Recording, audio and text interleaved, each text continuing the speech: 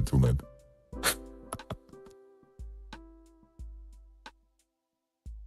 Good morning. Good night for some.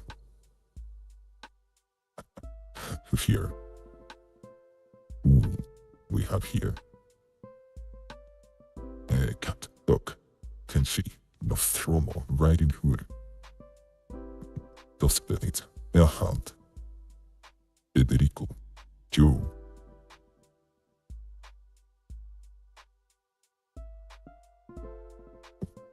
Mango Tango.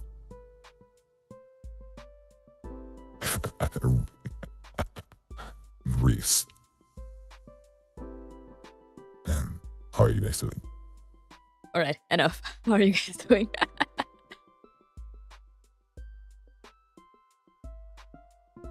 Congrats on getting fire started and Big's the Cutting Girls Frontline too. Thank you. But yeah, Federico, as people say, I do watch the CN trailers sometimes, but I usually try to avoid everything. And no CN talk. It's allowed here when it comes to Girls Frontline. But yeah, I did see that particular trailer and I'm like, I can't believe they did this, the bastards. Tasty PTSD.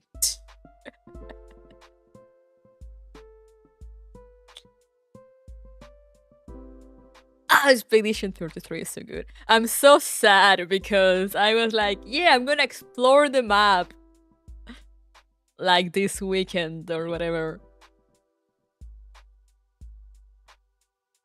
And it turns out that apparently I ended like right before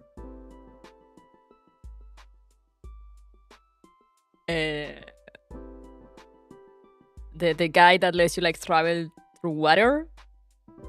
I thought he was just gonna take you somewhere, but no, apparently he just lets you travel through water. So like, I already explored all the map I have available. I can't go anywhere else. And I'm like, no!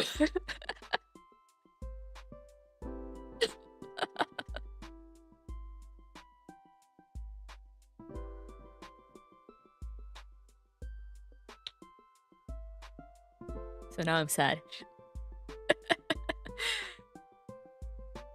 But yeah, the Lumiere song is so good.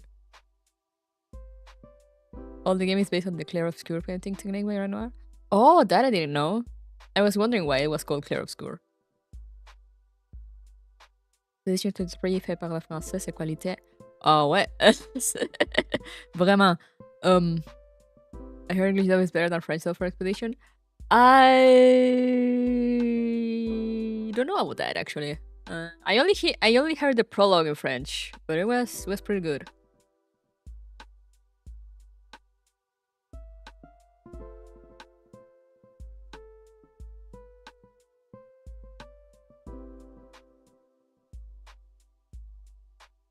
The French stuff seems to be very... I mean, the ones I've heard seems to be very good in my opinion. But I've never fully played a game in French. I watched some shows. I watched some anime dub in French dub.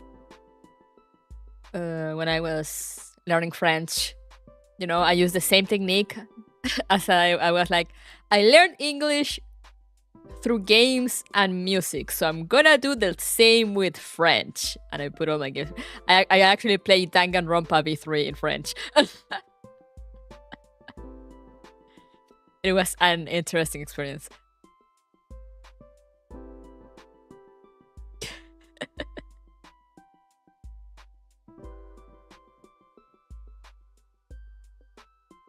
But yeah, the ones I've heard are pretty good. But as I said, I never played a full game on it. Sometimes I'll put the French dub in games because I'm curious, but like... I usually stick to English. That seems like a good way to learn. Yeah. I usually stick to English because... it also depends on how the French subtitles are set up. you know, whether they're set up for like the English dub or the actual French dub. Because sometimes it will happen that, you know, you put the audio in French and then you put the subtitles in French, but the subtitles are actually the subtitles from the English dub. And then my brain just kind of haywires because, you know, I understand English and I understand French, and I'm just like, boom.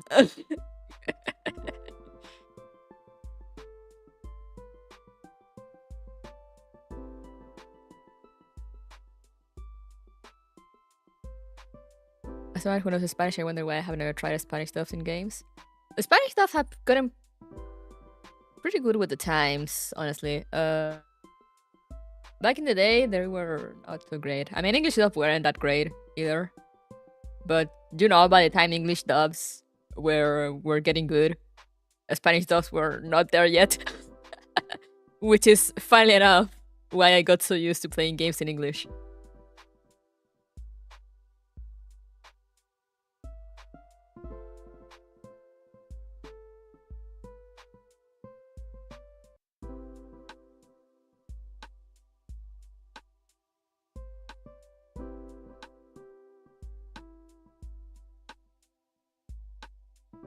And yeah, the thing is that also like Spanish for a good while, Spanish dubs were only like Spanish from Spain.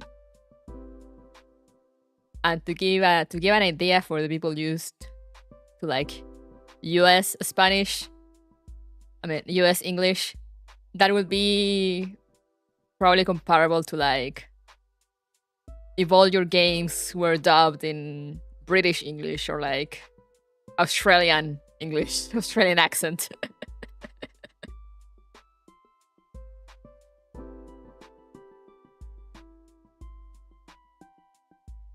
To kind of give you an idea of how different it sounds. It's like, yeah, we understand it,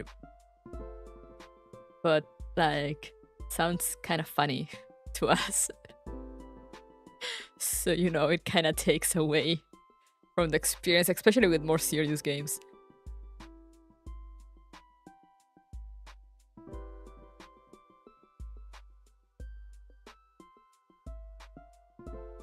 Sylvester the Cat Spain Spanish is funny.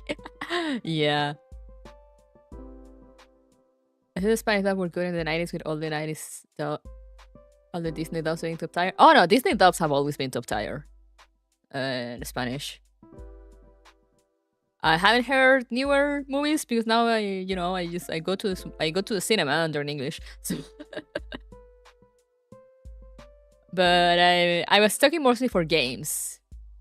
The dubbing for games. Movies didn't really have that issue too much.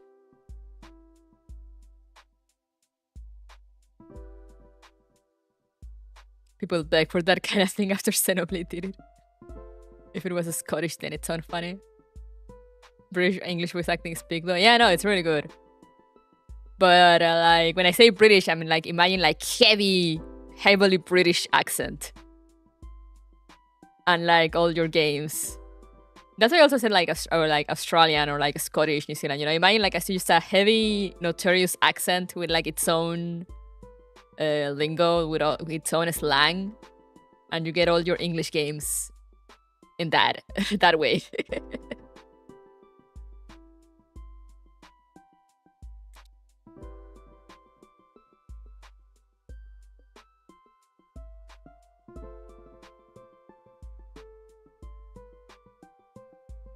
So not Shakespeare and British, you mean like North MC Simple As. Yeah.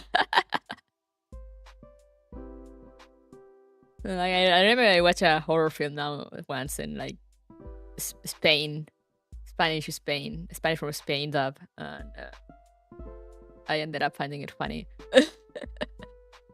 I watched what Signals, something like that, Signs. The only thing I give props to Arnold is they keep their accents and dialects with the operators. Yeah, that's really fun when they start doing that. I love when games do that, which is also why I love that reverse. I mean, they try their best to do it. They don't always land it, but they clearly try.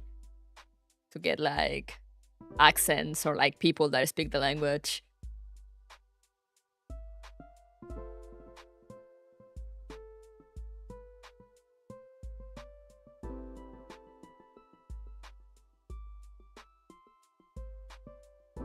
I think there was a famous Spanish horror film that got remade in English about some illness.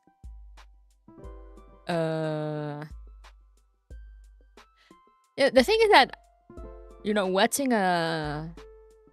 For some reason, there is a difference between, like, if I watch a actual movie that is from Spain, that it's, of course, will be in Spanish, to, like, watching a dub. It just... I don't know, their dubs, the ones I've seen at least, their dubs feel kind of jarring.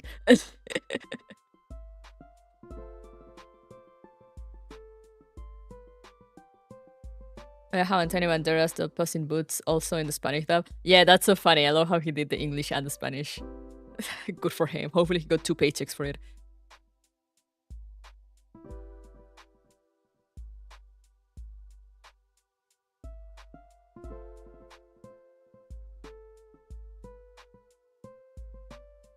You were talking about Rec? Yeah, Rec is the one, the movie. No, I saw Signs. I think, you know, this movie with like aliens. That is kind of like thriller / horror.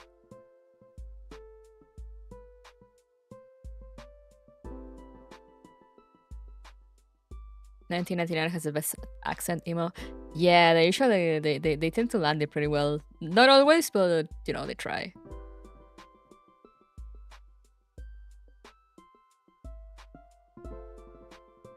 I think AMARIS is one of the few games where they have a Spanish accent and Latam accent. Yeah. I mean, hopefully reverse will be now also, now that we're going to Tierra del Fuego and Antarctica. Don't go to Antarctica.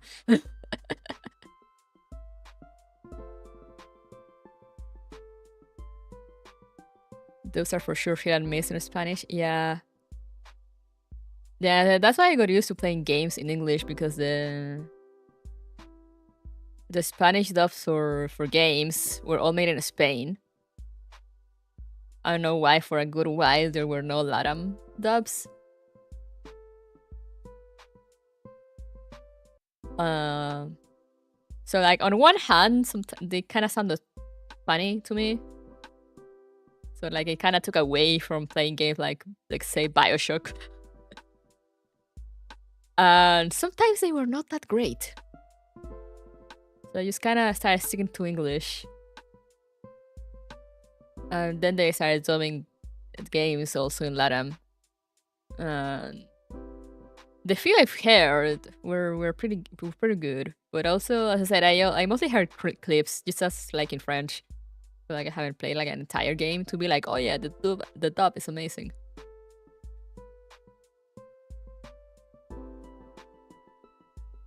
Antarctica Union time.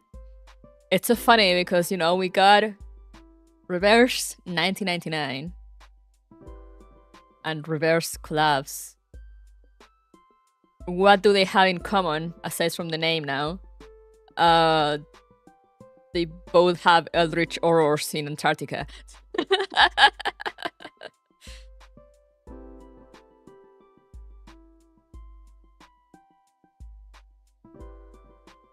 So I guess in Reverse collabs are not exactly in Antarctica, but you know, they're in the snow still. So eldritch horrors in the snow.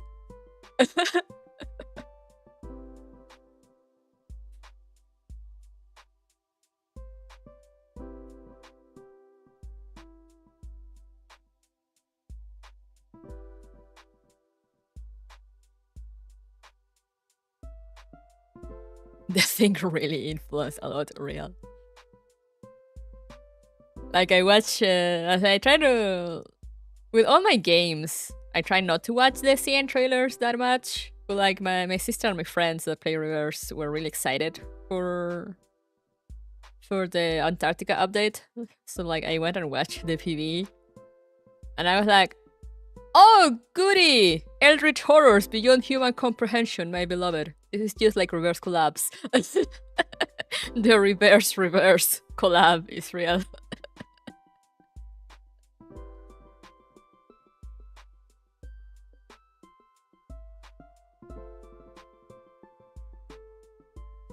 And you know, I sent the trailer if anyone wants to watch it on Discord. But like, you know, it kind of shows there's like an expedition in Antarctica, you know, and like it's all the snow, and it's someone recording a song, and like, oh, what's that weird like alga-like thing on the snow? And it's just like this root alga-looking thing coming out from the ground, but it's all red. So you know how it contrasts with the snow. And I was just having like foodie PTSD.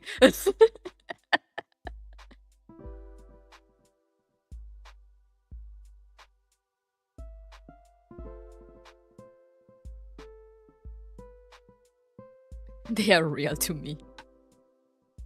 The red weed from War of the Worlds, yeah, probably. That's probably where it comes from.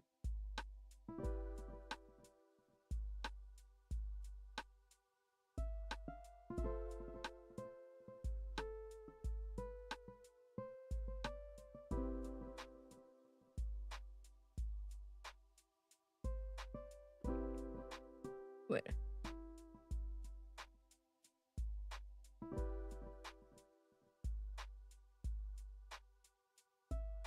And you know how the Antarctic Union, you know, they're in the hollow city in Antarctica. Right? I need to update the game. I've been talking all this time. I forgot I need to update the game. Okay, updating now.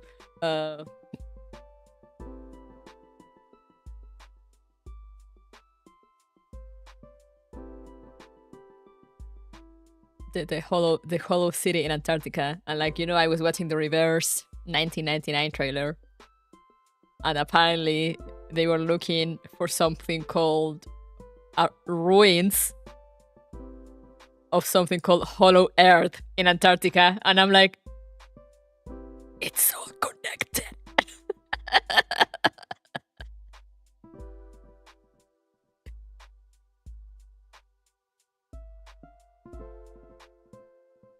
We see snow and we start sweating real.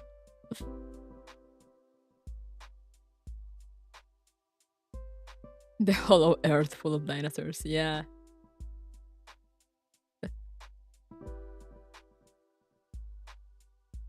If we were get a reverse collab, if we're going to be dubbed in what accent?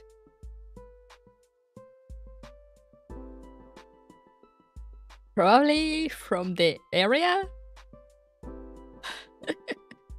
Can't remember where the area was. Coincidence? I think not. In this essay, I will. Eastern Europe, Russian, yeah, something like that.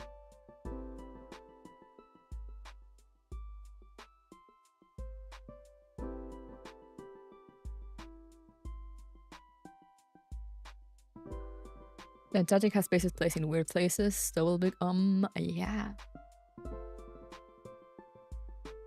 You know what happened recently also? Talking about this, you know, with the reverse Antarctica update around the corner. And like yesterday or the day before, there was a fucking earthquake in Antarctica. And I'm like, what the fuck? It's coming, guys. One of the reverses is becoming real. I don't know which one. I don't know which one I prefer either.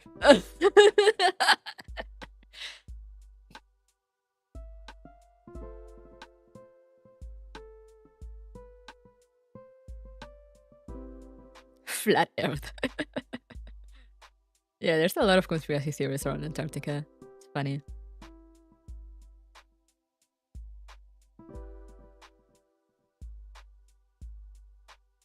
You know, the Antarctic Treaty makes so nations can share resources from the place and can only do scientific research for some reason.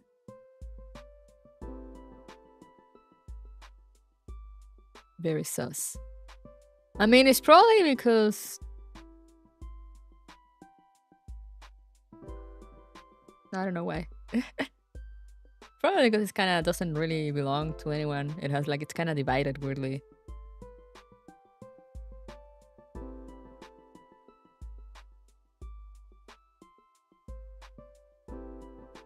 The Lulu is the Sululu. Hell yeah. Just give me giant dinosaurs over horrors, please. I'd rather have Jurassic Park over whatever the fuck reverse collapse has going on.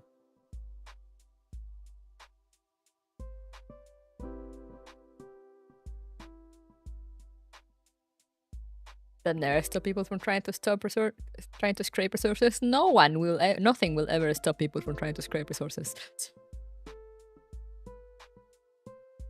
Humanity territory. Ah. I almost live in Antarctica for 1 year. I don't know if I ever said that. I think I mentioned it before, but I don't know if everyone has heard it. I almost live in Antarctica for 1 year, but my mom didn't want to. Now it makes me sad because, you know, that's a story that you can't really tell everyone. That not everyone can say, you know. Not everyone can say like, oh yeah, I lived in Antarctica.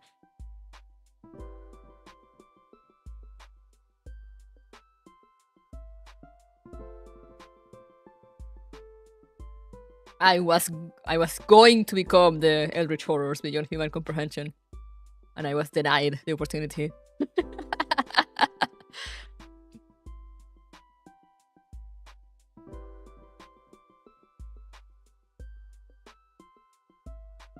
Living in Antarctica probably makes living in Alaska seem easy. Yeah, most likely.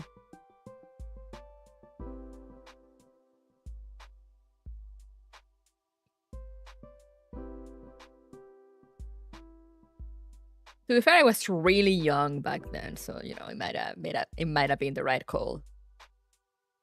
I was like 5, I think. And I probably wouldn't remember anything either, but you know, it's kind of a cool thing to say.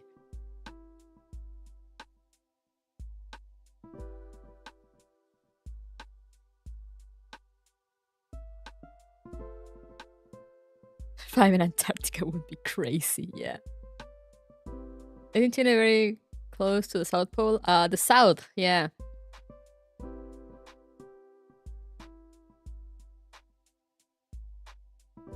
The south part of Chile is very close to Antarctica. That's why we almost moved there, because we live at the very south.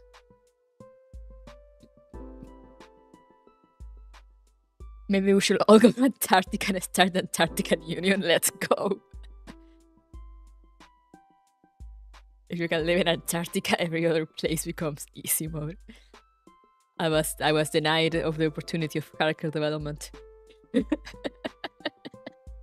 You know, maybe I wouldn't have mental health issues if I had lived in Antarctica. You never know. Or maybe I'd be worse.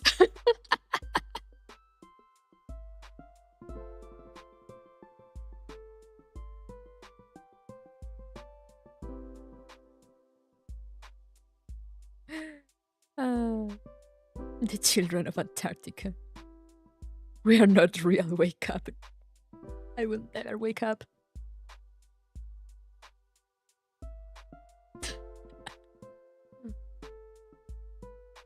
$59% updating. Okay, we're going. It's going.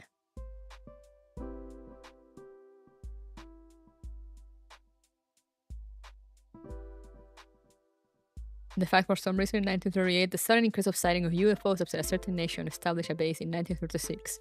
Interesting. A lot of UFO sightings in Chile also. A lot of weird-ass stories also going on. My dad also told me of like some weird-ass pilot sightings. And I was like, oh, goody! Aliens!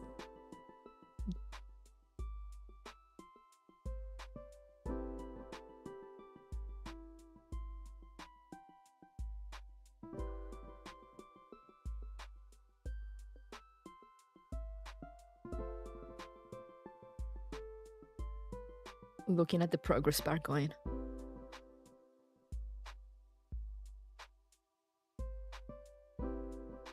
Funny that I got the vector comic in Frontline in the update screen. Funny how life works. Relics are canon now. Hell yeah.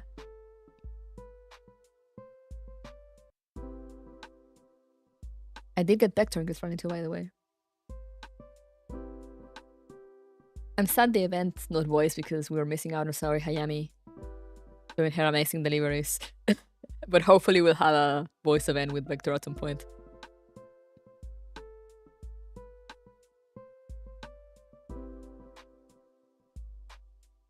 I need to do my farming stages for the event, just remember. And I logged in Frontline to roll for Vector, and like I did all the dailies on that day, and I didn't log in yesterday.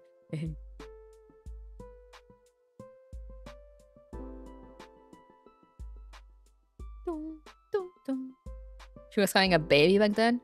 Sorry, Hayami? Okay, that makes sense.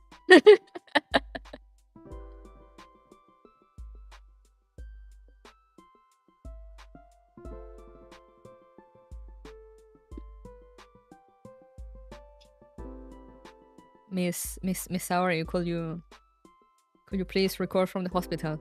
I need Vector voiced.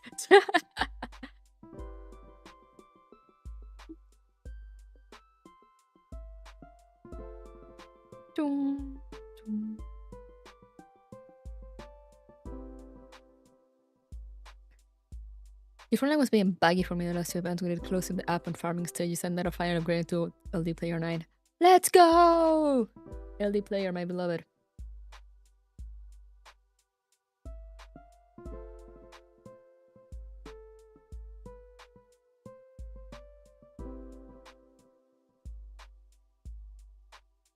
But yeah, Gears Frontline client and being buggy. Name a more iconic duo. I can't wait for the CN Steam release and for it to somehow break down the entirety of Steam.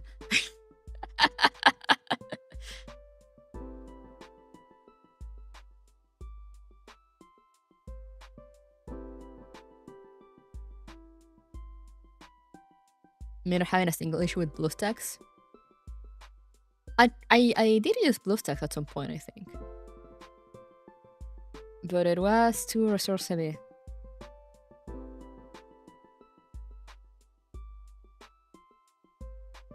Although all game all have their own client, what will happen to emulator? They will die.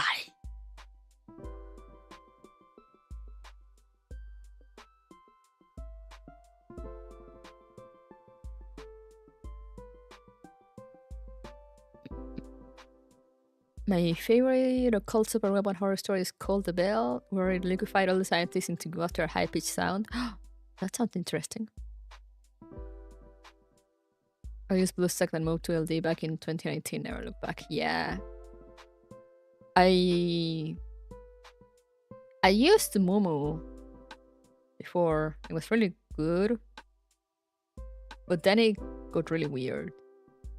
Because, you know, it wasn't performing as well and it was also installing weird apps on my computer. So I was like, yeah, no, you're getting deleted like right now.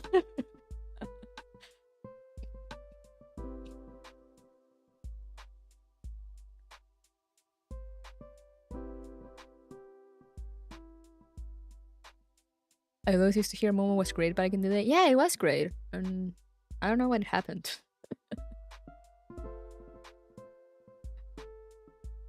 Chinese malware. Yeah, real. I was like, alright, I know I'm playing all these Chinese games, but I have not consented to having Chinese malware installed on my computer. Please get out of here.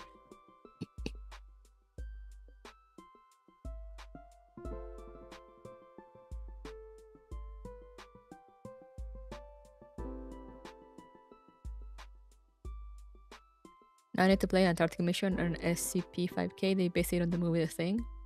Ooh, interesting. 88%! Almost there.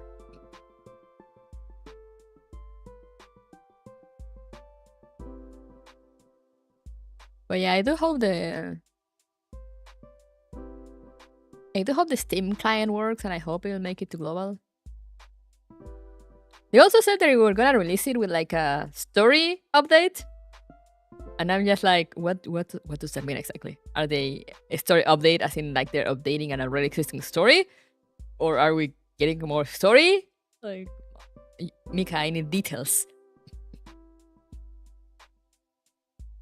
Aradeus was tracking your PC. No! Speaking of games finally coming to global and also getting a Steam release, did you guys see Uma Musume is finally coming out? My horse girls are finally free from Japan.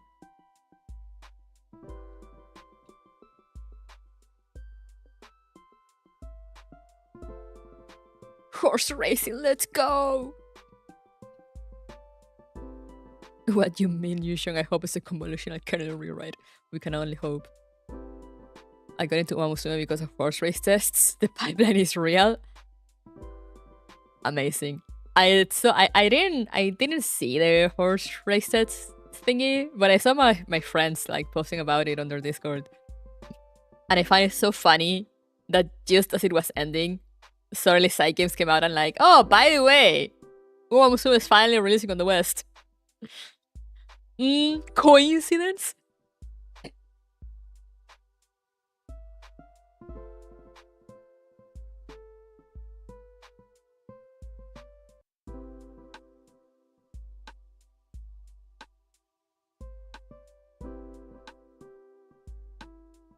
I got into Umamusume because I had a friend back then that was really into it. And then it turns out that I got really into the game. It's really fun. But then the Japanese didn't like me playing their Japanese game from Canada, and so they made it. You know when Japanese devs kind of make it hard to play gachas outside of Japan. And I love the game, but I can't be bothered to go through VPNs and whatever, or to update and etc.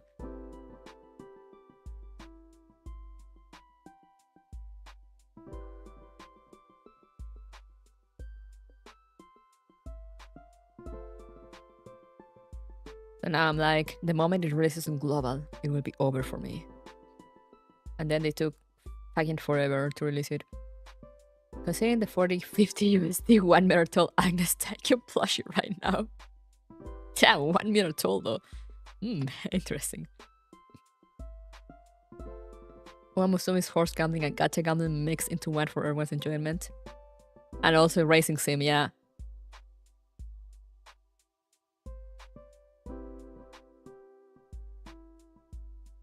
Is this gonna be another go live situation released in iOS in the same day? I don't think so, because Umamusume is doing pretty well. Umamusume it's really just Kantai collection all over again. So it seems.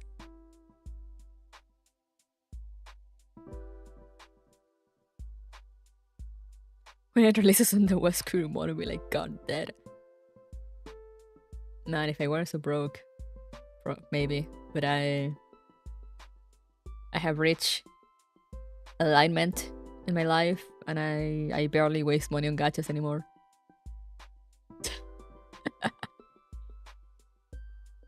I mostly buy battle passes retroactively and skins.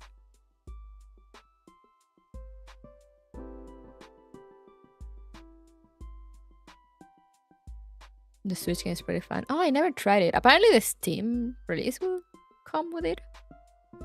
Bundled.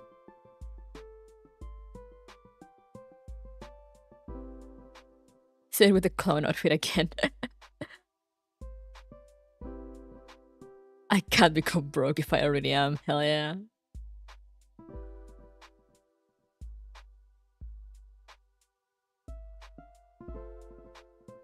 The fellows on ES are still Sayosumi on going into Umamusume. Yeah, you should play Umamusume.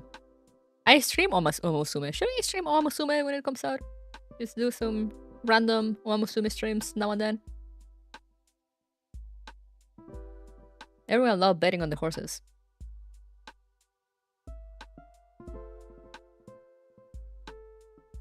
I just realized that I have Umamusume horses in my Grand Blue Fantasy roster from the collab years ago. There was a... Okay, I shouldn't be surprised that there was a collab because they're both games from Side Games and Grand Blue collapses with everything. I mean, collabs with everything under the sun. But there was a Umamusume collab? It's interesting. I only heard Umamusume has some weird tie with Yakuza, don't badmouth the horses. Yeah, it's because of the horses.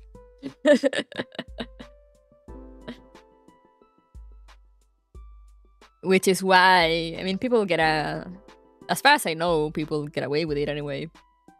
But, you know, it's actually kind of not allowed to do lewd art of the horse girls. Because they take their horses very seriously.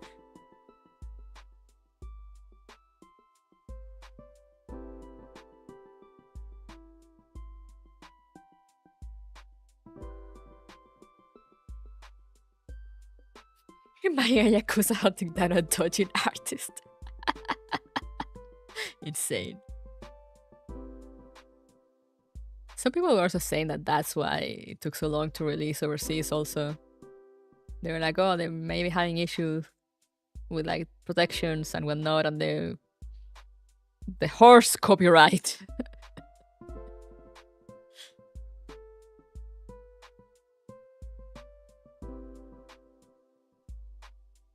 I stumbled upon some loot on my stuff, but there's definitely less of them than I would have expected from a franchise this big.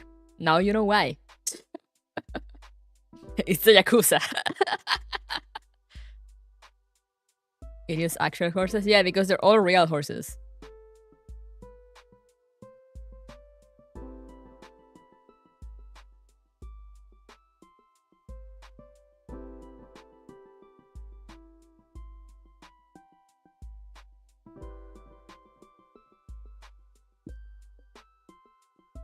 So yeah, people were saying like, oh, maybe they're having like weird copyright issues with the horses and whatnot. And there's also the thing with the Yakuza. And maybe that's why they take in 3,000 years to release it on global.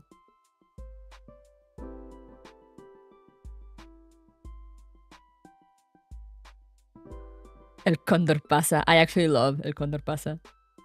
Also, it was so funny hearing because, you know, when you play the game, it has actually like... It has like an announcer for the race. You know, so like it got to start saying like who's going in first place or second place and whatnot. And like, of course, it's all in Japanese, but suddenly you hear like El Condor Pasa, and I'm like, oh, I understood that.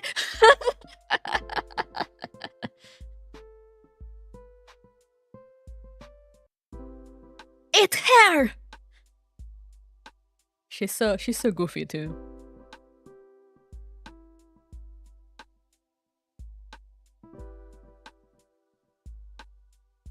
The live commentary sounds great from the previous. It is great.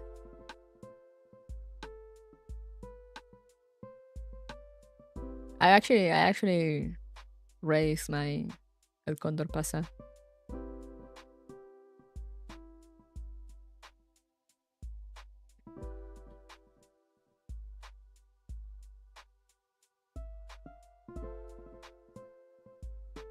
Just wondering the global with like 3-4 years behind DP. Yeah, we're gonna be very behind.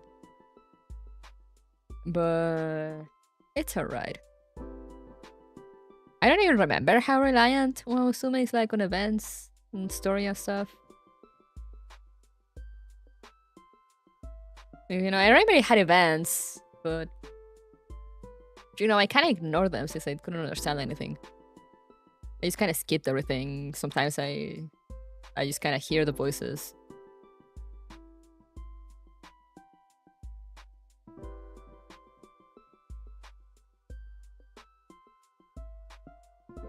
I give the game a shudder from the screenshot. The UI looks pretty charged up. Because I mean, one thing is I don't know how they're gonna do it on Steam, but it's a portrait game, you know. So you don't like put your phone sideways to play.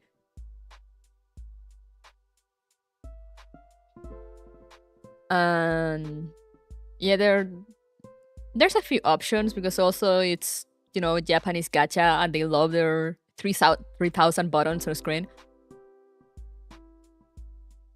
But it's not hard, you know. Once you get the gist of it, it's just there's a few options, and you're gonna be like, oh, click there to like go to this other option. But you know, I could do it. I could play it in Japanese, so it's not hard.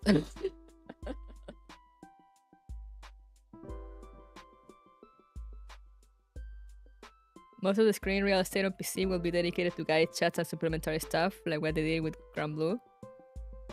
Oh, I didn't know they did that with Granblue. When I used to play Granblue on web browser, it was also used like phone screen. One button for each bodily function. Don't forget to manually breathe. Yeah, exactly. Japanese devs when designing gacha. I have some messages. Oh, it's my friends probably going crazy over reverse. What's going on? What's going on here, people?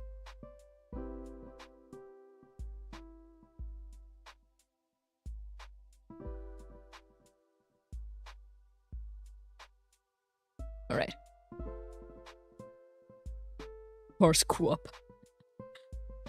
But yeah, I'm really excited for the game. I need to actually, now that you guys remind me, I need to wishlist it on my phone, so Play Store will be like, "Hey, your horse game is out." And I'll be like, "Give it to me."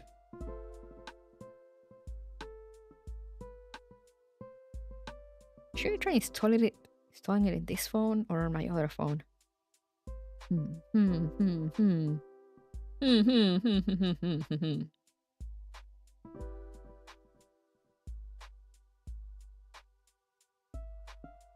Excellent question. I'll just put it here for now.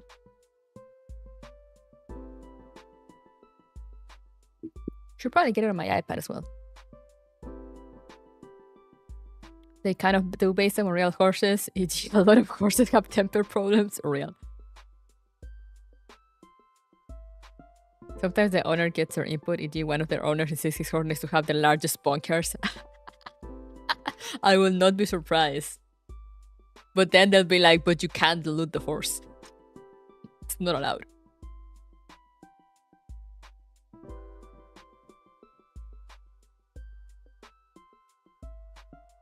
I don't know if you saw, but on cinemas they are releasing a Star Wars Episode 3 Revenge of the Sith. Oh, I think I saw you were going to watch it. And I think Auras also on Maple server.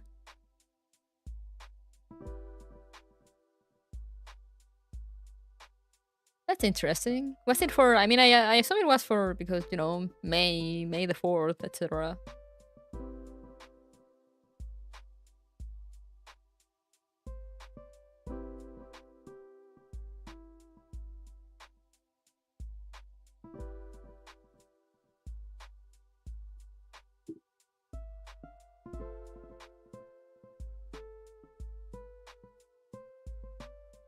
But I find it kind of interesting. Oh, the 20th anniversary of the movie. I see. That's why.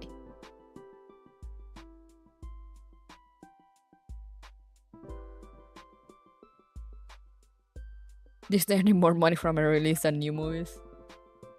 Not surprised. Hearing Chris appear on the screen saying hi. Oh my god. That's why Star Wars Discourse is back on my timeline.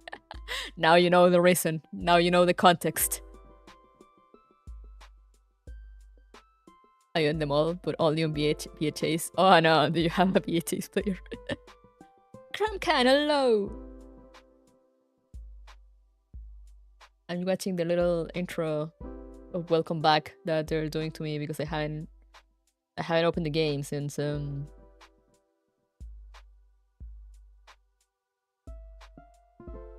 fuck, I forgot the name of the last event already. But like, you know, the last time we were here together for just Frontline 1.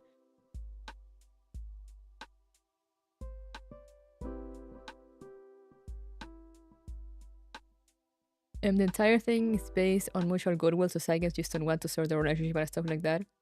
Ah, makes sense. Angular Gyrus, thank you. Yeah.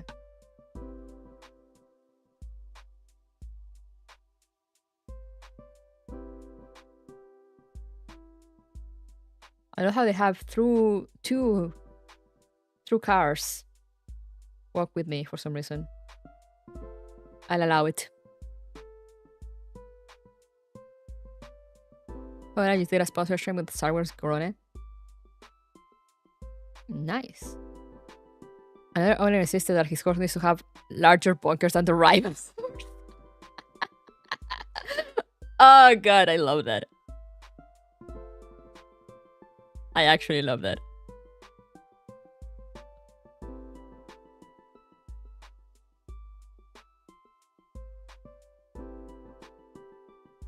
That is so funny.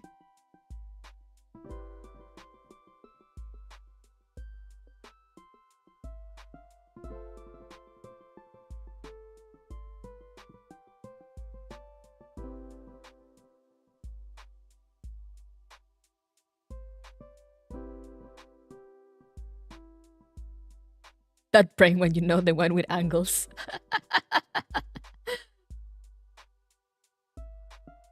The bunker competition between horse owners. That's so funny.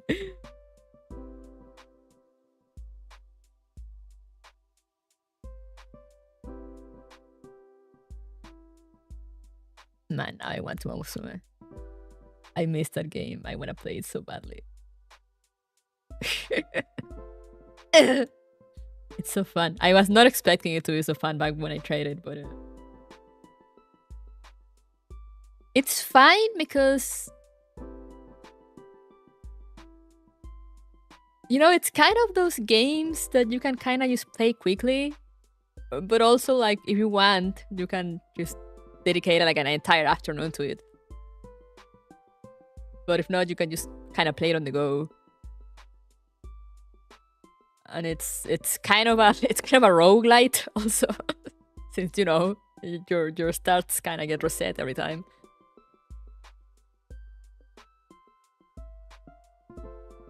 I need the Star 15 skin. Oh, I love it too.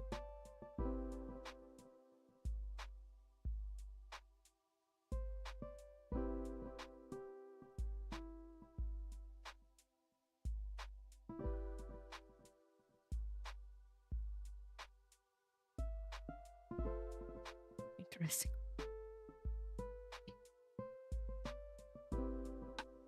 In Angular Gyrus, Lanase went freak on us, but we escaped. We linked with 416 and M16, but 416 got a virus and she blue screen was saving us. Yeah, exactly. That is the TLDR of Angular Gyrus. We were kidnapped. Suddenly Lunacia was there. And she was very weirdly obsessed with Commander.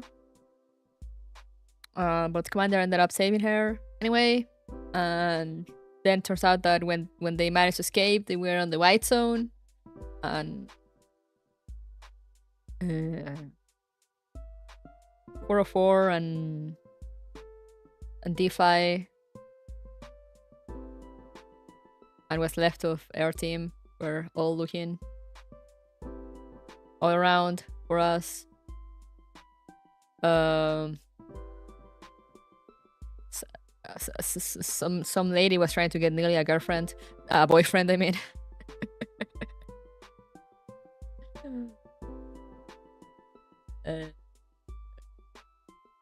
We have Jay locked up now, don't we? Because he was kind of there, and we were like, we can't just leave him there. And now he's mad at us. And of course, the suspicious old lady was Paradeus, of fucking course, and she was screened for 16.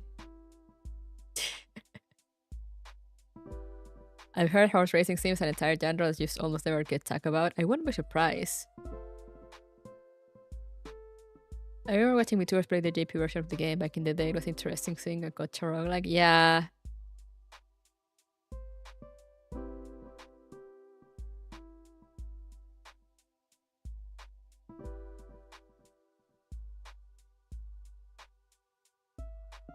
Yeah, but we took him. Yeah, no. The whole setup of Jay and Mona going nowhere is funny to me. Yeah. Why wouldn't they let them be together? Such.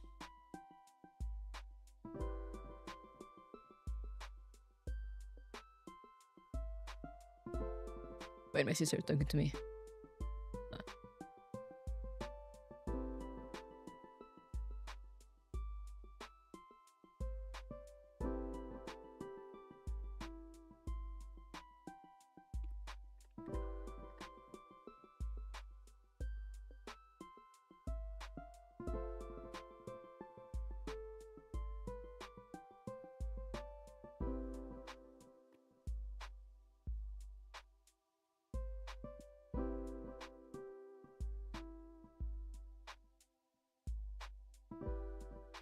Why are all the older women in Australia evil? We love older women.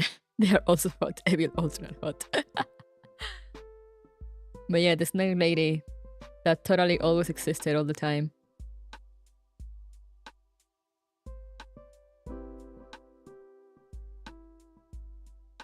Jay's honestly funny because there is Mona Neely and that awkward car ride with I think AK-12.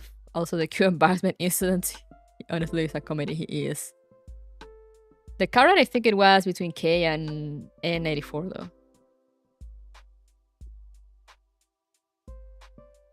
But anyway, game is updated at long last. Woohoo! Yippee! So let me make sure that I have it shown before doing the jump.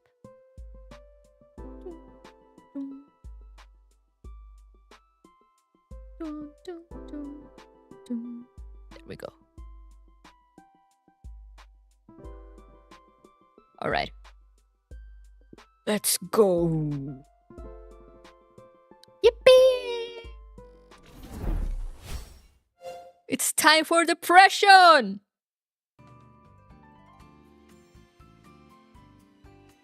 And by depression, I mean throwing out my 20 rolls on this and getting nothing. Let's go.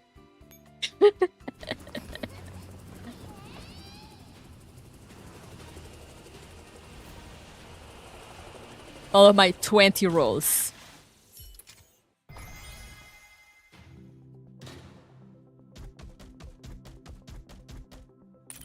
Oh yeah.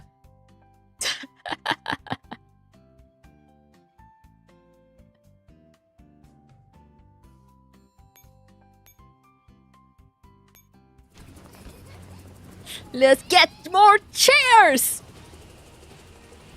You can never have enough chairs. What kind of a stool do you have on this banner? The real question.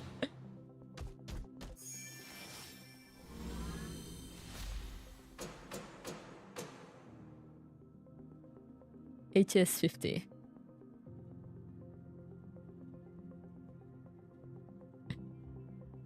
God is dead, Tayo. Why is her hair Splatoon? Oh wait, it's okay, it's the skin. I see, yes, she's just a Splatoon theme.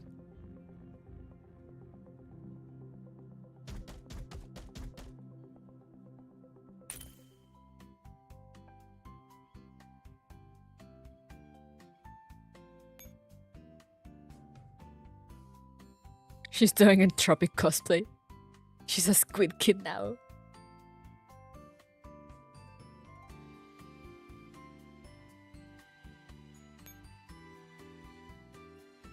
But yeah, what kind of stool do they have here? They have the same with fairy chairs.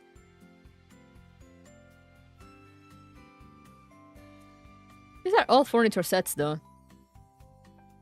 They have some couches. The coffee shop one.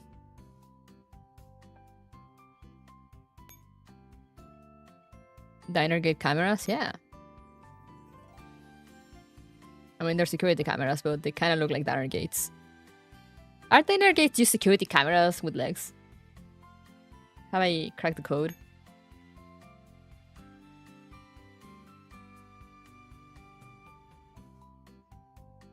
But yeah, I want this fucking skin. I can't believe her skin is fucking called I am Chaos. Edgy fucking nerd.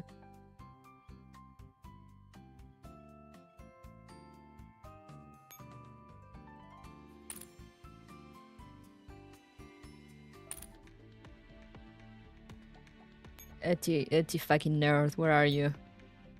Where the fuck are you? You fucking nerd. Do you not have you in an echelon? Kuru, how come you don't know what your echelons have? Because I didn't make them. Haha. Oh, I don't have her on an echelon.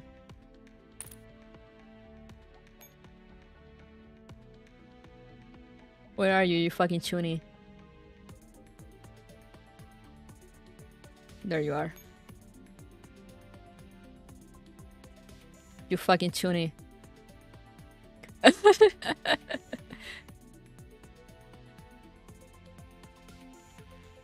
No, it's too. I remember when just rolling was good.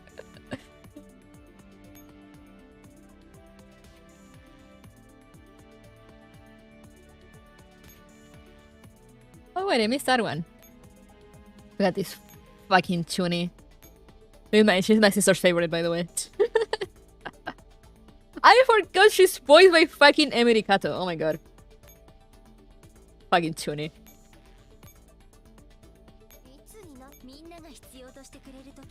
I hope we get this skin when she drops. When she inevitably drops in Frontline 2.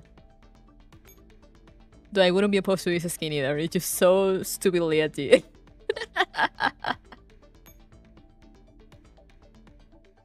Come on, do the thing where you point with your guns that are fucking called crime and punishment because you're a fucking dork. Yes, her guns are called crime and punishment. This is not a joke. It's canon. What does Limp Plus mean by this? I wonder. That's so dark. This... I am the bone of my sword, steel is my body and fire is my blood.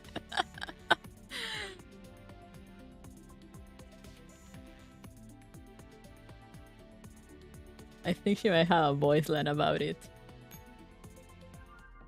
I thought people were like memeing about it, but then I...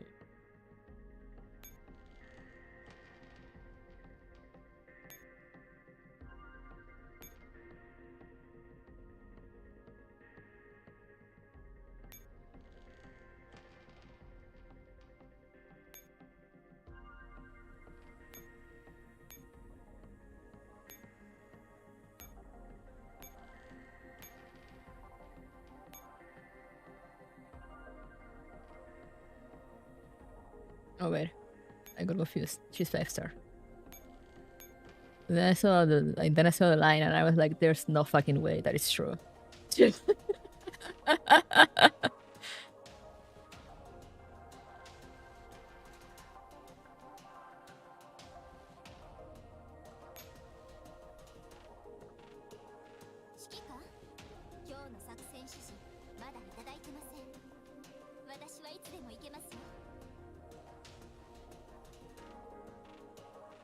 Where was the line that...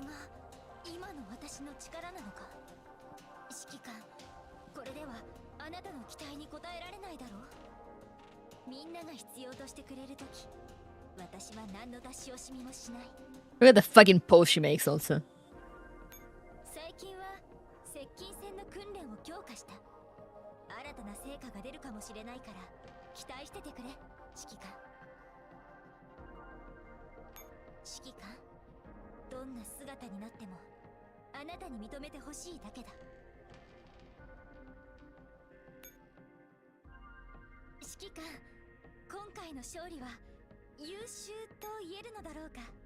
Which was it?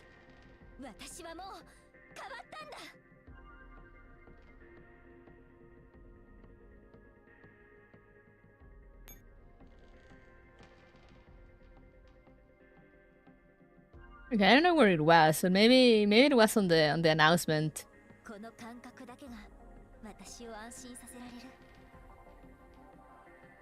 But like at one point, like yeah, there is actually confirmation that her guns are called crime and punishment. Gun safety does not exist for AR-15. She is the safety. I had forgotten also that she kinda talked like Ojo-sama. A bit.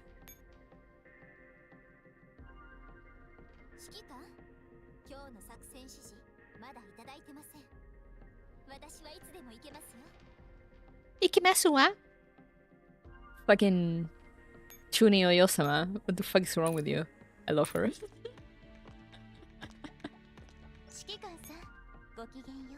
She does, yeah.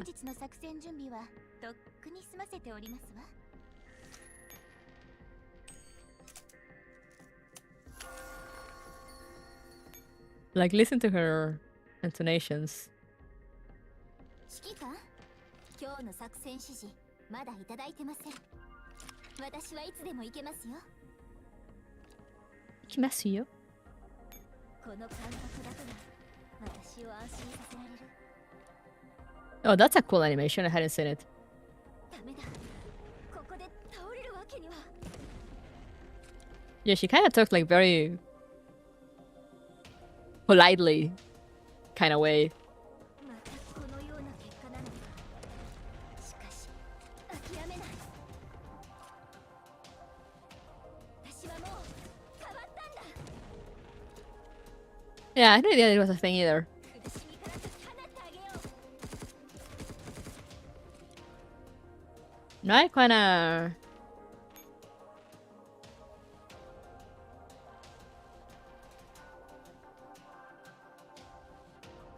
No, I kinda wanna check the other ones.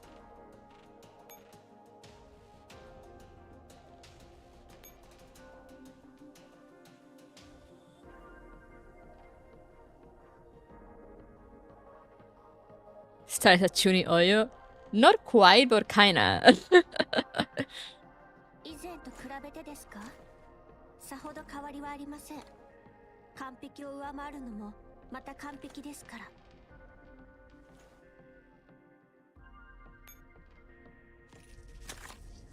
What the fuck? 指揮官、次の指示を。What the fuck was that entrance? She truly is the favorite one. 弱い人形を助けるのは構いません。それが強い者の負うべき責任ですから。でも、彼女たちが私の仕事の邪魔ばかりするのであれば、それは教育するべきです。He has so many animations. What the fuck?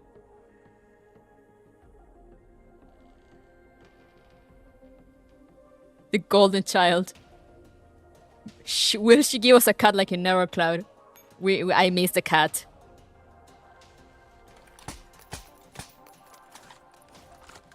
指揮官、ご安心ください。私がここにいるということは、 What the fuck? 解決したも同然なのですから。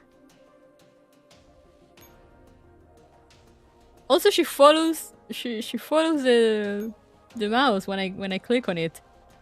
What the fuck? 手加減はしない。 What? She fucking takes out the gun from the grenade launcher? 手加減はしない。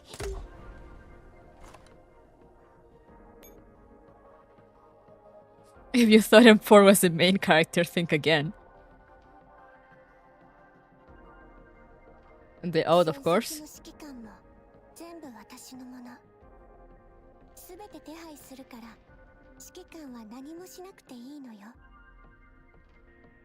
Damn, sure, you really are the favorite one, aren't you?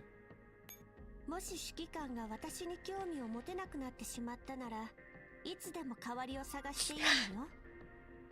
でも、指揮官も分かっているでしょ。私以上に優れた選択肢なんてないことを。The anime budget went into 416 Live 2D. Real!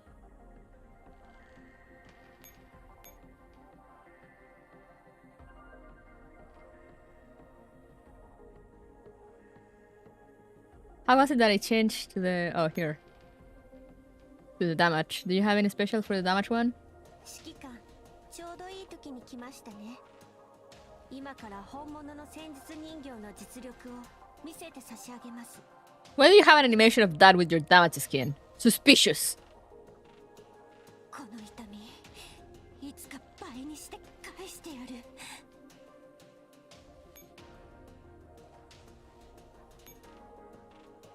At this point, make her the fish out face of Chris Frontline. Really. Like, holy fuck.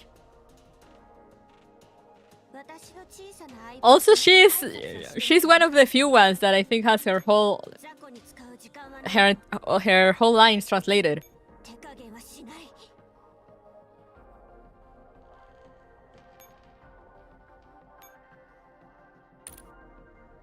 Okay, I need to see her wife, who is also my wife. Do you have any special thing? Or were you not giving enough love?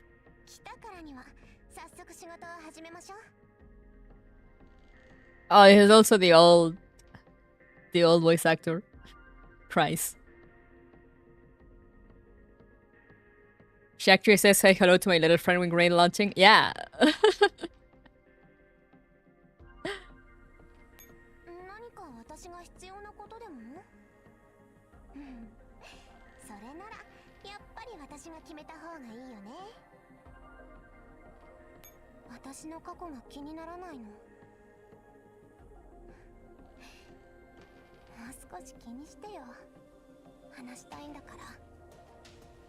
I love this line.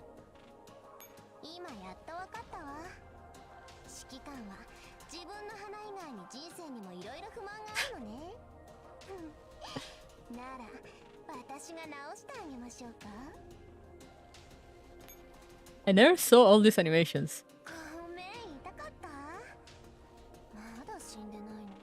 I also love this voice line.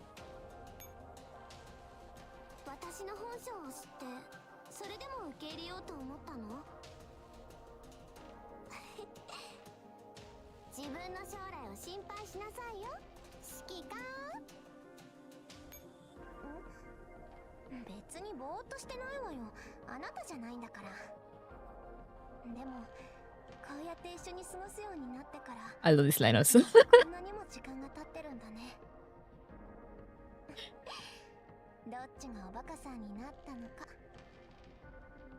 It goes straight into my heart.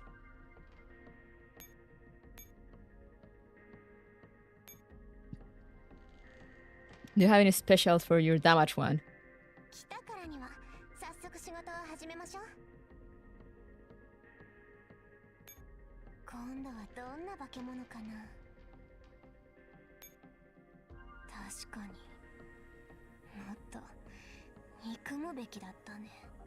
I forgot about that line.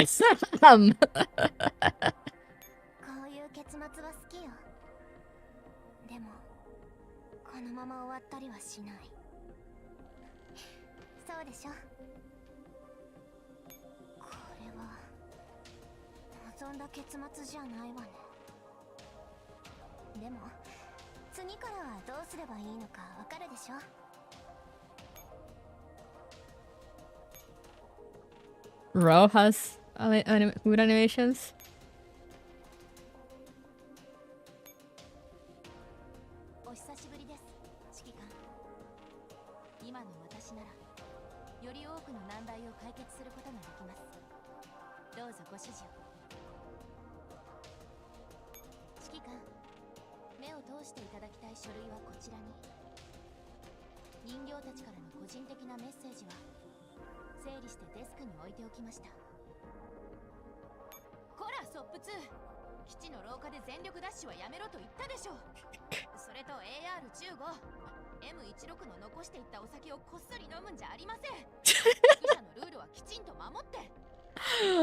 For Raw.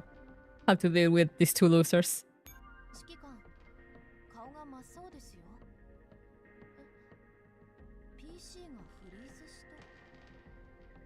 Team mom.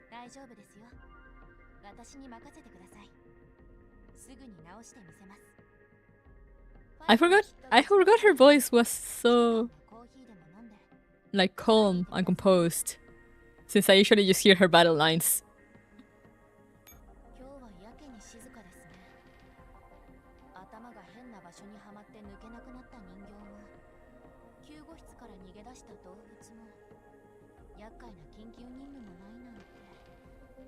Mom, fix my PC. Cop nerd girlfriend, more like tokusatsu nerd girlfriend. Which was the Kamen Rider skill? This one. This is a Kamen Rider W line.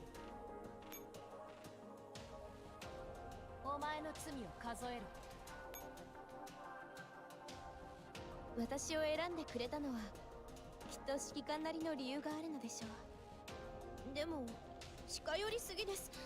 みんなが見てるし恥ずかしすぎます。 She's so cute. 指揮官、また徹夜で仕事ですか？待ってください。まだ誰かが近くに。 I cannot afford to pay the salary she deserves. Real. 一生懸命頑張った指揮官へのご褒美に少しだけハグさせてあげます。 Yeah, I'm sure her oral lines are also kind of early. 正義の裁きを受けてみろ。負けるものか。 Hey, Queen! Hashtag broke live. Hell yeah. How are you doing? 当然の結果です。ターゲットロックオン。攻撃開始。 I have forgotten her damage look like that. 指揮官。 The jump. 予想外の事態が。たとえ遅れようとも正義は必ずやってくる。 Justice may be late, but it always arrives. What a fucking nerd. 負けるものか。指揮官、これは私の欠席届です。ご許可をお願いします。 But anyway, I had no idea that was a thing. But yeah, it seems like 416 really has the most animations. That is insane. I had no idea. This is it. This is the actual.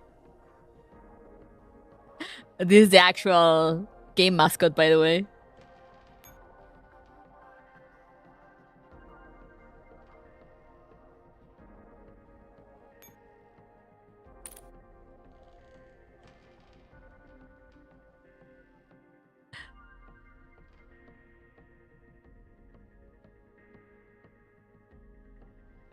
Nine has a CPU on damage. What was her damage like?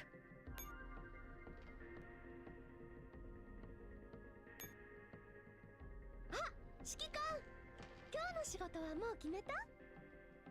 Oh, holy fuck. Okay. 家族のためなら私は絶対に止まらないよ。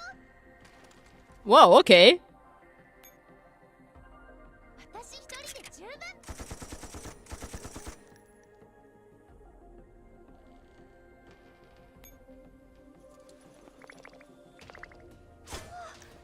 What? こんなことに。私にできることはここまでみたい。4号で。 What about in your regular one? Do you have crazy animations like 416? あ、指揮官、今日の仕事はもう決めた？家族のためなら何だってできるよ。 Why are you shooting at the floor? 指揮官にとっての家族が何なのかわからないけど、あの子たちを守りたい気持ちは私と同じだと思う。足音で4号ねじゃないのはすぐ分かったけど、指揮官でも嬉しい。私たちいろいろやってきたけど、本当にこれで Safety hazard. They're all safety hazards. 少女ぜ。この温かいぬくもりは恋という気持ちなのか？これで本当の家族になれるのね。 Oh wow, that was changing her voice. わざわざ難しく考える必要ないよ。だってみんな家族だからとっくに心は通じ合ってるよ。 You can tell these are like newer ones because they have like insane animations. But yeah, the heavy damage is much cooler. Isn't 11 kind of on the newer side also. Do you have cool animations, 11? 指揮官、何か手伝えることある？熱なんかないってば。まったく。用がないなら少し寝てくるよ。指揮官。 Holy fuck! きれいにしといたよ。次の仕事はちょっと寝てからでもいい？もっと強化するの？これで前と同じだったら416に怒られちゃうよ。私って昔のこと忘れてるのかな。ちょっと待って。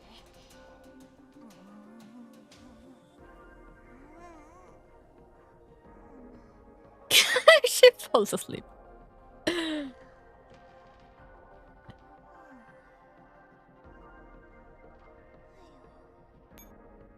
Oh, she stays asleep. That's funny.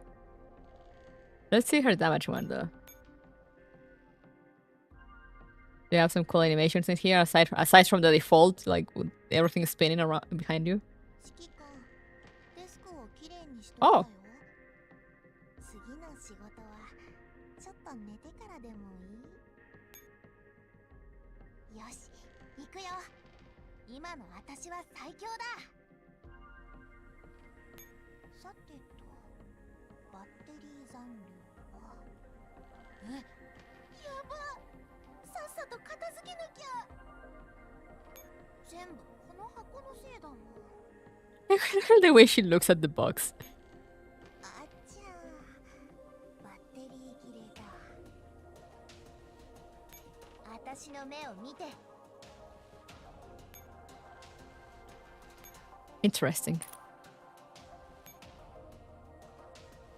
Oh, Wellrod. Look at Wellrod, everyone, because we might be seeing her soon. Just saying. A stare. I stare at her. Sopo? Okay, we'll do Sopo, then we'll go into the event. So, where are you?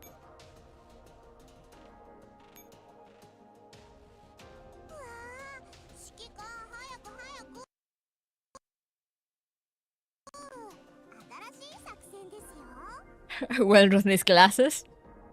Smiles.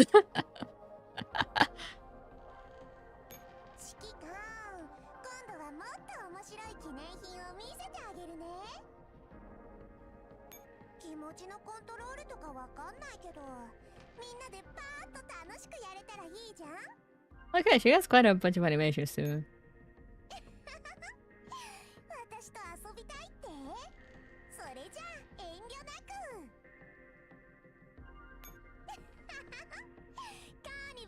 What? Careful with that laser, Sopo.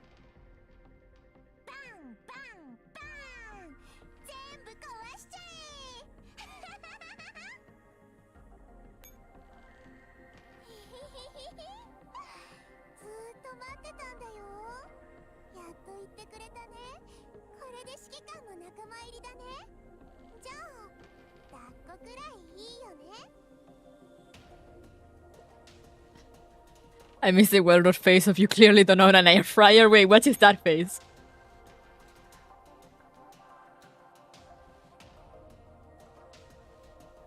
This is not voiced for some reason. Some talk 4 it's a lock after Oath, and some of them are not voiced. What about your damage? Do you have any special for your damage?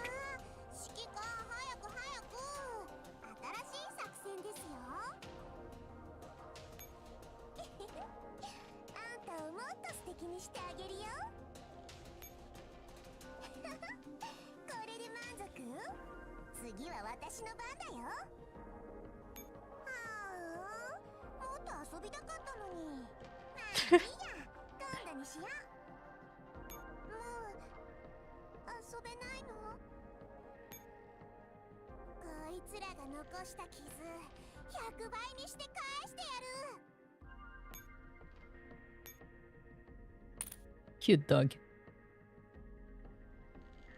But yeah, what is the well-wrought face you mentioned? Oh, there's glasses. Why does she have glasses in her damage one?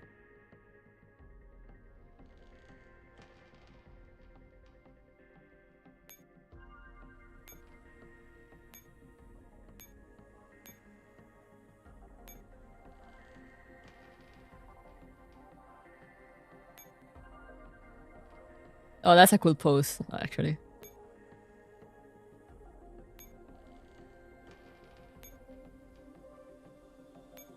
As you can see, I might like well-wrought.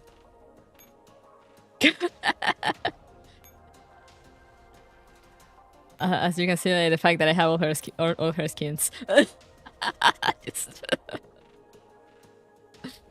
We have Seiya also.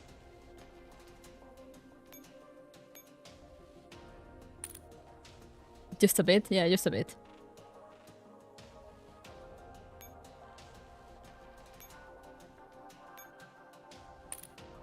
Local well-wrought enjoyer, hell yeah. She... You know, we were all making fun of, like, AR-15 being the tunie, being a tunie, Dushev being a tunie. But well-wrought is the tunie to rule them all. Well-wrought is the tunie.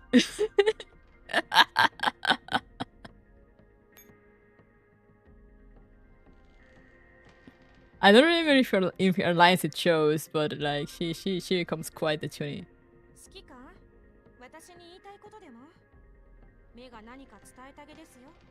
I think her lines are pretty normal though.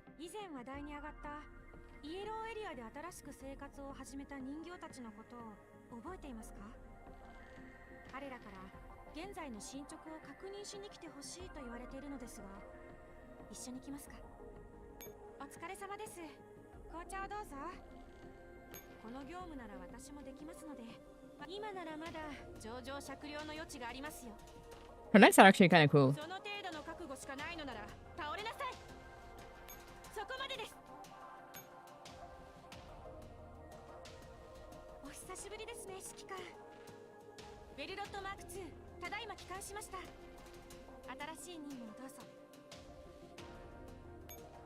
You know, her lines are pretty normal, but things happened.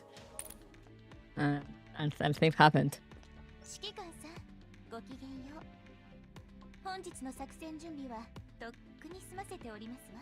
Well, dealing with 10 years of the perspective changes her. PSBK is the most tuny, but it's more yeah, it's more in like a talk way. But like, you know, you kind of still... Is that the sense gonna be it? Yeah, it's well-wrought is voiced by Asami Imai, the one and only.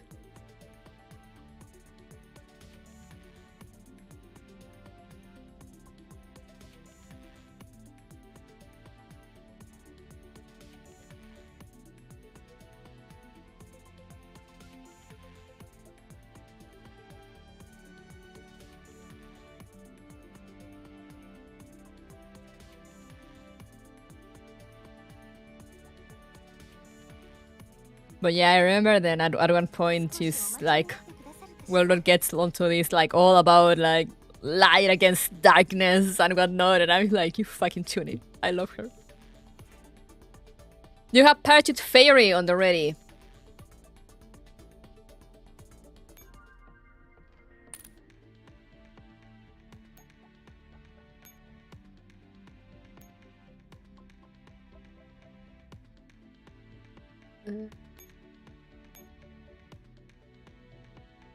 How many?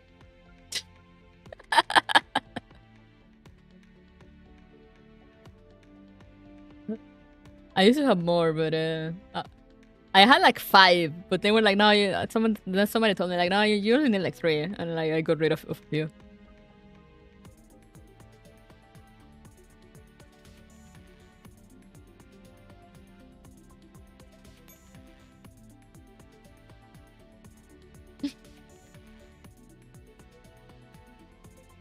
$14 is all I need.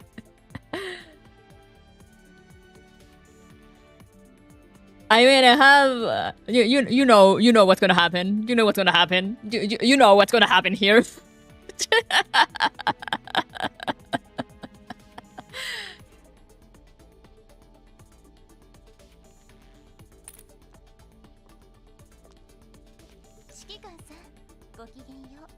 But anyway, shall we?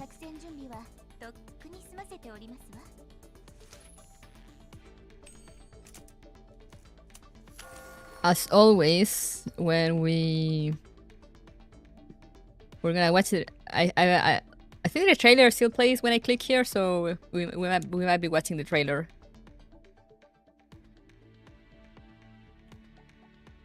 So time to get some cryptic as messages or something. A Scar Demolition Team real.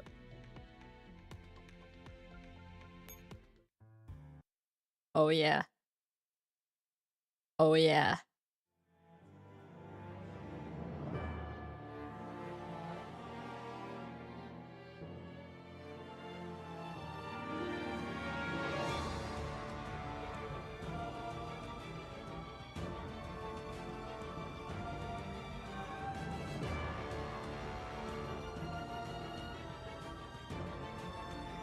Natasha Palmer?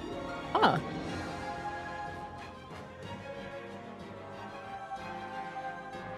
Sticks. Look at all these ladies.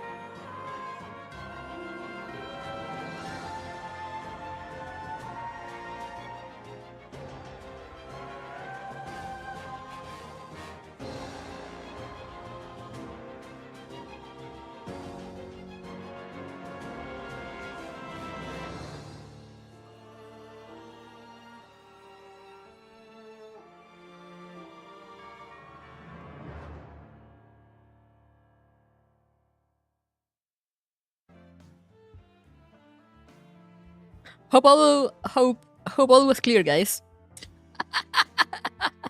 The very sane scientist, real.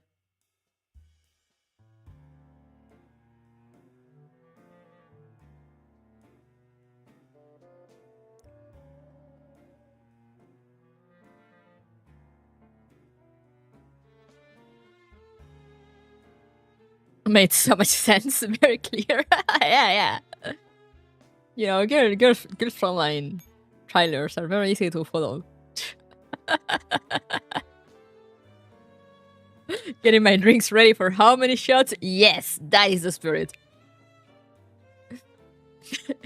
It's just been getting you down to a spray in the nose. Oh shit, here we go again. Frankfurt, how I miss you so. Do we still have beasting system silent? Oh, they changed this.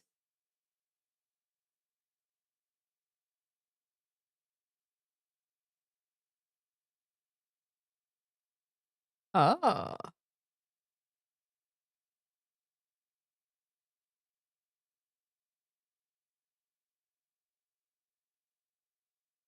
But yeah, this is all. So it's all the one we've unlocked from the previous events. Oh yeah, this happened last time also. The oh yeah, the sorry, I don't know what that thing is. Good thing we got it out of the way at the beginning.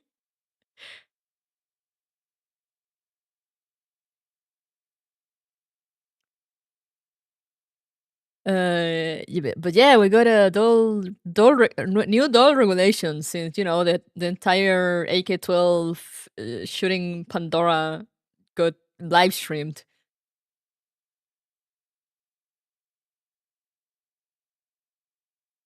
Let me get my therapist on a speed diet for the great time.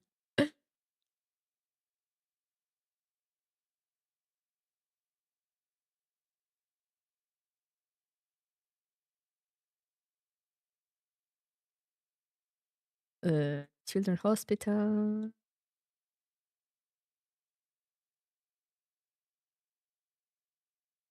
Use the Offenbach district. Ashbourne.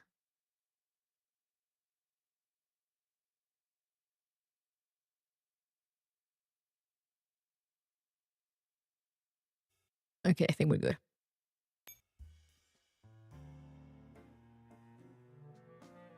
New regulations, those are now banned from live streaming. Got banned on Twitch for making a prank. I can say it.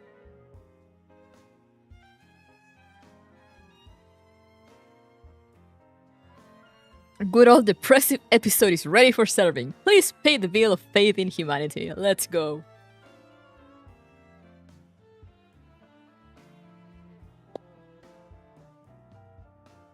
So before we jump in, I just finished my coffee. I'm gonna get some water. I'm gonna need it.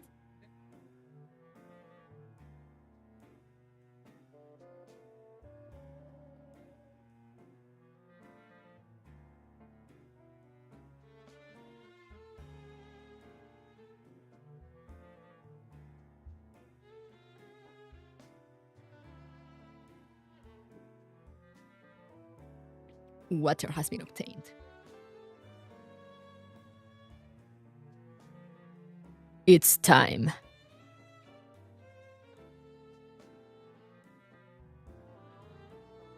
Everyone has everyone has their therapist or spill dial, your comfort animals or blankets or plushies, emotional support, whatever you need. Everyone ready? Let's go. An overture for apoptosis.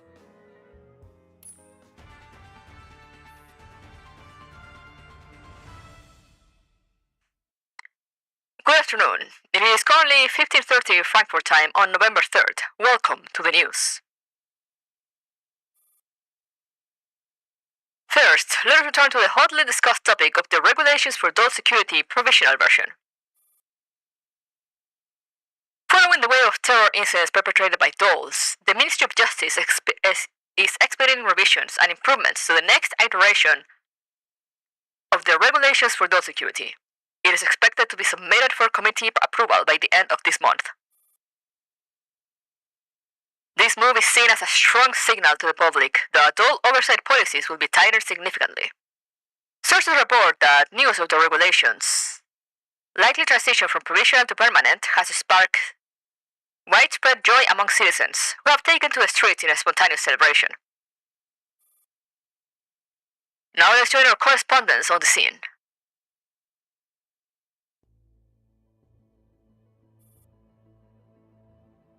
What did I mean? Actually, nothing I can add. I'm just starting the first one.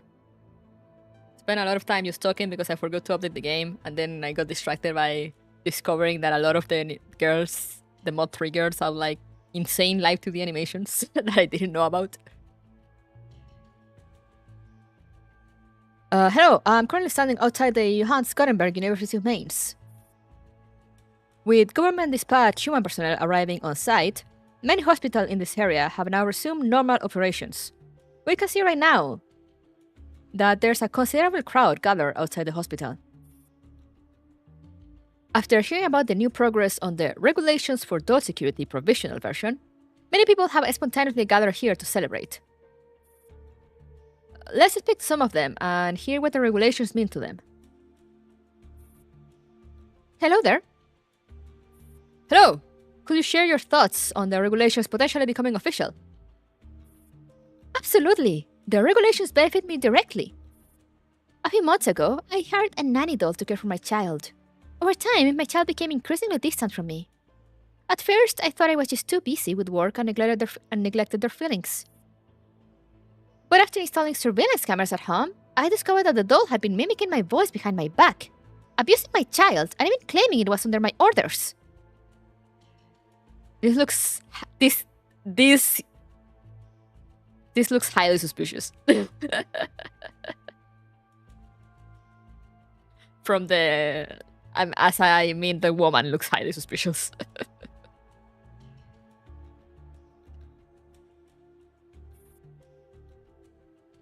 A doll did that. That's truly awful. Things that totally happened. Yeah. I'll take things that totally happened for like $5, please.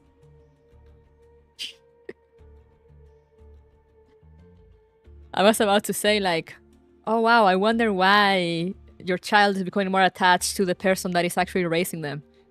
Or in this case, the doll. Shocking!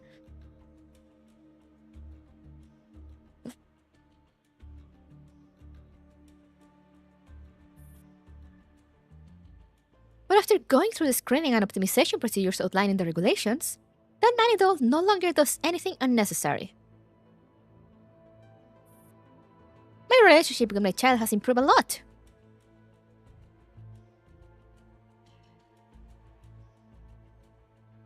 This one honestly never uses the doll sign voice imitation abilities a lot, like Terminator did. Yeah, true. You know, I don't think it's a thing that was ever, like, mentioned before.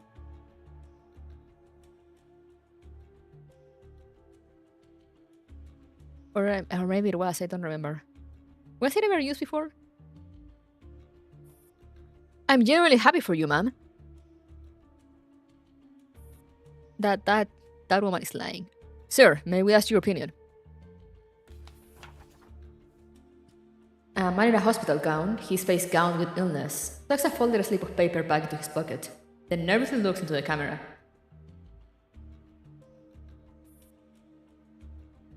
I don't think it has been used at all. Yeah, you know, it kind of got to the point that I thought that, you know, they were just given their voice model and that was their voice. But it's kind of funky if they can actually imitate voices. Oh, me? I'm a terminal cancer I'm a terminal cancer patient. Bedridden for a long time. I used to suffer at the hands of medical dolls. Their attitudes were cold, their behavior robotic, and they had zero regard for my dignity. The emotional toll was severe. That honestly just sounds like overworked nurses. Everywhere.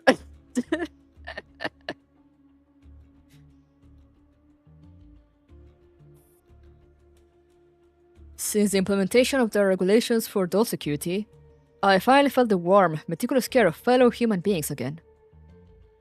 Also, yeah, wow, the robot was robotic. Oh, wow!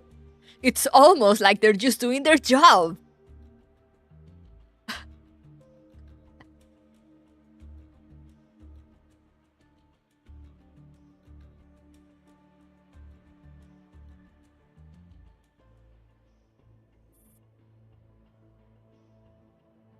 Aha, here we go.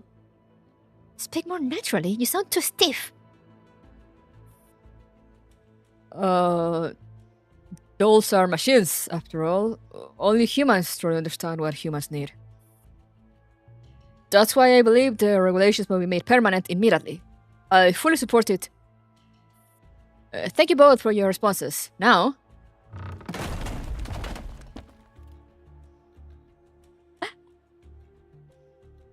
They are not plant their entire forest.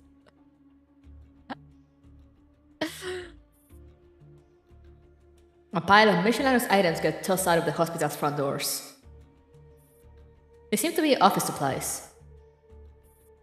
Next, several people in white lab coats come running out like their lives depend on it, fleeing down as I straight in panic. Get out! Scram as far away as you can. She's cute, she has a good design. I hope she's not evil.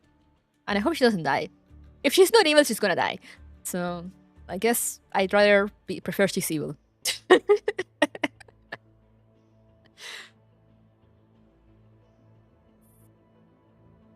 An enraged woman storms out after them, shouting down the street.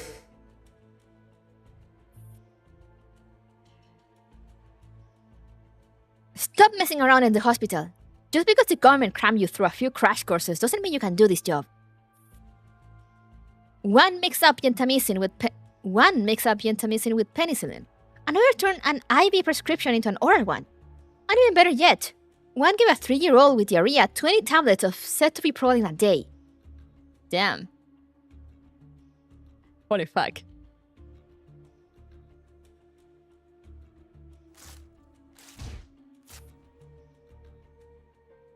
Still fuming, the woman notices a poster supporting the regulations for immunization stuck near the entrance.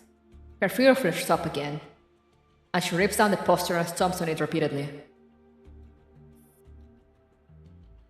Hey, I just put that up.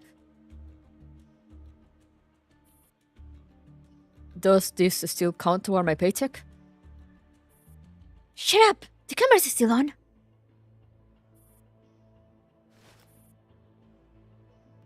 Hearing the exchange, the woman directs her sharp and murderous glare at the group. Who are you people? Ma'am, I'm a reporter with the Current Affair news segment. A reporter? The anger vanishes instantly from her face. She strides toward the camera and beams warmly into the lens. Hello, currently interviewing with citizens about the potential formal adoption of the regulations for the security provisional version. What is your perspective? Noticing the reporter's hesitation as she offers the mic, the woman snatches it right out of her hand. Oh, the reporter was a lady, sorry. Oh, I'm totally in support of such a great initiative.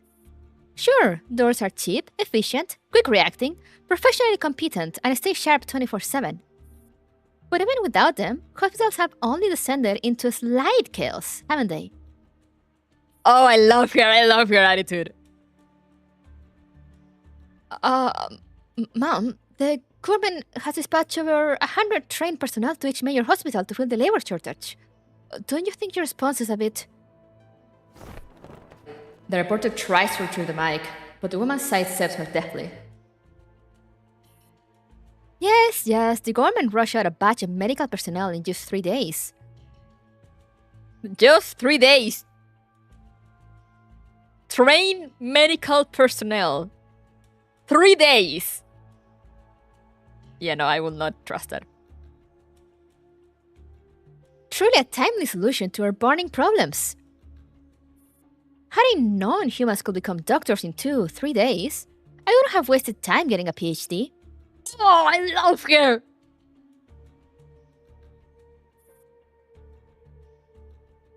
Ma'am, the interview is now over. Please return the... You've asked me plenty of questions. Isn't it my turn to ask one? Huh? You. And you. All of you who come to the hospital seeking doctors and nurses. Will you really entrust your own surgery to a temp worker who can't even tell the difference between forceps and a hemostat? Will you really entrust your loved ones in the ICU to someone who spent only 3...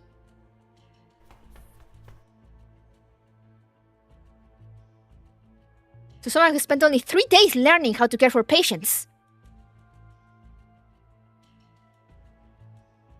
The reporter panics and tries to flee from the raging woman, but once the dam of fury has burst, it's impossible to hold it back.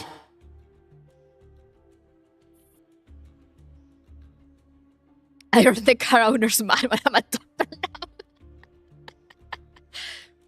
Where are you going? I'm not finished. Station, Cut the signal now!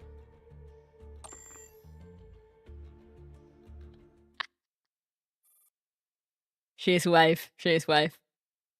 Oh no, it doesn't fit the agenda. Oh wow, it's almost as if PhD doctors and etc. have no idea how to treat with patients and how to administer things without nurses. And most nurses are dolls. Shocking! I read the Colombian coffee instructions, now I'm a surgeon. Good enough. You're qualified. You're hired.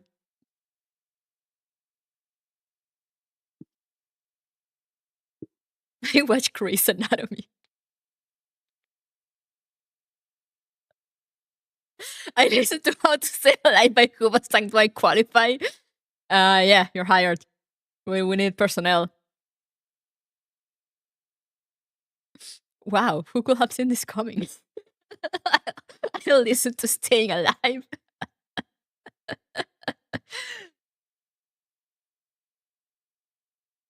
I am qualified to RCP.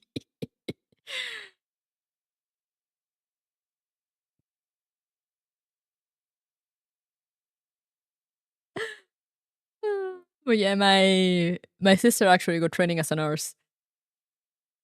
And yeah, so she did tell me, and I've heard also from people, people on watching. Sometimes I watch like YouTube shorts of like nurses or like first responders, even veterinarian techs, and they all say how like the actual like doctor degree person barely knows how to do stuff. They know all the theory, but it's the tech and the nurses that actually do everything.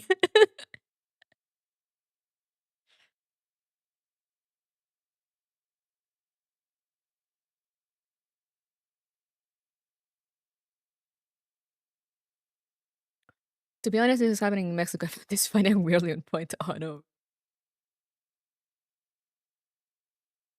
It's like the military.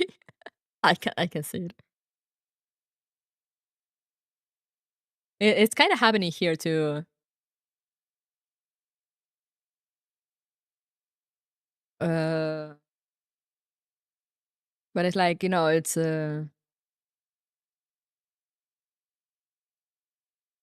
nurses are quitting. So, so there's less nurses in hospitals. So hospitals are more crowded. So of course the nurses need to do longer shifts for longer periods of time. And then the people complain because they need to wait because there's not enough nurses, and they treat the nurses badly because they're angry that they had to wait. And then the nurses continue quitting because they don't get paid enough to deal with this bullshit. And it just rinse and repeat. And I'm like, wow, it's almost as if overworked people can't perform to their best. Shocking development. And it's almost as if people get it out on the poor overworked worker that has nothing to do with these decisions that are being made, and then cause them to continue quitting. Shocking developments in humanity.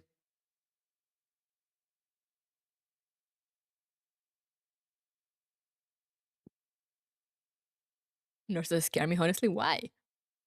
As they say, shit rolls downhill. Hey, good morning, Lapis. You missed all the propaganda. we had two people being like, "Oh yeah, my life is so much better now that I don't have nurse dolls treating my cancer," followed by an angry hospital lady being like, "All of you people sent to replace these dolls, I have no fucking clue how to do any fucking bullshit. Get out of here. Bring the dolls back."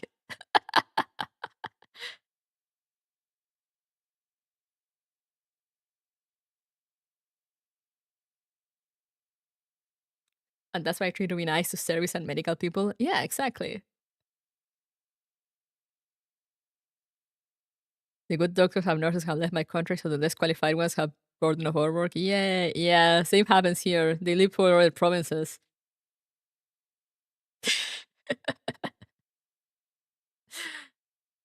And now the wait lines, the wait time just keep increasing in the hospitals because there are less staff and they're overworked and tired.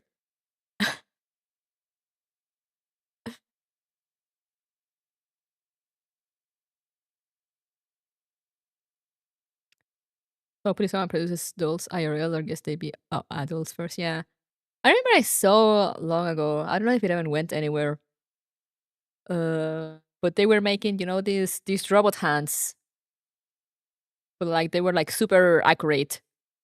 So surgeons could perform surgeries like uh over the internet, we will say.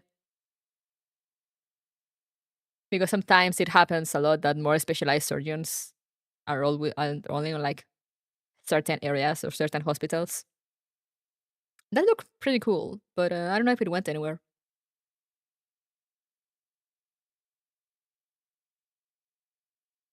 I kind of wonder though if the connection will, I feel like the connection will need to be like resistant enough to do like all the stuff in real time.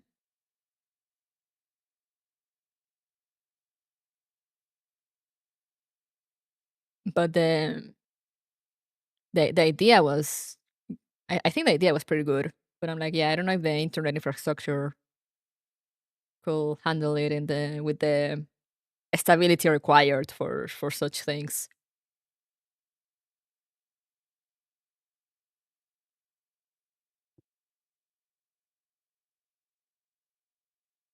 Because on that end, it's like, yeah, my doubts will be more with the internet over, the actual technology of the robot hands.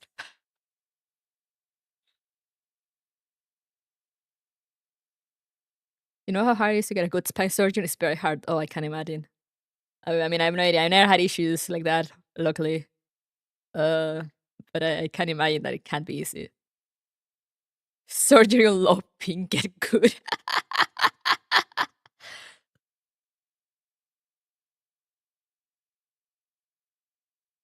Anyway, let's continue with this very real newscast. Totally not controlled by the powers that be. Thank you for the live interviews brought to us by your on-site correspondents. There seems to be a bit of a commotion at the scene. Now let's focus on the important conference about to take place in Frankfurt.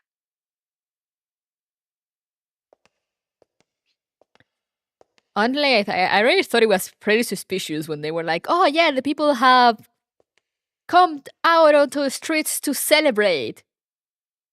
Because it's like, almost no one does that unless it's for sports. Usually when the people go out into the street, it's to riot. Because they're mad about things. Robots doing surgery, still shitty internet. Yeah, exactly. At that point, I'm like, okay, I think the robotics have gotten far enough that it is very plausible for it to have the required stability and like perfection and attention to detail to perform such things. But I do not trust the internet connections.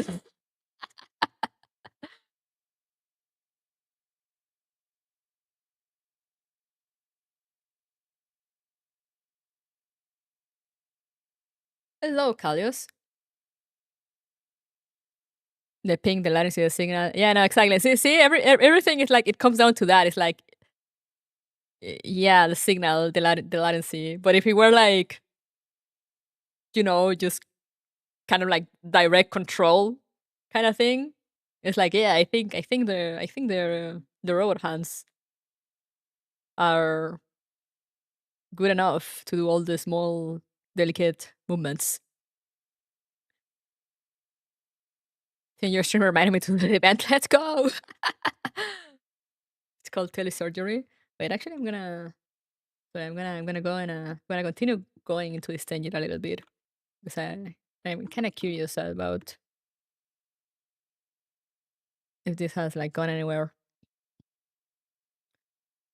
No, I do not want the AI version. The AI summary. What is remote surgery or telesurgery? Emerging surgical tool that utilizes both robotic technology and wireless networking to connect patients and surgeons who are geographically distant.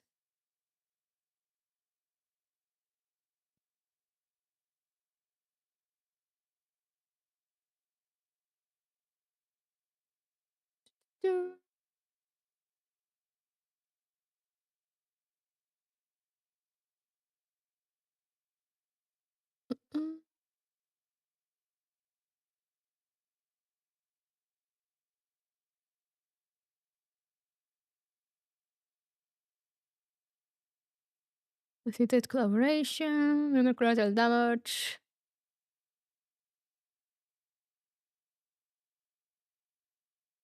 The limitations of telesurgery.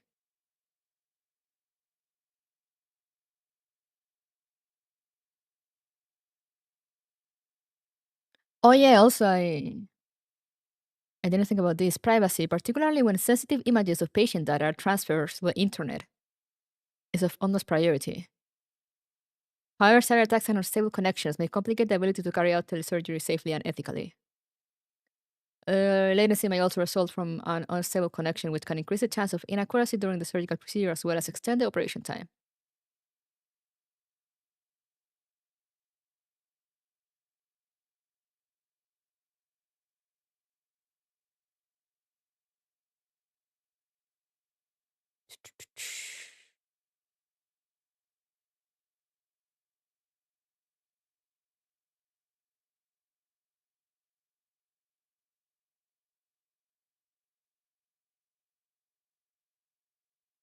Remote surgery has been used extensively since Operation Lindbergh in several locations.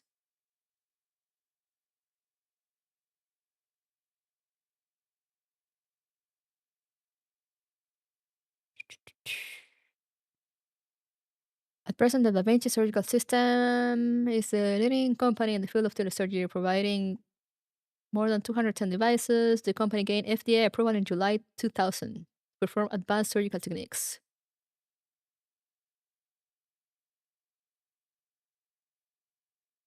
This allows the surgeon to operate while seated at a console at a remote distance, viewing a 3D image of the surgical field.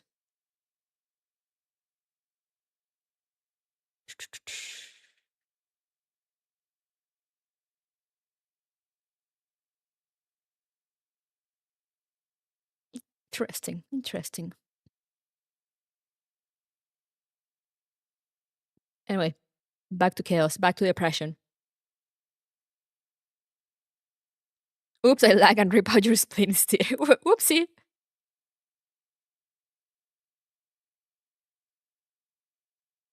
Goes to malpractice to list your honor and was the ping. They can record the whole process so you have evidence of malpractice. Yeah, you know?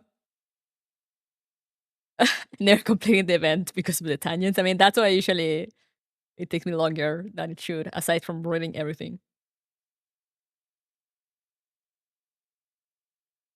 Funnily enough, I think Girls Frontline is the game in which I go into the most tangents.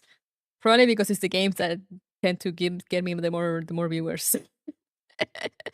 The game in which I only have to read is what sends me to the more tangent, or instead of the games in which I actually have to play. Insane. Anyway.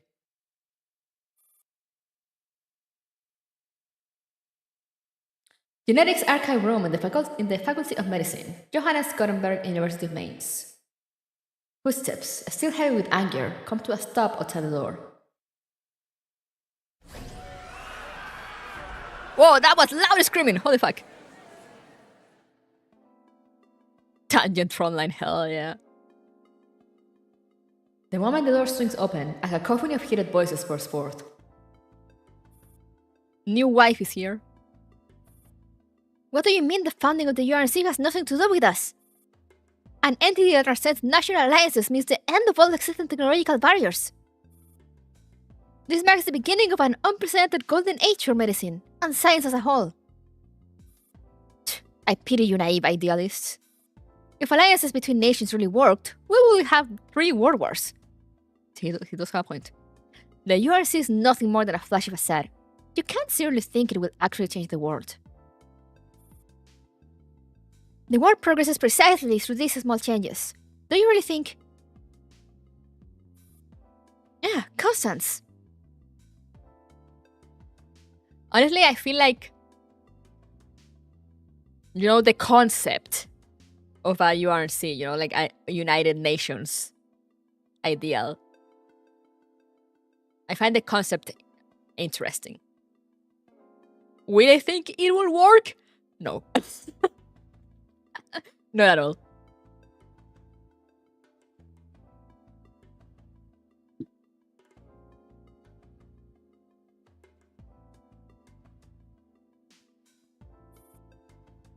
Oh, her name is Constance.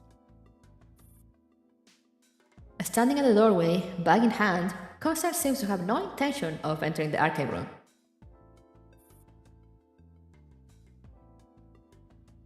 Constance, we're discussing the impact that the URC could have on medical science. Do you have any insights? My insights? Constance smiles gently. Is she about to go off on them?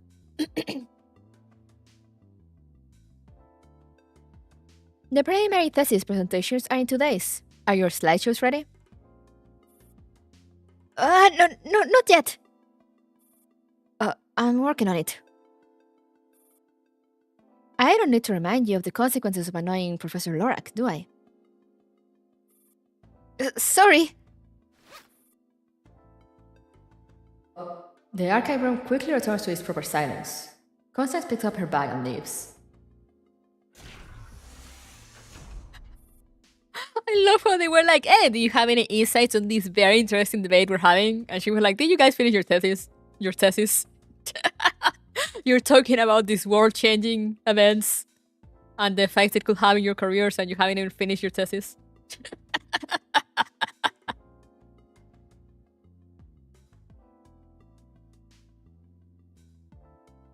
Once the door closes behind her, Constance breathes in the fresh air of the corridor. Is there nowhere left in this world where I can find some peace and quiet? Everyone's obsessed with the regulations for door security and the URC.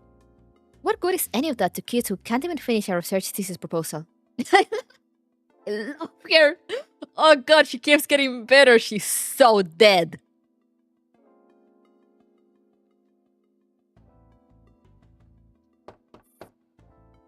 Shaking her head to dispel these distracting thoughts, Constance gathers herself and knocks on her advisor's office door. Come in.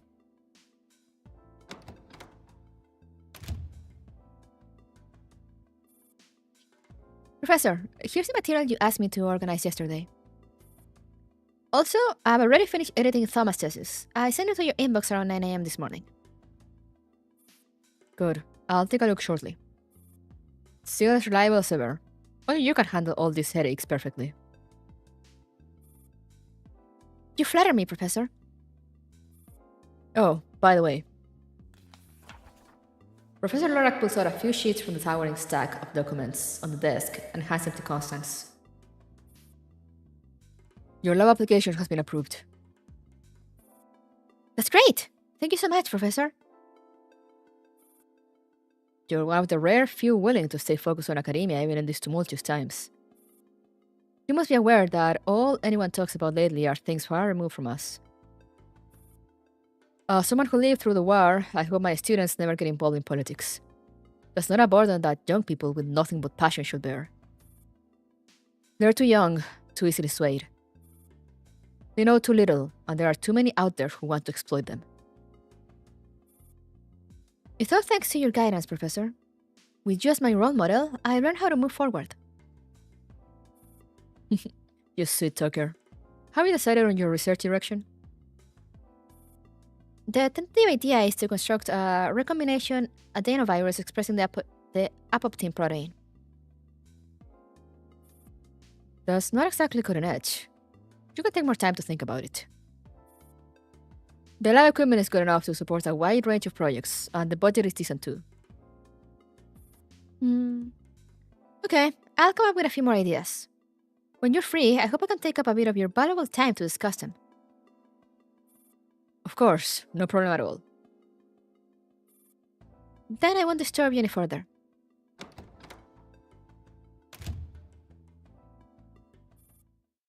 After politely bidding her mentor farewell, Constance exhales in relief as she walks down the corridor. All done. She eagerly dials an old friend. Nilly!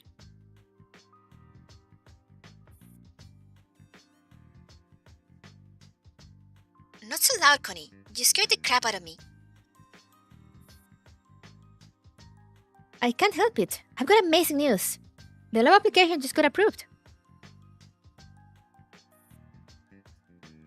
That's wonderful. Now we can finally start prepping for the experiment we haven't been able to complete. You have no idea how long I've been dreaming of this day. I'm here. You don't sound too excited, Nulu.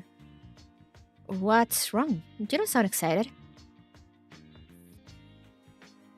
It's nothing, I just... getting emotional. Back when we were sneaking around, doing our experiment without permission, we nearly got flagged for BSL-4. Can't believe we're actually getting closer to our dream now. I love this track. Don't worry, you and I will finish that experiment.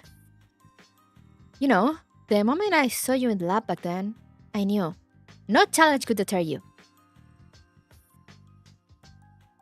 When I brought up the idea to you back then, I thought for sure you'd say no.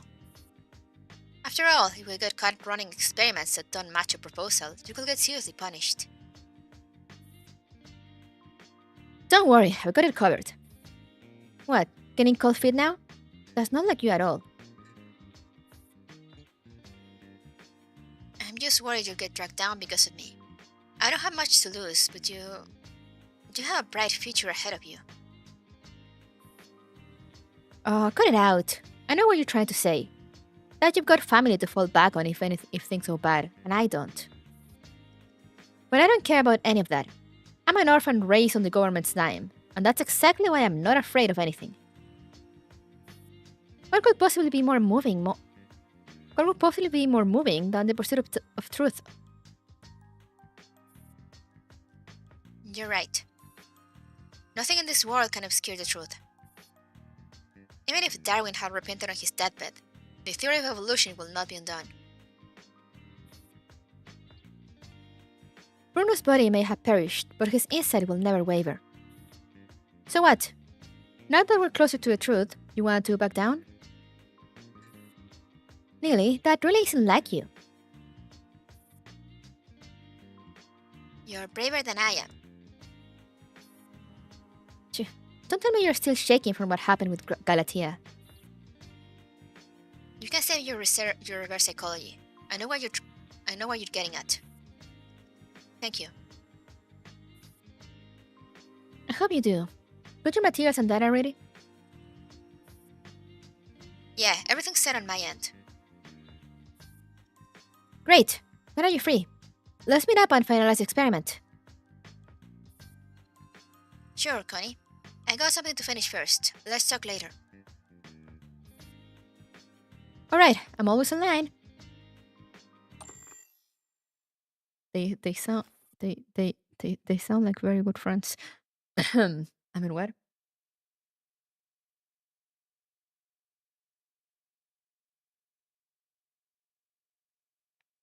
Neely puts down the communicator. Across from her, the commander scratches her head uneasily. I got the lab sorted. The commander can't bring themselves to meet her steady gaze.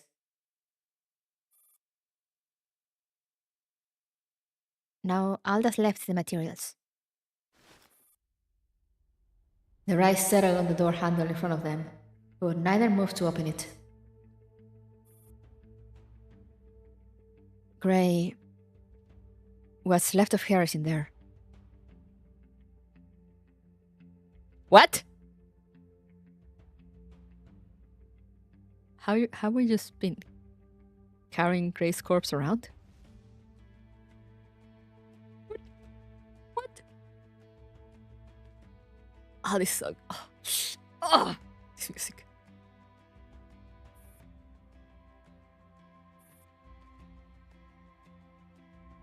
Honestly, I can't send someone else to take care of this. No. Neely rests a trembling hand on the handle. She doesn't look at the commander. Maybe she's trying to convince herself. I understand what you're asking.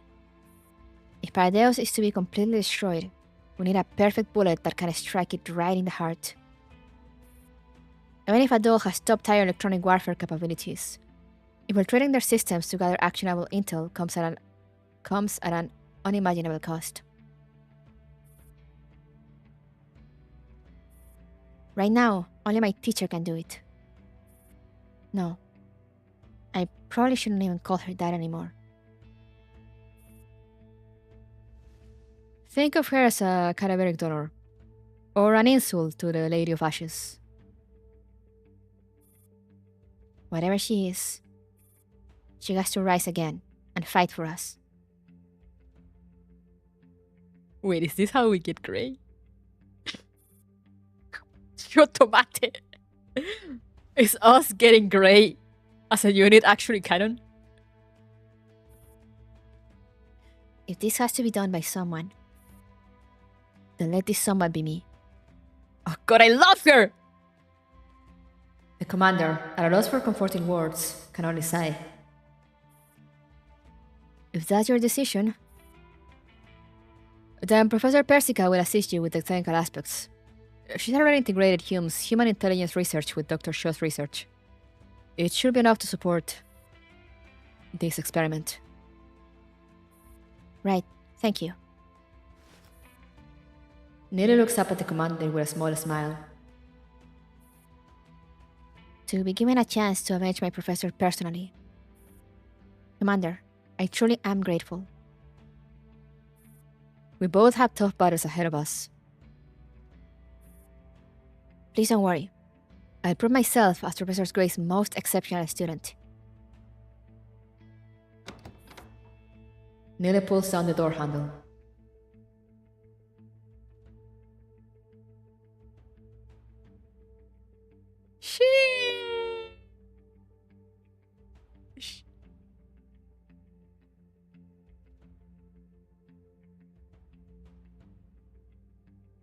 I can imagine what Shaw will think of this plan.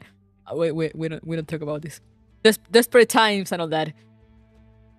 In the temporary option, after assembling all combat-capable dolls, AR-18 projects a map of the entire city of Frankfurt onto a screen. Commander, everyone is ready. Right. After evacuating from the White Zone, we've had a few brief days to catch your breath. Let's go over everyone's recovery status. Commander, Sub 2 has completed her repairs. While her parts are currently replaced with general-purpose substitutes, they should suffice for standard combat.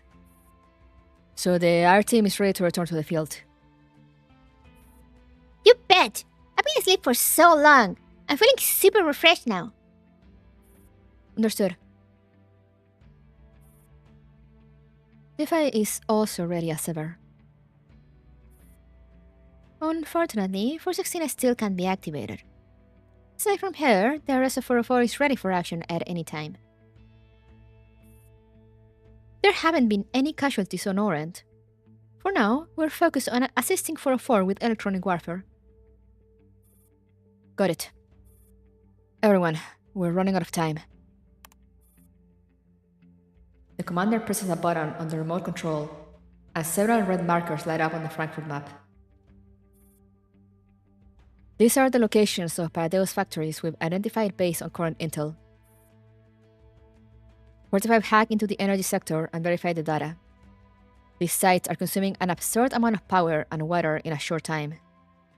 On top of that, all of their waste output is handled by the same shell company. No ordinary civilian enterprise will ever run with such an operational model. Following that lead, we uncovered even more factories. Additionally, ever since we extracted the commander from the White Zone, resource consumption at this factory has spiked again. Which means they ramp up production. As for what they're producing, I think you can all guess. Oh, I love her design. I forgot about her. No doubt something to do with those disgusting monsters. So what do we do? With the manpower we got, there's no way we can hit them all one by one. AR-18 raises a hand, gesturing for everyone to stay quiet and let the commander finish. You're right. Since we still haven't recovered the Elmo, we're in a state of extreme personnel shortage. That's why I've decided on this plan. The commander taps the control a few more times, and a new layout appears on the screen.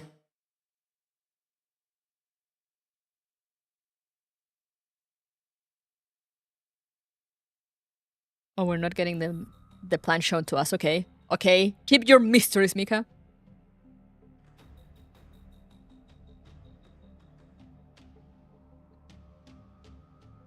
This is our next plan? Even after such massive losses, and with the connection to the lake of cognition still severed, we're continuing with the original strategy. Sister Nemran must have her reasons. All we need to do is obey.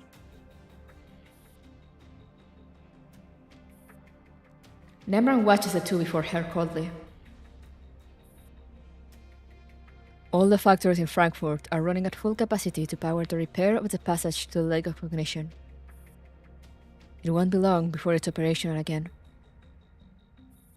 Exactly! I knew you must have your reasons.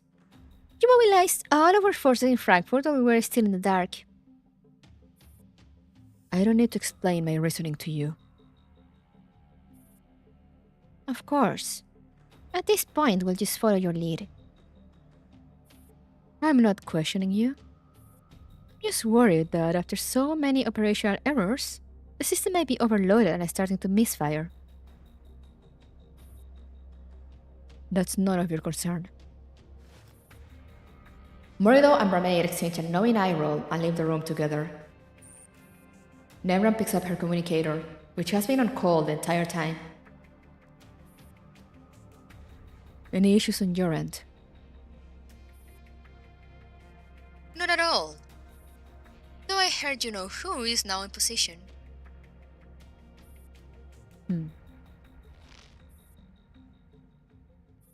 Behind Nemran, a lithe figure slips into the seat at the office desk and starts casually spinning in the chair.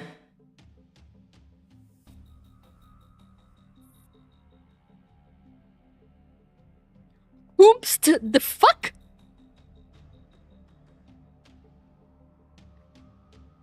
More hidden needles? Hey, yes, Sister Nemran. Long time no see. Oh fuck, there's more of them. Long time no see, Sticks.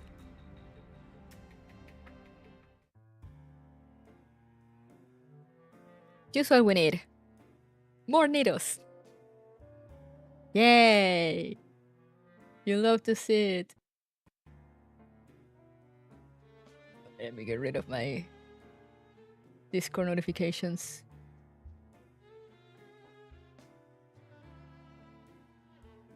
More mommy aiming enemy.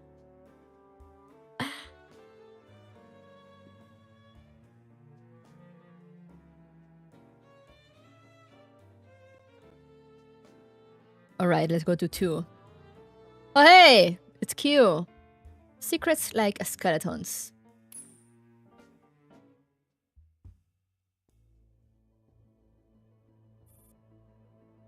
Ecstasy HQ. The display shows that the meeting in the designated office has already started. At this moment, there is complete silence. Amaris rubs her disheveled hair, puts on her cap, and enters the conference room. Sorry, I'm a little late.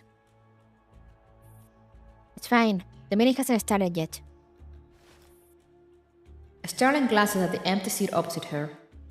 The person who was supposed to chair the weekly meeting is absent. What do we do now? Do we still have the meeting? Jace is still missing. So what now? No one's in charge?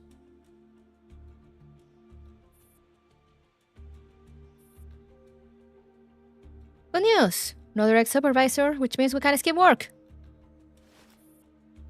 Amaris stretches lazily. I heard Q will be taking over command later on.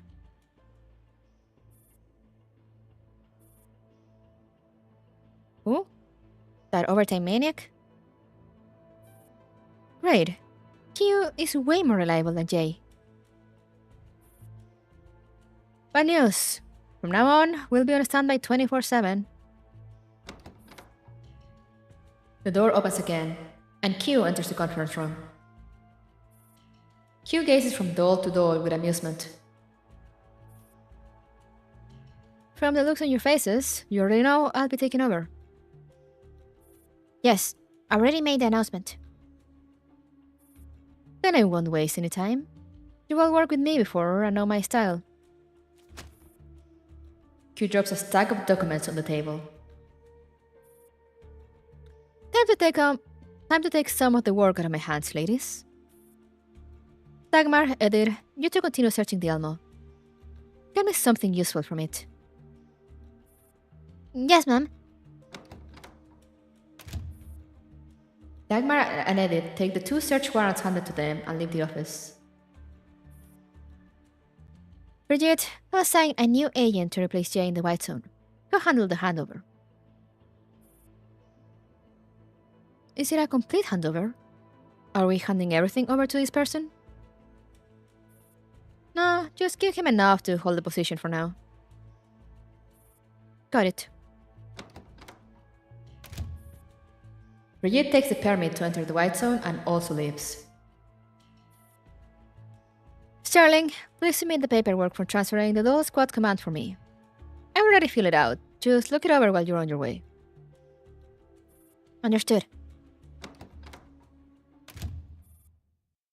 Just like that, only Q and Amaris remain in the conference room. Why did she want to talk to her alone? Amaris blinks, looking at the now empty table. Then she glances at Q across from her.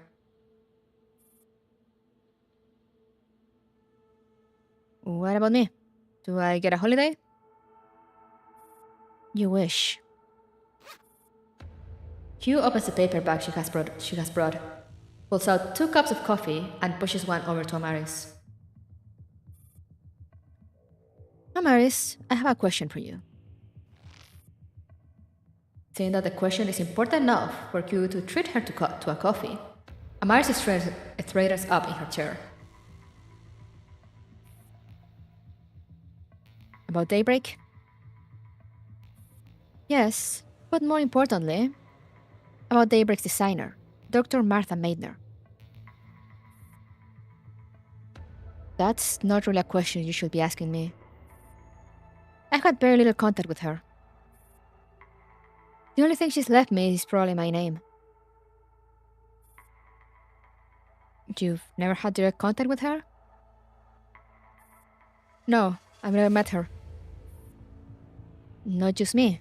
None of the other members of Daybreak Squad had any contact with her during their neural cloud activation tests. Except for Aliana. You don't say. You don't say.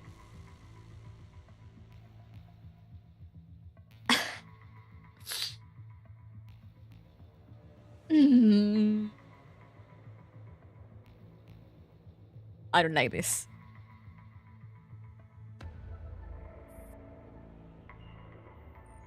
Did Aliana ever talk about Dr. Maidner? Yes. Aliana had the most contact with her.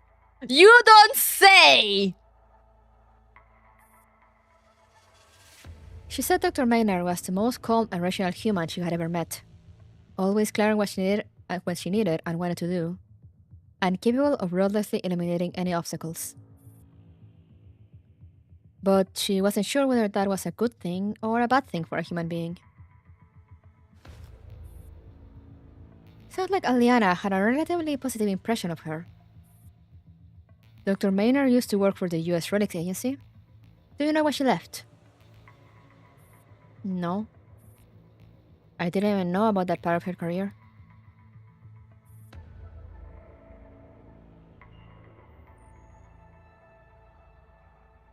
Did you know that she was the target codenamed Capita in the operation carried out by Daybreak Squad in 2051? I wasn't aware. The background information on the target was classified as top secret. Do you know about Project Valkyrie? Honkai?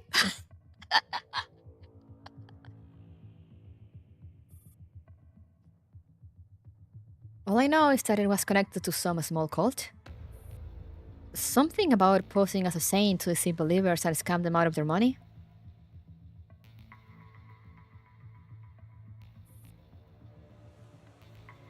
Do you read that in a tabloid? Pretty much. While Q lapses into thought, Amaris sips her coffee.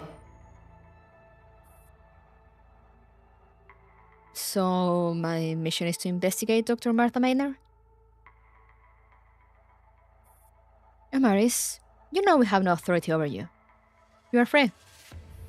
Which means you have full control over your investigation.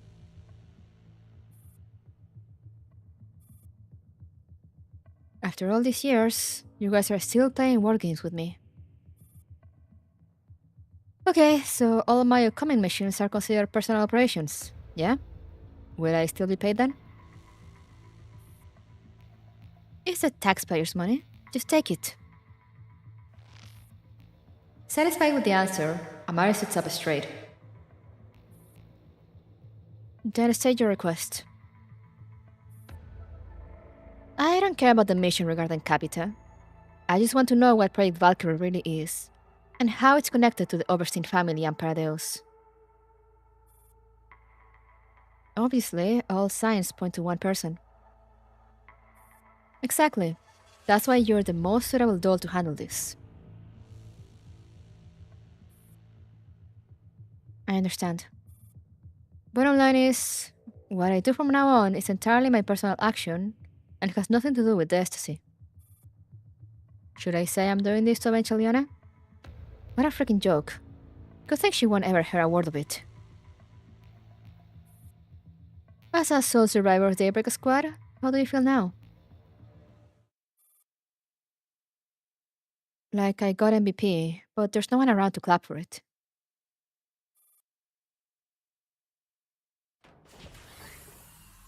Damn! It's the taxpayers' money, just take it. That was vile. Q returns to her office, where an ecstasy agent has been waiting. Agent Q, all the surveillance footage from the White Zone terrorist incident has been compiled. Our losses have also been tallied. Q takes the file and flips through it casually. Did you go through all footage during the time Ye went missing? Any findings? Ye disappeared alone in the footage. The feed was hacked during that period. We're still trying to restore it, but tech says chances are slim. Also missing in that time frame are Frau Marlene from Residence SO83 and former Health Minister Buck's granddaughter, Cornelia Schaffer. How you made contact? Frau Marlene could not be reached, while Frau Cornelia Schaffer claimed that she had made it out without issue. Look into this Cornelia Schaffer. She was already investigated while in Berlin. Agent K handled it. Alright, leave the rest to me. Why do they have a... Wait. Well, they have a blueprint of the Statue of Liberty here. And why is it empty and something going into the arm? Is this supposed to be something? Or is this actually just the actual blueprints that they left here, that they put here for aesthetics? So the Statue of Liberty is still standing to start with, to begin with?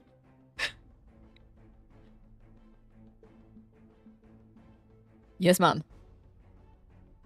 Oh yeah, you can go into a torch. I forgot about that. The agent salutes and exits the office. She turns to Hoffman, who hasn't glanced at the agent once. This incident is likely just what the director needed. You could make a big play of this. Don't make me sound like a villain. The timing of this accident is a major bargaining chip in itself. The closer we are to victory, the calmer we must be. War just keeps piling up like snow. Haven't even finished what's in hand, and more keeps coming in. So, should we prioritize? That's why I'm here. Then what's your most urgent task? Wrapping up the White Zone terrorist attack. We need to fit something to the Garrison Regiment. The director says you have free reign to handle it as you see fit. Alright. That's one of the scary things in the workplace. Being given full responsibility without any clear instructions. There are scarier things. The director has more important matters to attend to than the Ecstasy right now. So you're to take full temporary charge of Ecstasy affairs. Congratulations, Agent Q. More work, same pay. What's there to congratulate? Save it for when she finally treats me to the lunch that she still owes me. You douse her coffee and tosses the cup into a trash. Hoffman pats her on the shoulder and leaves the office.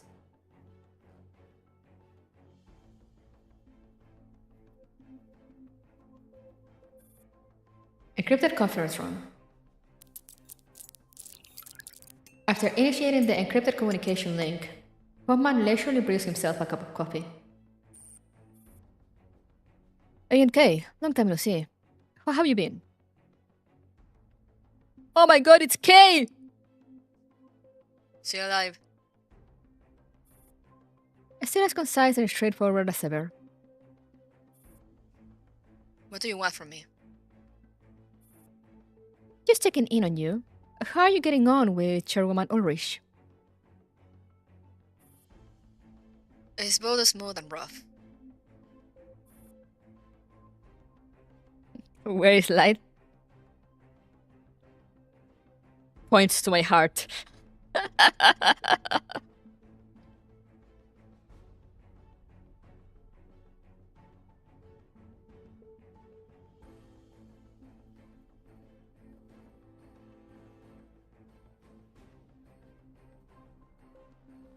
You ever notice how that office CG for the current one, they have a diagram on the Statue of Liberty and what looked like a map of New York City? The light went out. Oh yeah, okay, that explains why. Because yeah, I literally brought it up. I was like, hey, why do we have the blueprints of the Statue of Liberty here?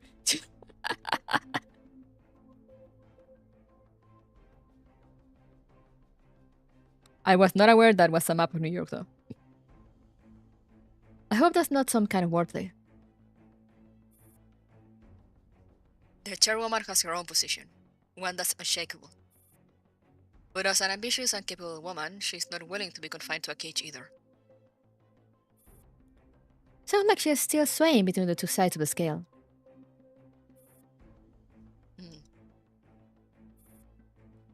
Then, as an excellent SSC agent, do you have any advice, Agent K? The chairwoman has a good impression of Frau Romy. Now I'm starting to contemplate the possibility of having the director seduce her in person. Seduce her? Herr Hoffman, our calls are recorded. Go on. Frau Romy's past collaboration with the Ministry of Finance really impressed her. She even uncharacteristically brought up the background of certain individuals, including those she had worked with back then. None of them are staunch localists. In their chairwoman's words, they put the interest of the state over any party interests. Which really means that they care more about personal interests than collective ones. The reason they seem hesitant is mainly because Frau Romy is a woman. If she were a man, they'd be very happy to follow. Unfortunately, as a woman, Frau Romy isn't good at taking advice. Wow!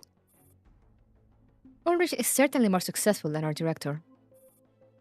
But on the flip side, they don't fear Ulrich, while they do fear Frau Romy. After all, Frau Romy is the daughter of General Riefenstahl. Barring her from the military has always been a consensus. So these people are the weakest link? That's what the chairwoman thinks. Then what does Chairwoman Ulrich want? She's unsatisfied with her current local position, but she is also unwilling to pay the price of being promoted to the central government.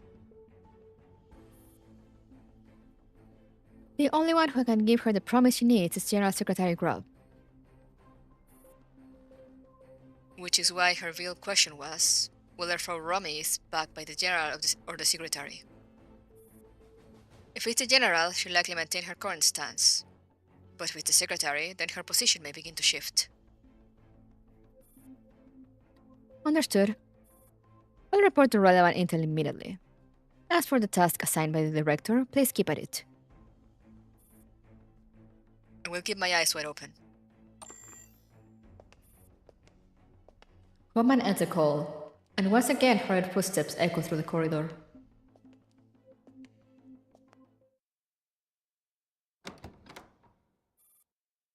Neely's apartment. Neely opens the door and steps inside, followed by Constance carrying some takeout. Connie, make yourself at home. Wow, this place isn't bad at all. It's pretty spacious. Looks like it could fit 2 or 3 people. Yeah, I figure I might need to store a lot of materials for experiments, so I got a place with extra room. Nice. Give me a little tour. Sure. This is the living room. I haven't got much furniture yet. Kitchen's over there. I just moved in a few days ago, so the fridge is still empty. I'll bring you some fresh veggies and fruit next time. There's a supermarket near the university that always had great deals. Thanks, Connie. This is my bedroom, study, and the storage room. You locked the storage room? Yeah, it's too messy inside. Neely, what do you have in the storage room?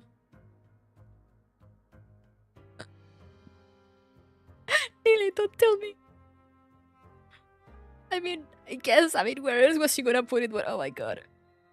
Okay, sure.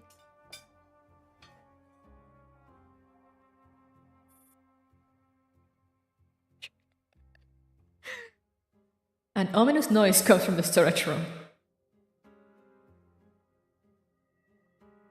What?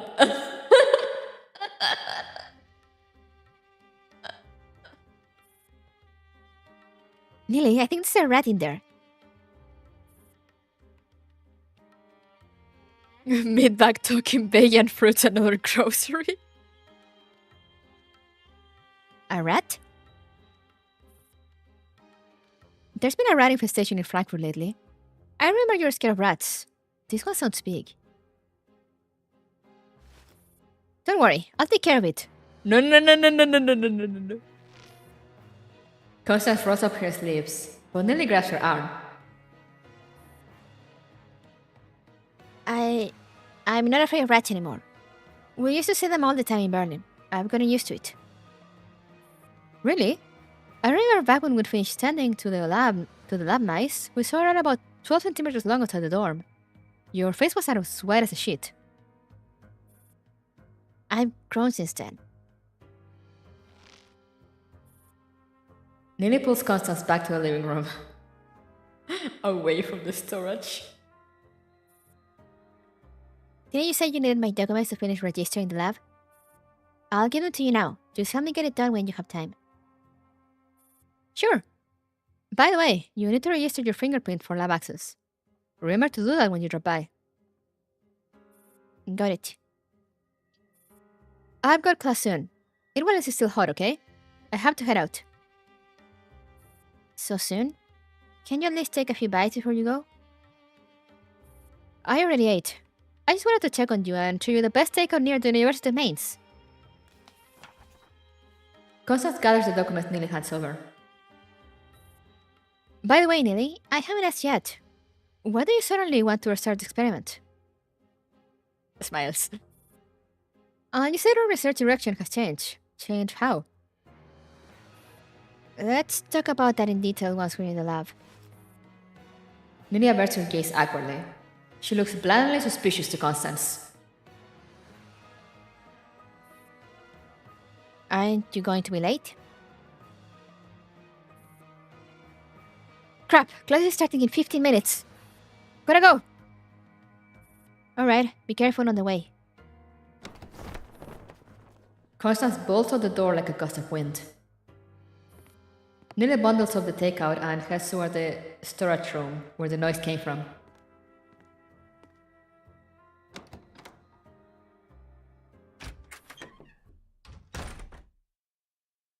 She opens the door. The air inside is stagnant and heavy, like a silent refusal.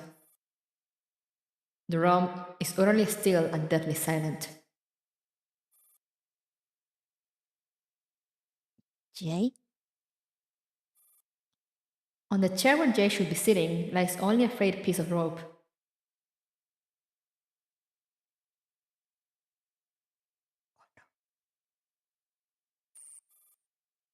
A chill runs through Nelly.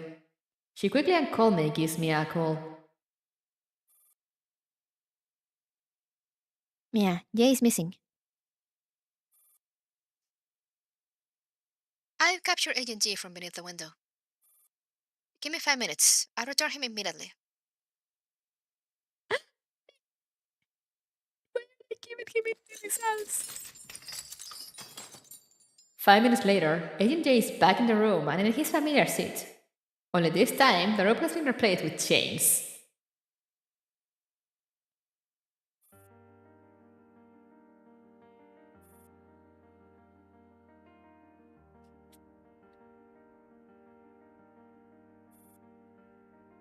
I'll go heat up the food. You two talk. Talk! And how was the weather outside during your escape attempt? Mia leaves the room.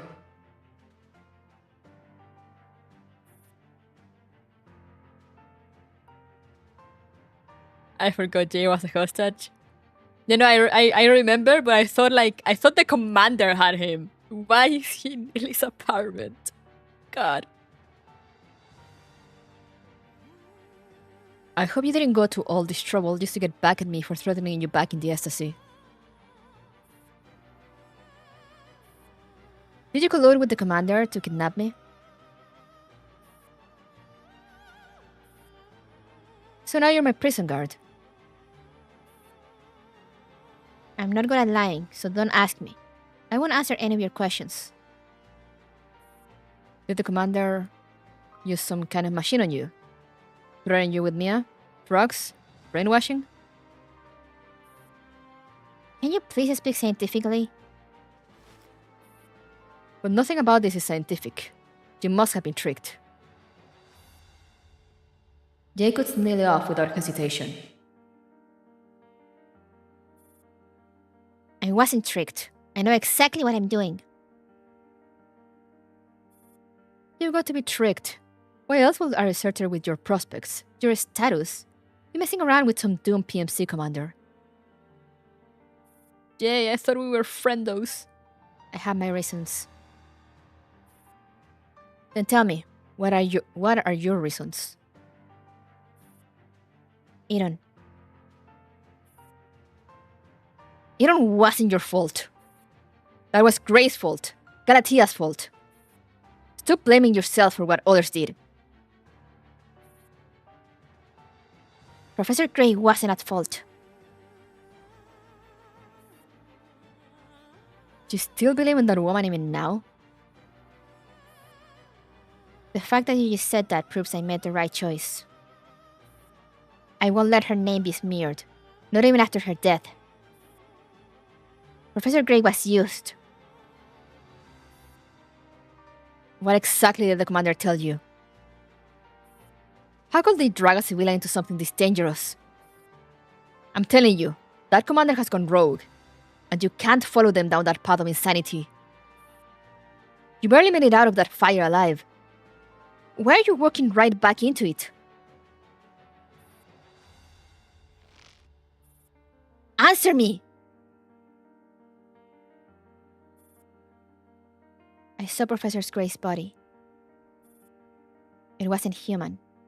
She hadn't been human for a long time. A tear falls. Neely starts weeping. Now Jay is at a loss for what to do. You knew, didn't you? You knew Professor Gray had long ceased to be human. You have no idea what you're talking about. You don't even understand what kind of horrors you're going up against. I will understand. Don't do this, Nilly. I know you're grieving, but don't do anything foolish.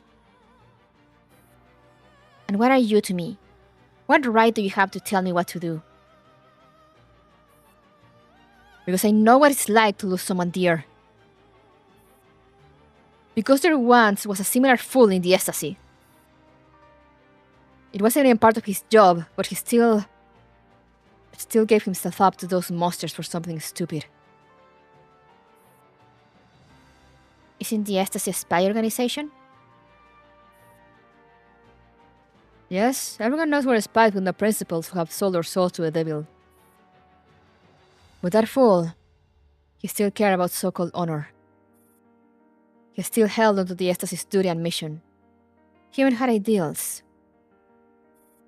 It's laughable. In 2064, he still dares speak of ideals. Even most ecstasy agents didn't believe they had any ideals. And that idiot. Jay turns off mid-rant. Do you generally think he was a fool? In this day and age, all idealists are short-lived fools. Seeing Jay's tears, Lily doesn't quite know what to do either. Now they're both crying! Mia silently sets their heated foot at the door. Thank you, Mia. Thank you for breaking the tension, Mia.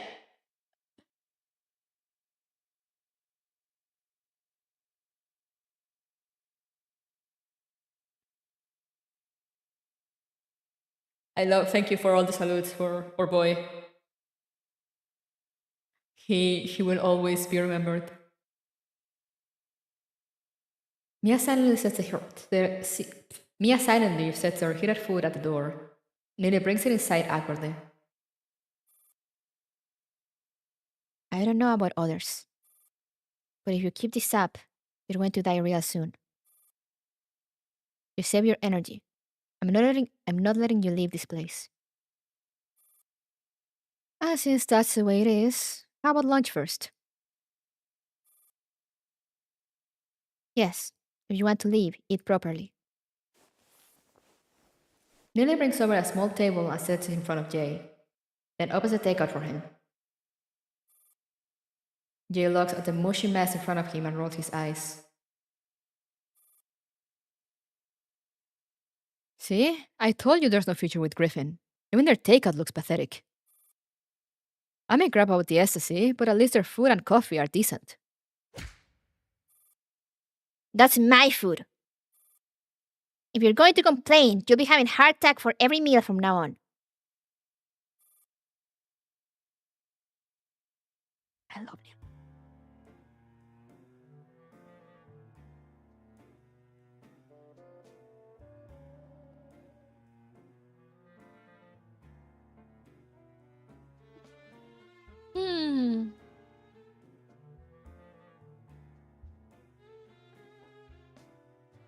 My man Jay forgetting he's a hostage.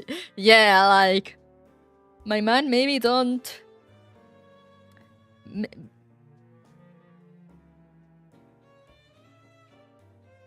Maybe don't insult the person keeping you hostage. Just saying.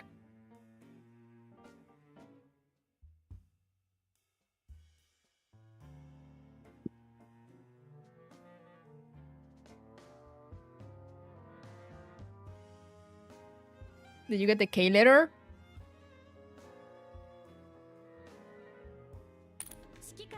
Let me see. I actually don't... I don't check the mail that much. I usually just go and collect all.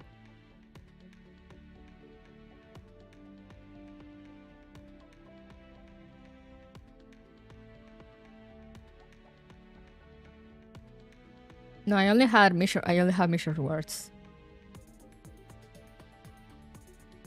This is the RPK one.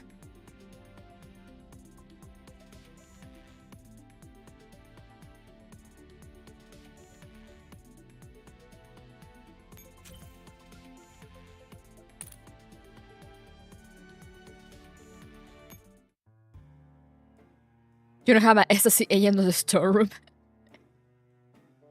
next to the base. And I don't have a storeroom for food. The fruits of wrath. Okay. Okay.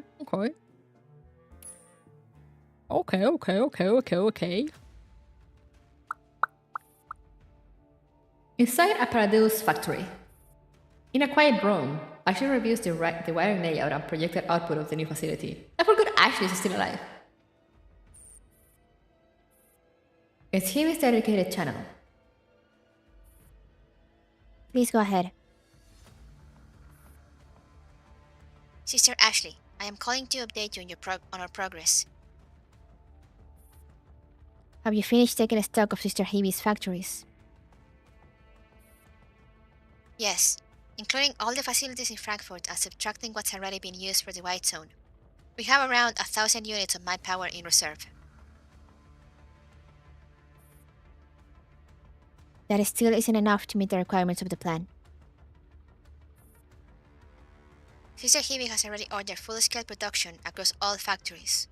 At this pace, we expect to make up about 500 pound power units and matching wide-class weapons within a week. Then the plan proceeds as scheduled. What about the production line for the epifilms? As a key part of the plan, production of the epifilms is also nearly complete. Sister Himi has produced extra batches as backups. Good. I'm still wrapping up inventory in the new factory here.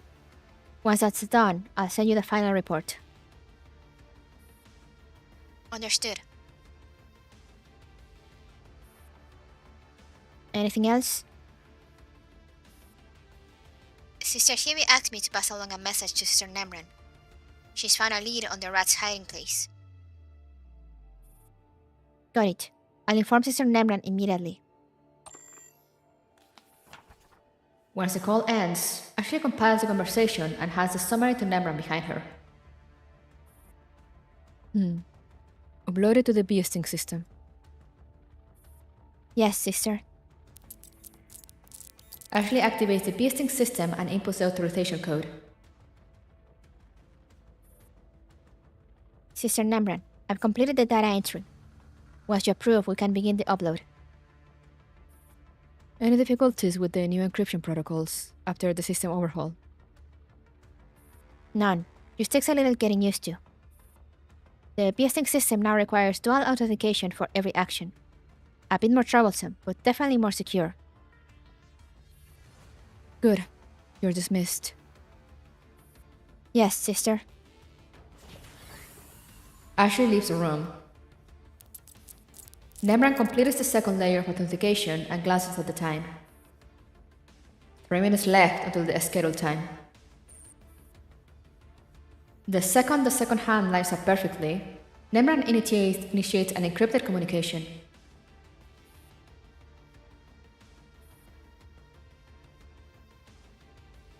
Hello, this is the said chairman's office. This is his PA Frederick speaking.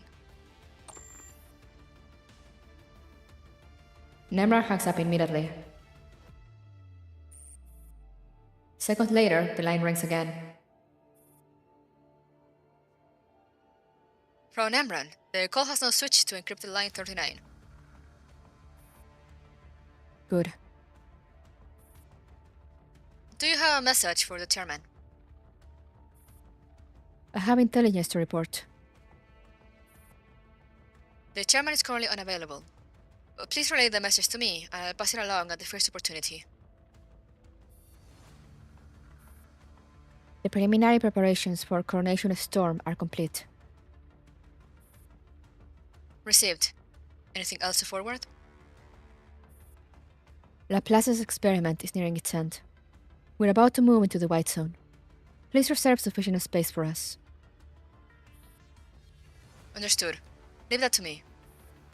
I'll send over the allocation shortly. Do the rest of the personnel require further arrangements? Frau Nemran, that falls within your responsibilities. Understood. Then I'll end the call here. Wishing you the best, Frau Nemran. As the call disconnects, Nemra feels oddly dazed, as though her very thoughts have been severed. She sighs softly. Pawns are meant to be discarded in the end.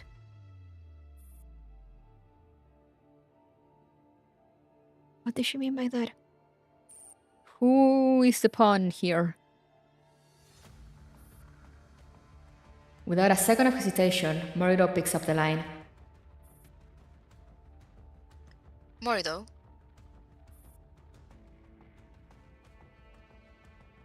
I'm here, father.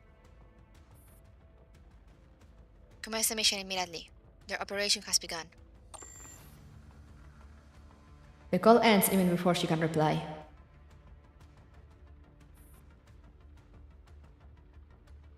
Yes, father. She looks toward Namra's office in the distance, where there's still no sign of activity. Morido approaches Bramaid.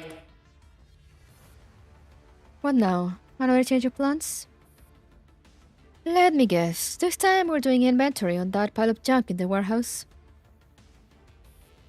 She's saying father. Yeah, I'm like,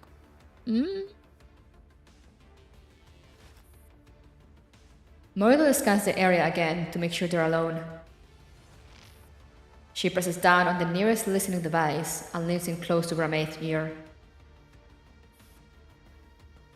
If you want to survive, absolute loyalty to father is your only hope. Father? Father is so far away, while Sister Nemran is right here. Bramaid glances toward the room where Nemran is staying, then at Morido's hand pressed against the bag. She lowers her voice. You know you can hide this kind of thing from Nemran, right? She's too busy keeping herself afloat to mess with me. Don't be so sure. You really think she's standing alone right now? What are you getting at? You suspected it too, didn't you? That there may be other senior Neros in Frankfurt? I've also heard whispers back in Berlin. There's someone else inside Pandora. And she's on Sister Nemra's side. You want to bet on Nemra's hand? Oh, no. Bramaid flashes a charming smile. I'm not betting on anyone's hand. She gently pulls Morido's hands off the listening device. So you'd better win me over. With a sway in her step, Bramaid vanishes into the factory. Morido follows coldly behind.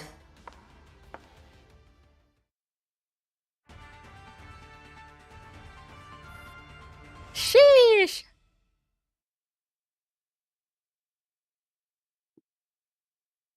I love the infighting in between the Neros.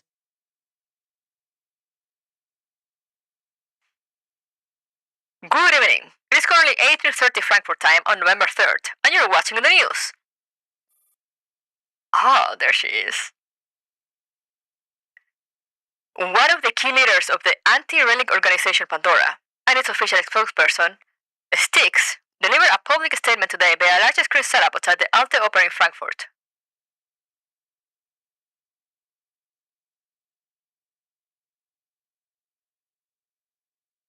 I see. Since the dual terrorist attack on Halloween, the Alte Oper has remained closed for repairs and restoration. Pandora deliberately chose this symbolic location as the backdrop for its address. Following this, Styx gave a nearly 40-minute long speech. She issued a scathing critique on the neo-Soviet government, condemning their weakness in losing control over their own elite tactical dole squad known as Task Force DeFi.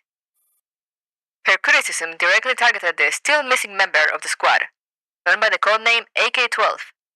She claimed that the neo-Soviet regime had utilized relic technology in the doll's development process, which directly resulted in her going rogue. It's actually the complete opposite. But go off.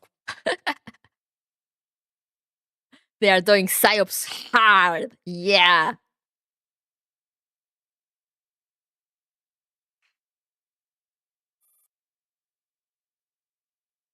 Styx further argued that humanity has strayed too far from nature, and that continued obsession with this path of defiance will only bring about further retribution from nature itself. According to footage sent in by your on-site correspondents, Styx's speech was met with widespread approval from the gathered onlookers, with some citizens even taken to the streets to publicly echo her statements. As of this broadcast, the neo-Soviet government has yet to issue any official response.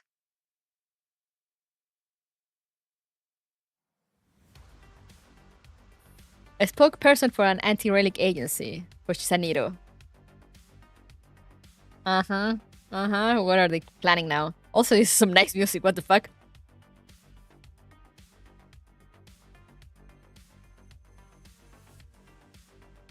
Everybody's just like, what if we just lied constantly all the time to everyone, even ourselves?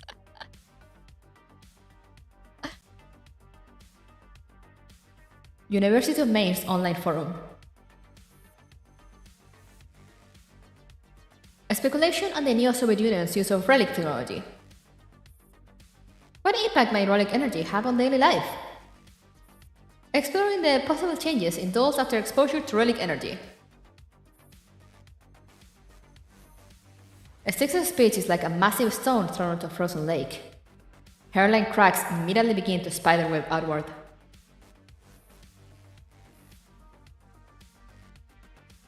This is supposed to be a forum for academic discussion and campus life. What are all these ridiculous posts doing here? Constance logs into her admin account and starts cleaning up the plague-like flood of posts. Oh, she's an admin. Of course she's an admin. Anonymous user 3289. Guys, I think Styx is absolutely right. Those were functioning just fine before. Why would they suddenly go rogue and start a terrorist attack? It's clearly because one of them got infected with relic energy. Then it spread like a virus to the others. That's why we're in this mess.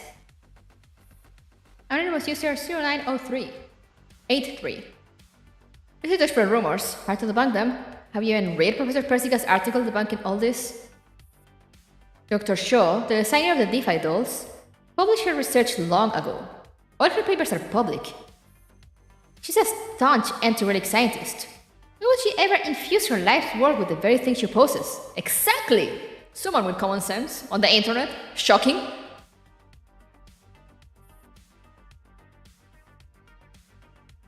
Anonymous user 3768. Yeah, not to mention Dr. Shaw's elder sister was part of Pandora, right? No way she secretly used relic tech.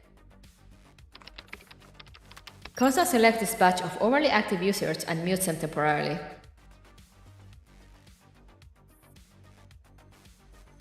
Another user. I don't care what any of you say. I'm standing with Frontline Styx no matter what.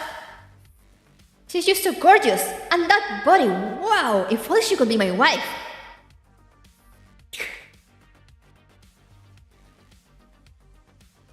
They captured the internet so well, I love it. Simp!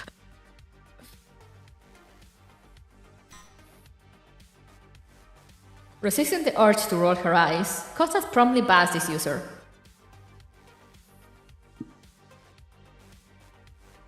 Get lost, Bear. This is an academic forum. Go be horny somewhere else.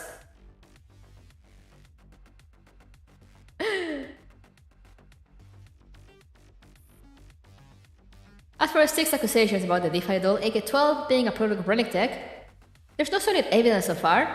I don't think where this being used for personal speculation. On the other hand, I find Professor Persica's published rebuttal and technical proofs credible. Anyone who's ever written a thesis knows how painful the process is. You can't fake your intent on your biases in that process.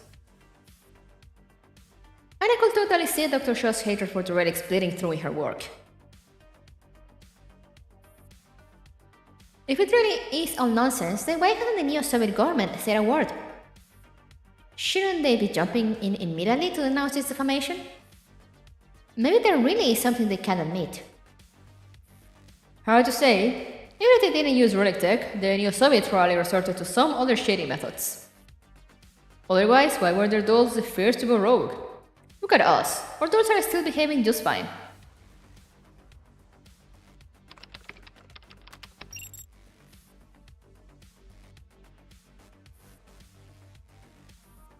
This chat group is giving me grains to many smart people. I mean, it is a forum of the university, so...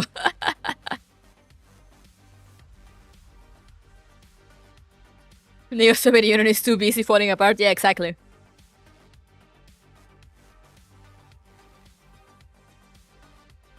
The endless flood of discussions drowns out every single sub-forum. Constanza scrolls through the threads with a deepening frown. She's given up on deleting posts and banning users. Now she's just concerned about the state of academic literacy among her peers. Ugh, hopefully none of my underclassmen are involved in this mess. And if they are, I pray to God they've already finished their thesis proposals. Otherwise, I'm gonna be stuck cleaning up after them all weekend again.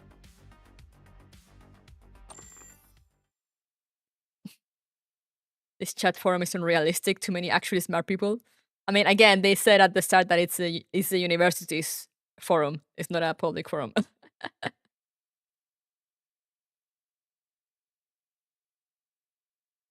Shutting down the campus forum with a groan, Constance stands and stretches. Time to tidy up the lab. All this equipment lying around, and the thick layer of dust. If Nelly sees this, she's gonna have a meltdown.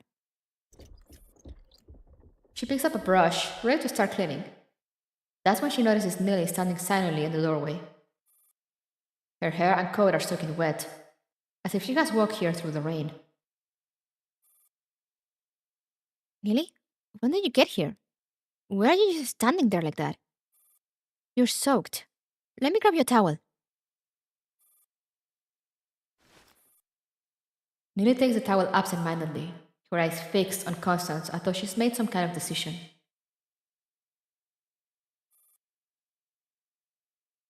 Connie, there's something I have to confess to you. I have a SSC agent in my storage room. I made a deal with a PMC that is currently considered to be rogue and on the run from said SSC, from which I have an agent kidnapped. My teacher was replaced by some weird human-robot hybrid. Which confession are we talking about here, Neely? My grandma wants me to get a boyfriend. It was her cousin.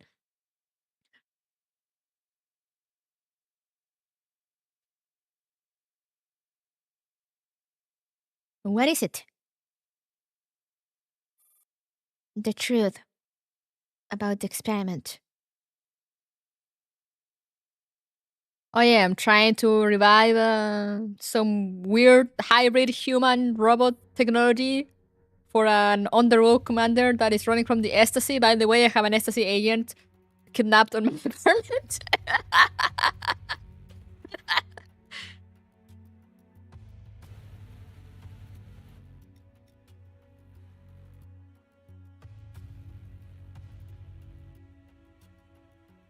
In the temporary room. In the temporary ops room. After erasing all traces of the commander's plan, AR-18 turns to the dolls beside her. Everyone, before we officially launch the plan, we need to relocate personnel. All wounded dolls and 416 must be transferred to a secondary base with higher security, while combat-capable personnel will follow me to the new temporary base. At the same time, all evidence here must be wiped clean. Understood. Roger that. Where has the Squad 404 gone? They're supposed to handle 416 transfer, right? Yes, that's how I arrange it.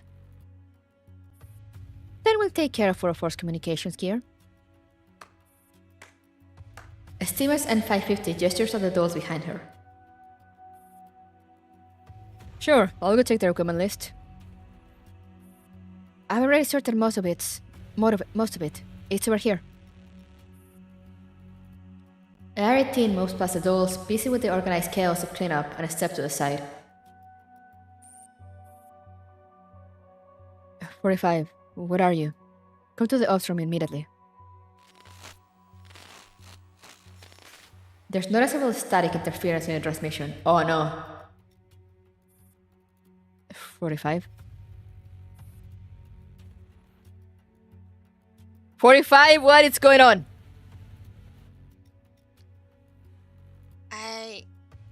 I'm right here. Where exactly are you? I'm right beside you. What? Something wrong?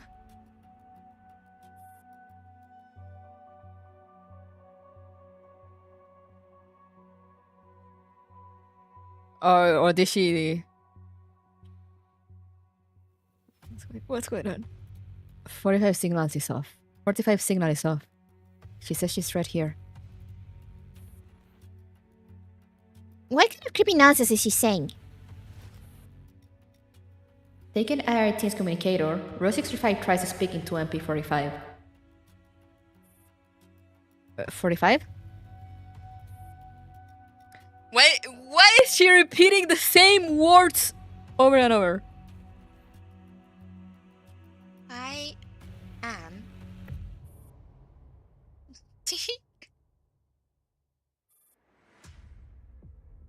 An eerie giggle snaps everyone to attention.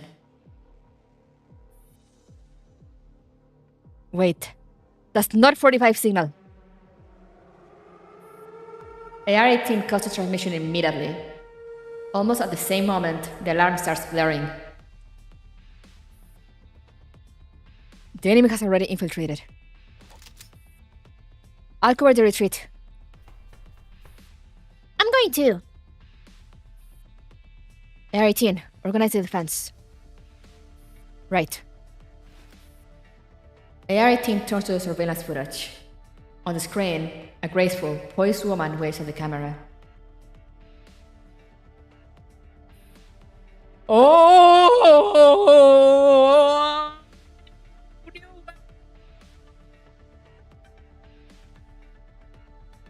Greetings.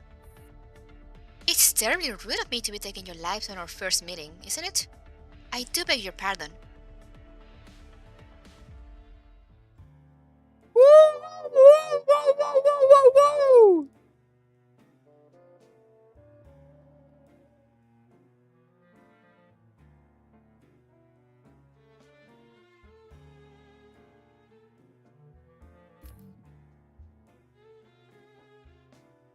First stage!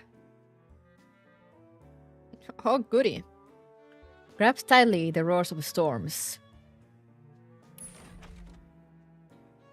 Another hasty evac from Paradeus. You know, just another Tuesday for them.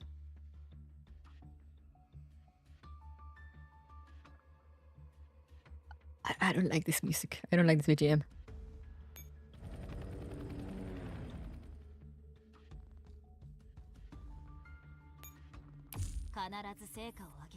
Please note that echelons cannot move onto nodes that are occupied by supplies or miscellaneous items. They can pick up the supplies or items to clear up a node, but each echelon can only carry one stack of supplies or items.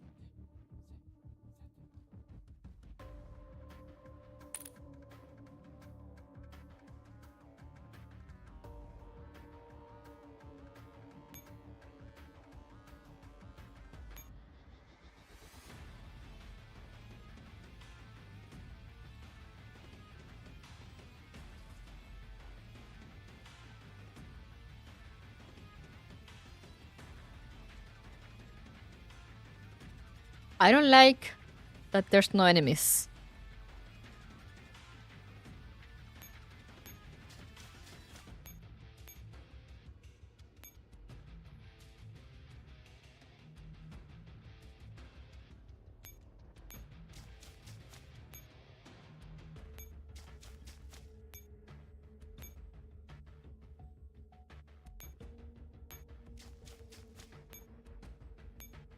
And there's just infinite moves.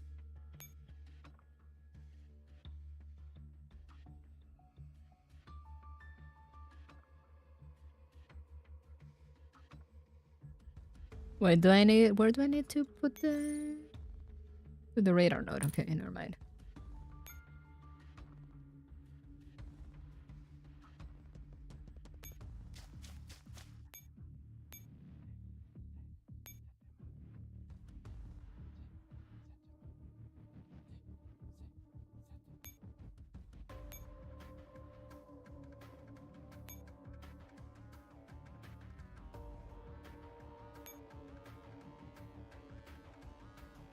Oh, I see now. Okay, I see what's the quote-unquote complication of this map.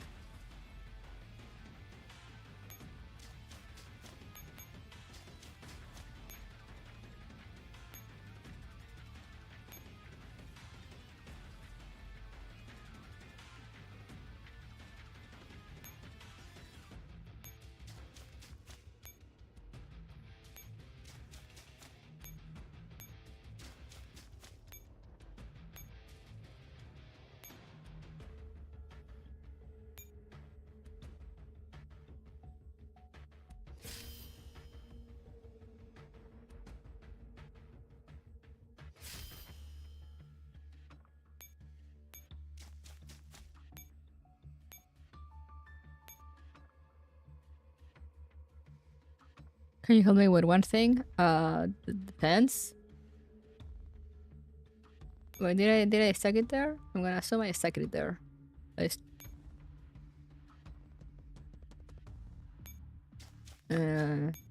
Leave. Oh wait. Leave that there.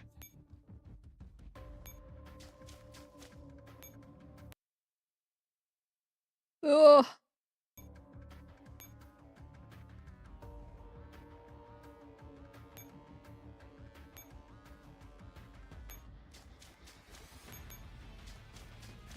All right. And now what's gonna happen?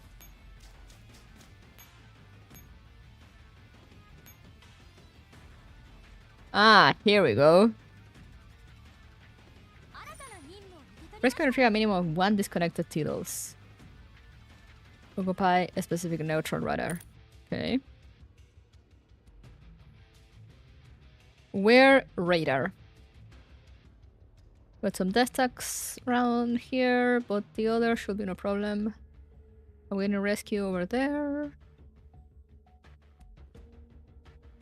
I don't see the radar node. I guess it'll show up after I rescue the dolls. Can A18 fight? She seems to have enough. Oh, it's a whole ass squad. Okay, they should be fine then.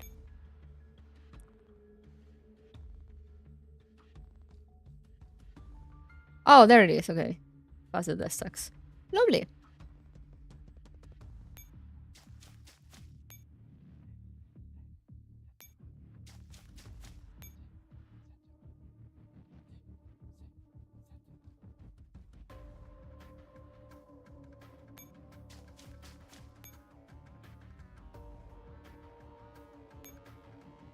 Let's see how this... Oh, this guy is patrol. Okay. I see, I understand.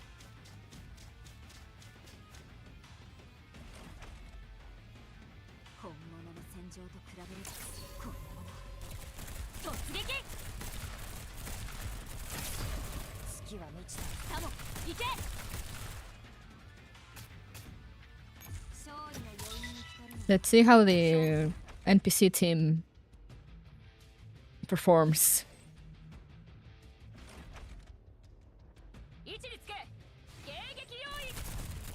Interesting team.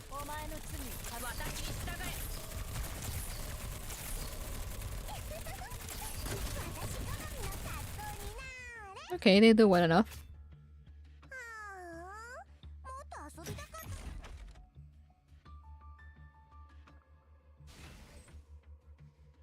I love this variation of, like, you know, the song.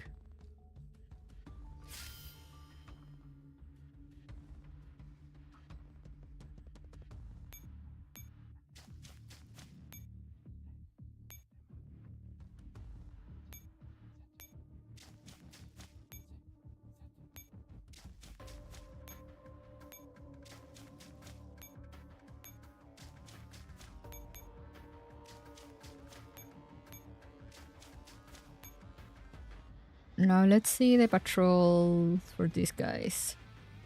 Okay, this one just goes back and forth. This one also goes back and forth. This one also goes back and forth.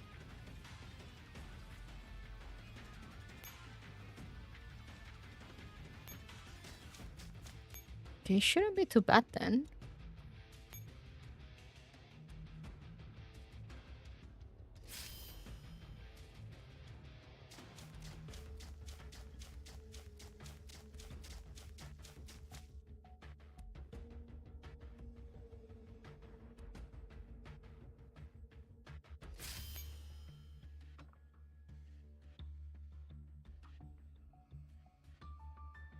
Now I just kind of need to wait for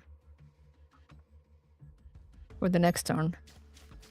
Let's get rid of some enemies.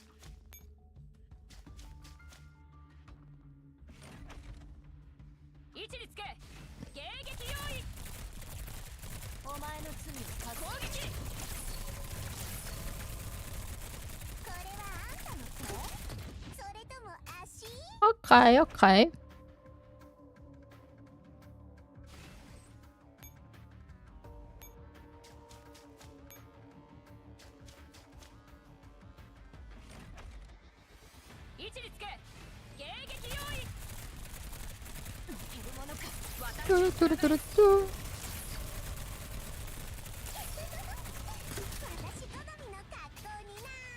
X-Men is honestly simple at this point with having the Scar Sisters and leader units. Yeah. you love to see it.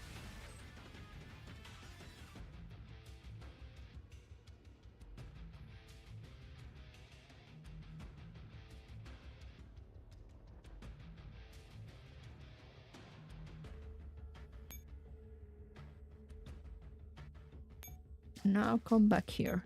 Stand there.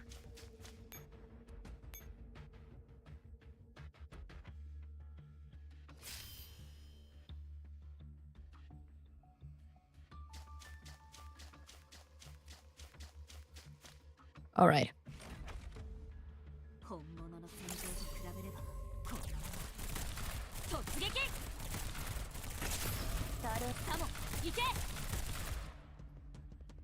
I think it's funny how a PCA is English Frontline 1 and 2, so the first as well. Yeah. But I mean, Somi wasn't that good before her mod, was she?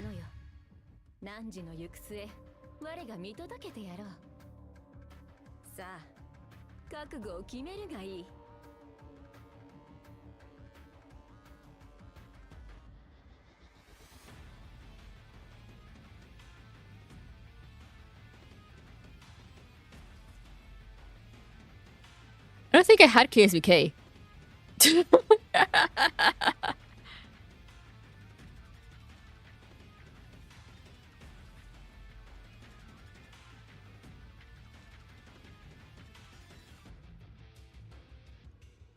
Funny how things work.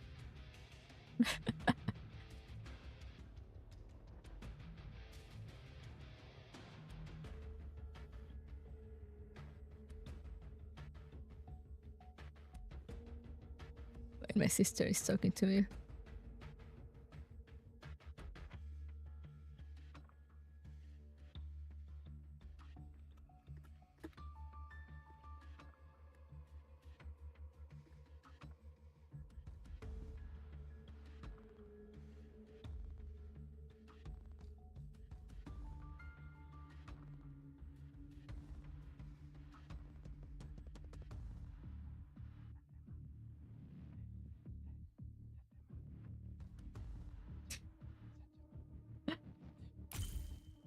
I'm gonna check because I'm like, wait, I don't think I had her.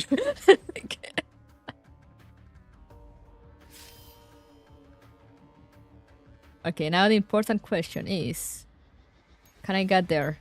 Oh yeah, easy.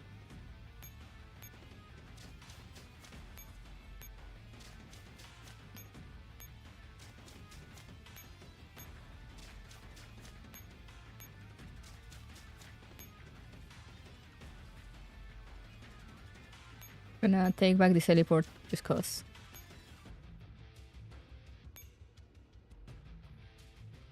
And what now? Just wait here, I guess.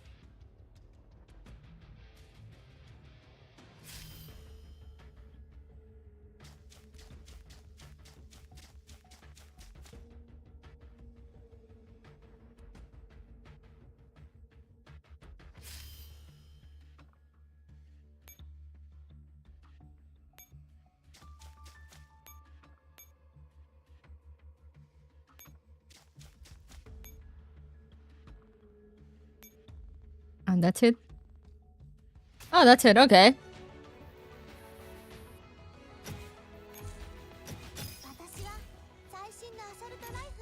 That was easier than expected. 指揮官さん、ごきげんよう。 Oh, I got thingies. とっくに済ませ。 But actually now I need to check, 指揮 yeah. 官さん、ごきげんよう。 Um, 本日の作戦準備はとっくに済ませて Sorba おりますわ。 ID, 4-star rifle. Oh yeah, no, I did have her, okay.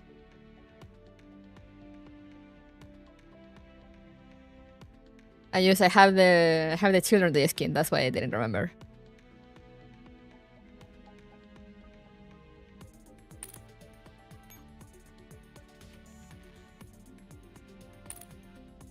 Man, I wish they would give her back her ears and tail and like little paws that she has in the mod 3.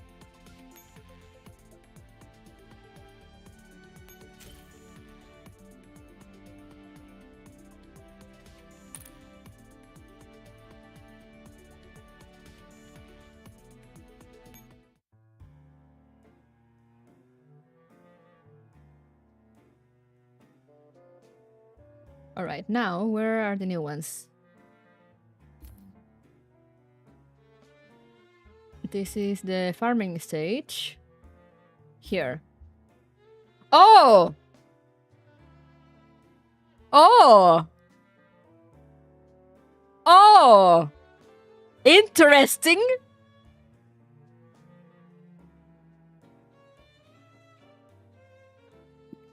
Show of hands, do you guys remember who this is?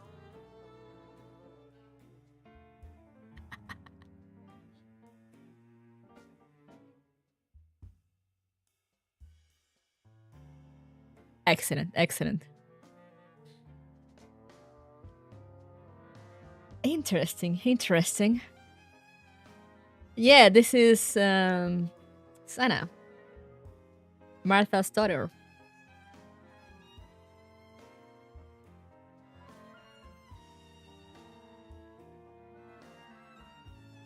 The nice Sana.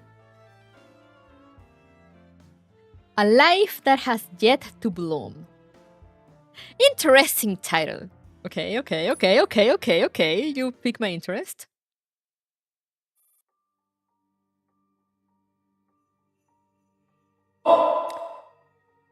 File PACC 78493-721-879619. Decrypting. An auto recording starts playing.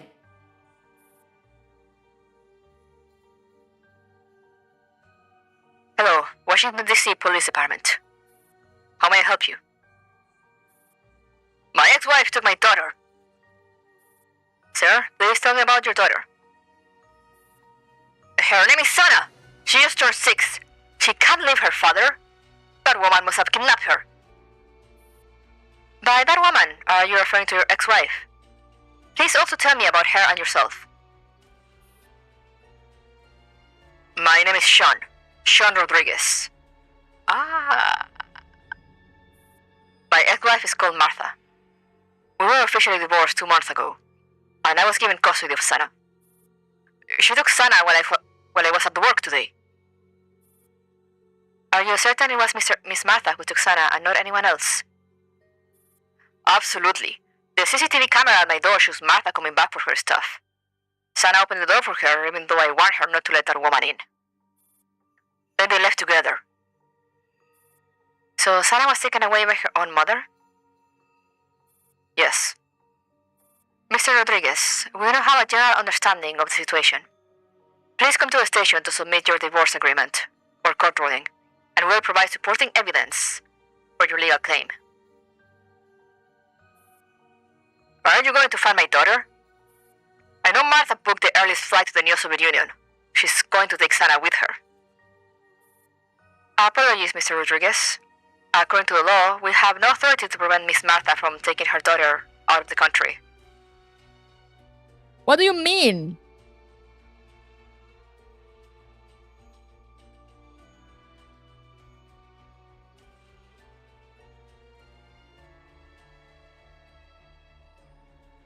Don't you require both parents' approval to take a child out of the country?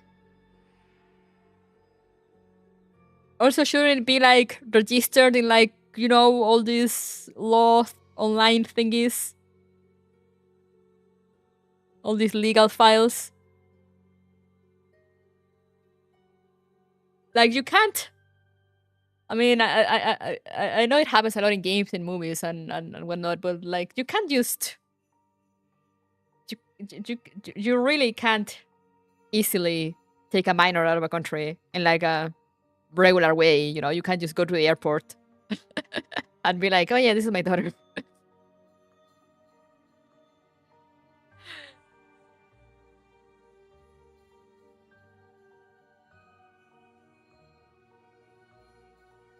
Though again, I suppose she has her ways.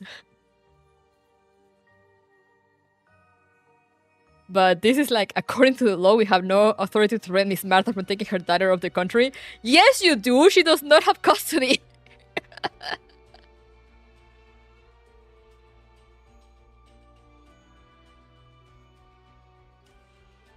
This is like your entire job. Unless Martha bought the operator.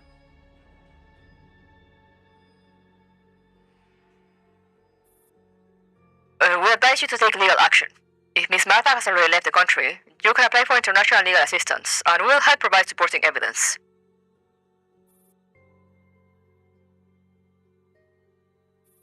Also, I'd like to confirm, did Sana or Miss Martha leave any messages for you?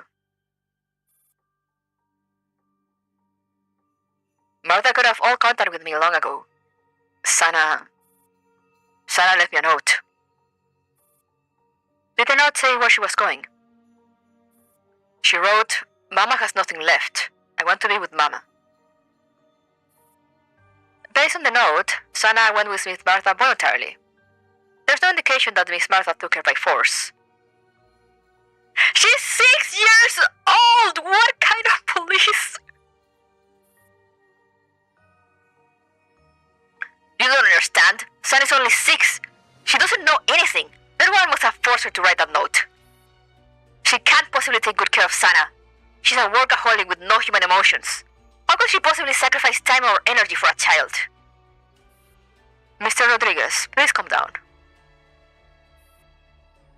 Calm down? My daughter has followed that devil to hell. How do you expect me to calm down?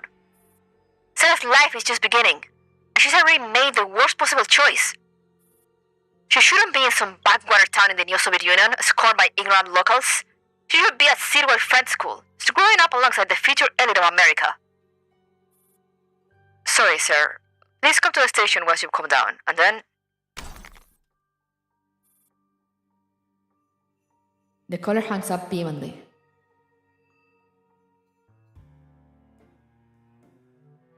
I guess custody no longer matters in divorce post-Crystal being anywhere. Yeah! What the fuck? I guess the laws really went downhill after World War III, because what the fuck? What do you mean the police was like, oh yeah, please come to the station, we can't really do anything, even though she legally does not have custom and you can't legally take a child out of the country without both parents' approval. Even during a divorce.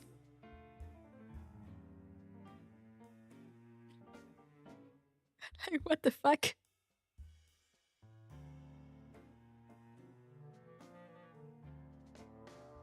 I know that, oh, it looked like she went with her voluntarily. She's 6? She's 6 years old?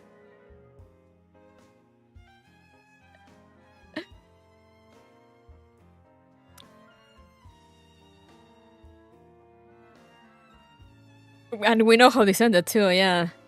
Either allows one to crap or she used her influence from working or secret taking the government. Yeah, exactly, because there's no way.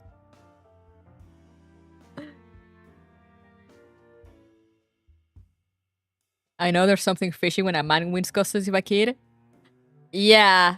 Yeah, because usually with all these things with divorce and custody, most of the time, you know, they will favor the mom. They will favor the kid going to the mom.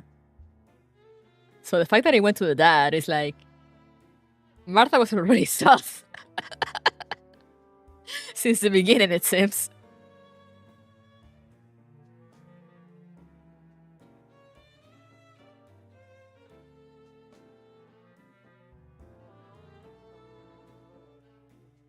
Ah.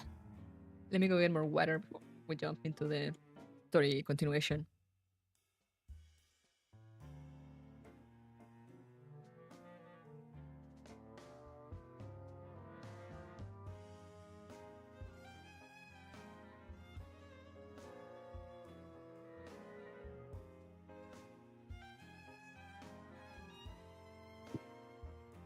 Water refilled.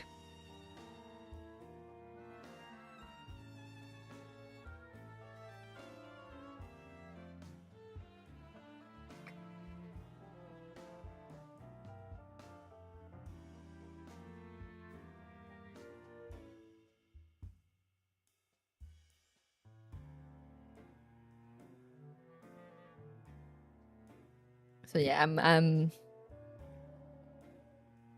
willing to believe Martha pulled some strings somehow, because that was that entire conversation was like, what the fuck? And he was calling the police department.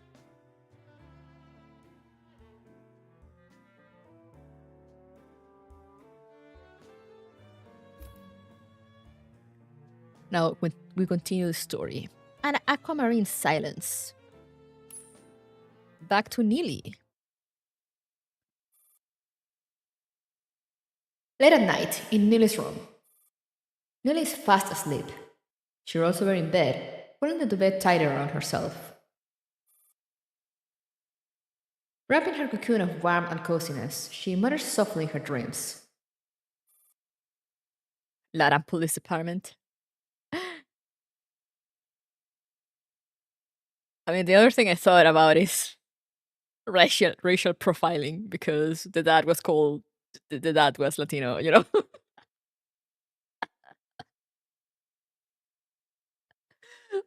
But I didn't want to say it out loud. But I'm like, yeah, I don't think so. Unless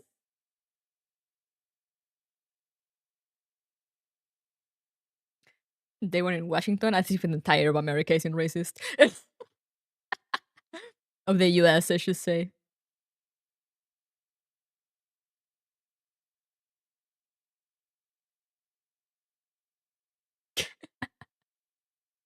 But I'm like, I don't think so.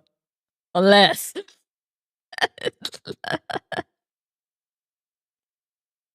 it has happened, so.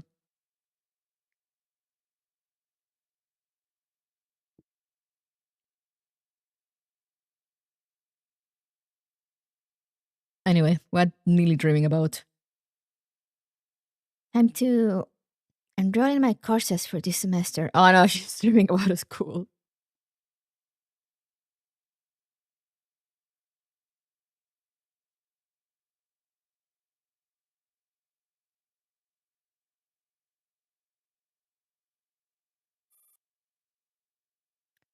The system is freezing again. I didn't manage to get onto Professor Gray's.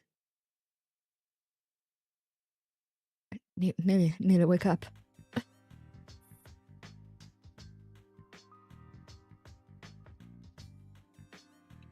More that CPS and family court is corrupt in some states. Yeah, I'm like, I think the safest bet is that she somehow bought the court and all that.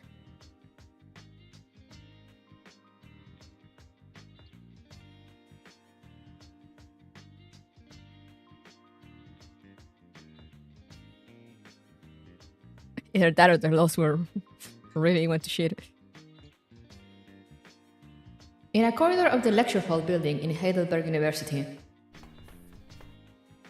racing footsteps thunder down the hallway, accompanied by harsh panting.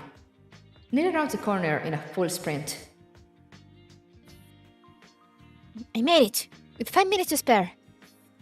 Thank goodness I didn't miss Professor Gray's lecture. Nili's joy freezes on her face before it can last a full second. A hallway that's usually quiet and empty is now packed with people. They're craning their necks or raising phones above their heads to record inside the lecture room. Clearly, they're all here for the rare open lecture given by Professor Gray. You should have gotten here earlier. How come I'm still stuck in the hallway even though I came half an hour before the lecture is scheduled to begin? You really don't know how popular Professor Gray is? In med school, her courses are always the first ones everyone rushes to grab each semester. And worried she'll also be talking about how she writes her papers. She's a lifesaver. I got zero clue where to start mine. Papers? You mean the ones she just published on functional brain networks in autism? Oh, no wonder this lecture is titled the same. You clearly aren't worried about your paper. Then give me your spot, thanks. Wow, they're fighting. Hey, what's your problem? Where are you shoving? The tightly packed walls of bodies ripples. Just as Nell is growing desperate, a narrow path opens up before her. Excuse me. Who is that? Who's pushing me?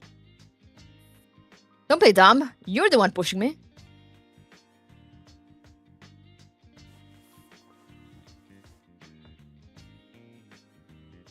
Holding her backpack protectively over her vital organs, Nili plunges into the chaos. Like a Sturgis swimming upstream, she fights her way through the tiny rocks. Stop pushing! You're about to... Excuse me. These words become almost an incantation. Once spoken, they part the crowd like magic, opening a clear path. Light spills through the outlines of a few students ahead. Nili knows she's almost there. Excuse me. Dodging the last few obstacles with finesse, Nili finally breaks through. Her view clears instantly.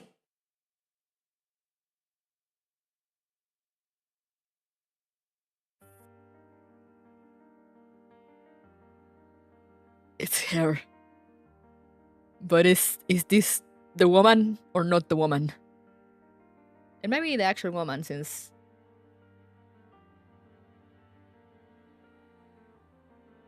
I think they imply at some point that Gray gets switched out. And like in the middle of it all. In the middle of like Nili's studies / career. You are right there. I'm fine. I'm sorry, Professor Gray. Sign in first. With Gray's signal, her assistant walks over with a sign-in sheet. Please find your name and sign next to it. Actually, I didn't manage to enroll in this course. I just came to sit in unofficially.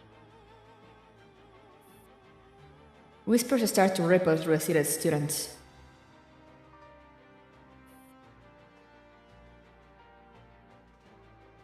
That's fine.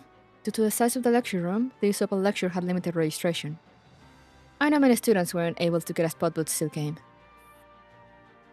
The lecture is going to be long, so later I'll have my assistant hand out seat cautions to anyone without a seat. You as well. Please register your name and major with my assistant. Alright. I'm Cornelia, freshman in applied physics. Even Daniela tries to keep her voice low, grumbling erupts from the seated crowd. Applied physics? What are you doing crashing a med school class? Exactly! Even our own classmates can't get seats, and here you outsiders come bargain in. Gray raises her hand, motioning for silence. Everyone, please quiet down. The murmurs stop at once. This new course of mine, Functional Brain Network in ASD, is an open lecture for the entire university. Students from any department are welcome to attend if they're interested. Cornelia, please take a seat with a cushion. Thank you. Bowing her head, Nelly finds a patch of floor near the front row and quickly sits down. Come to think of it, I've got a long connection with the Department of Applied Physics. Back when I was a student, I met a senior from the department. People say talent and hard work rarely come in the same person, but she was the exception. Even to this day, I've never met anyone more gifted and determined than her. While I was still lost about my future, she had already made an extraordinary choice: to give up everything she had achieved in her original major and cross into a brand new field. Let me give an example you'll understand. Ray taps on a student's desk in the front row. What's your major? Clinical medicine. If I ask you to switch to nuclear physics right now, do you think you could turn in a midterm paper? That's impossible. It's way too far removed from my current discipline. That's how a normal person will respond, right? But this senior of mine, in under 2 years, she had absorbed everything a doctoral student in medicine expected to know. She could talk to me fluently about the future of human medicine. She even published 3 SCI papers in her spare time. Wow. We're still very close. Even though we live far apart now, we still exchange letters and share academic progress. But that's not why I mentioned her today. Huh? I met her at a time when I felt lost and uncertain about my future. I grew up in an ordinary family in Berlin, and in a world where class and access to resources are so rigid, the road to education and advancement was anything but smooth. At the time, academia was rife with gatekeeping.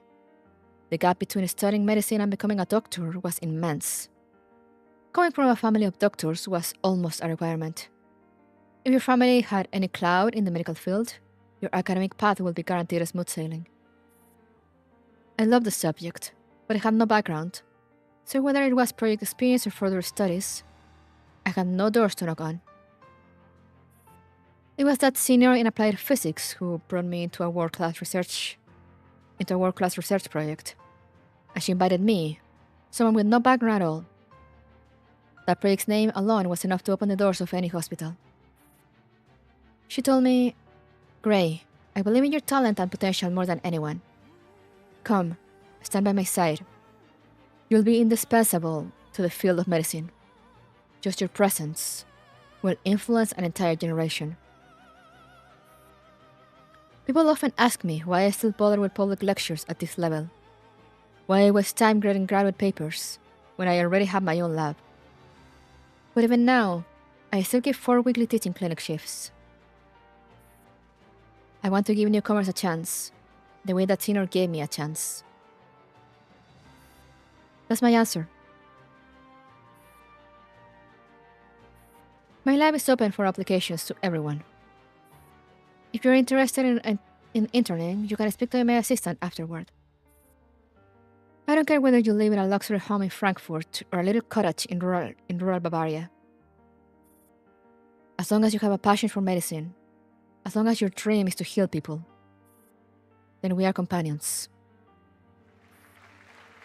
Wow. If only she knew. All previous grades were gotten, the students burst into unified applause. Now then, let's begin the lecture.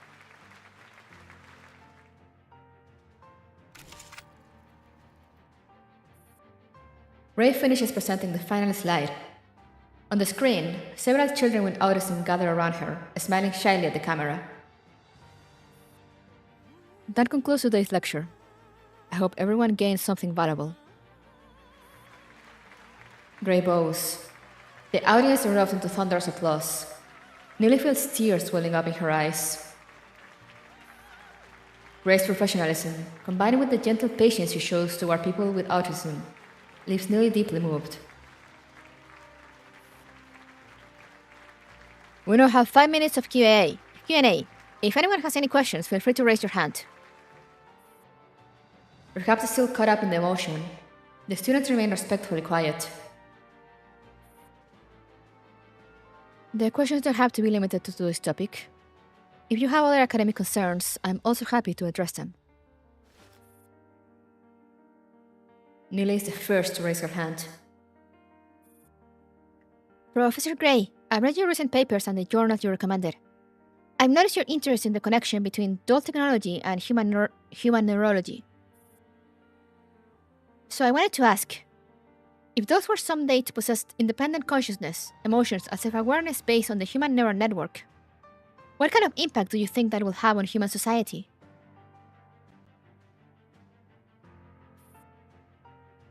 That's a brilliant question. It's true that I've recently been working in that area. However, the field is vast, and there has been little progress in the subject of my interest so far. As for the impact such technology might have if it truly comes to fruition. She pauses for a few seconds. Even I can't say whether it will be a boon or a curse to humanity. Just as when Serturner first isolated morphine, intending to use it as a painkiller, you certainly never imagined what humanity will eventually do with it. Are you saying technology itself is innocent?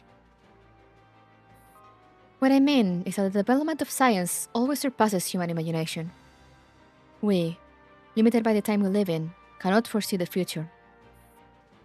What we can do is commit ourselves fully to what we believe is right, in the present. What we believe is right. But how do we even know if our choices are right? Like the senior you mentioned earlier, she made the choice to switch fields, and because she succeeded, we now call it the right choice. But for ordinary people like us, how do we know if something is truly right? It's not that we choose something because it's right. It becomes right because we chose it. So no matter what we choose, we have to do our best to make it right? Indeed. Thank you, Professor Gray. Damn! Mika writing fire once more.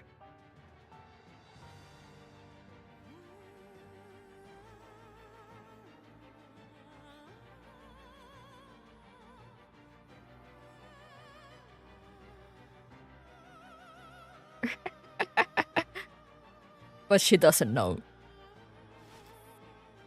Neely reflects on the words as she sits down. Back then, she doesn't yet fully grasp what Professor Gray means. After the Q&A session, Gray picks up a pin badge from the table. That wraps up today's class. Before you leave, I'd like to give you all a small gift. This gift is also related to the question asked by the last student. No matter what path you take in the future, you will undoubtedly encounter dark temptations. This has nothing to do with your own morality. It's simply because this world always holds both light and shadow. Huh.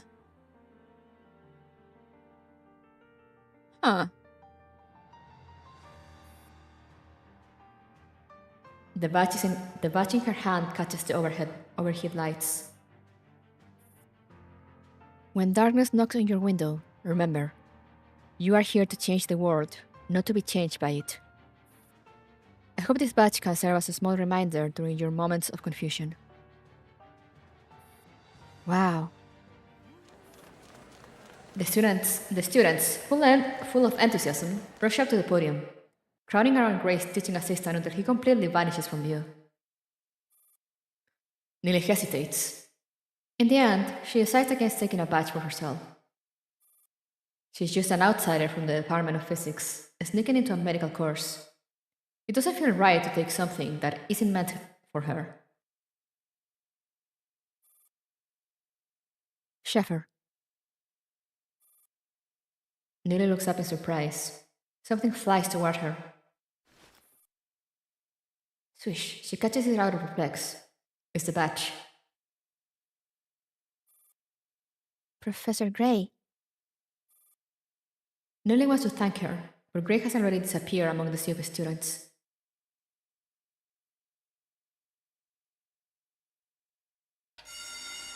Interesting. Oh no, why is the alarm going off?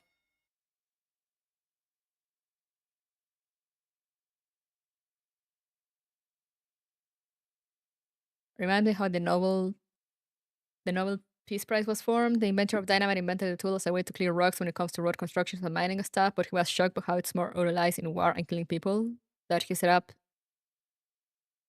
He set to set up the Nobel Peace Prize. Oh, that's interesting. I had no idea.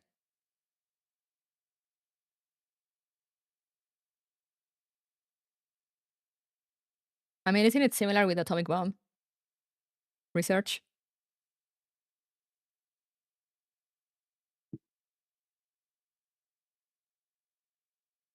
The shrill sound of an alarm clock jolts Nelly awake. The dream hasn't completely faded. She stares down at her empty palm, then jumps out of bed. The badge. She tears through drawers and shelves in a frenzy. Eventually, she finds it, tucked inside the box where she keeps her graduation photos.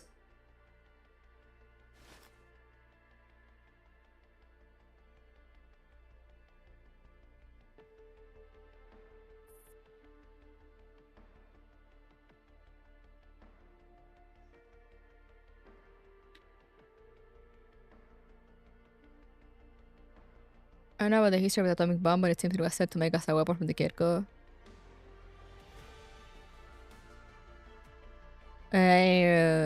I mean, mostly like, you know, the studies that went before it, you know, like the theory and everything.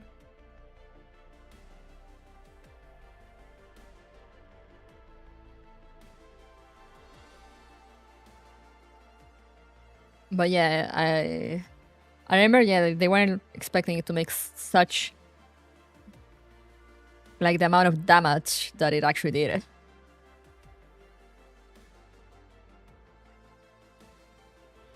The badge looks exactly the same as it did, but the Professor Gray from back then. A wave of pain seizes her chest. Nelly finds it hard to breathe.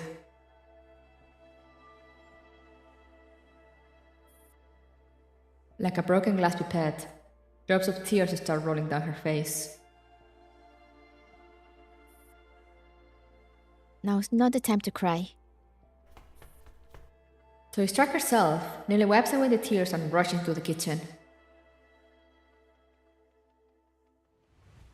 Okay, but what was the alarm for? With a pile of food in her arms, Nelly practically kicks open the door to the storage room, where Jay's being held. Agent J, time to eat. I'm actually sleeping. Jay groggily pulls himself up on the floor and glances at the clock on the wall. Sheesh, it's 3:40 in the morning. What kind of meal is this supposed to be, huh? You don't want it? From Nelly's cold tone, red-rimmed eyes, and the faintest smell of alcohol, Jay decides this is not a good time to provoke her.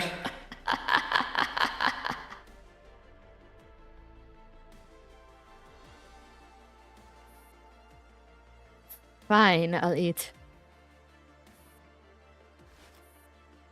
Jay carefully watches her expression while unpacking the food she's brought.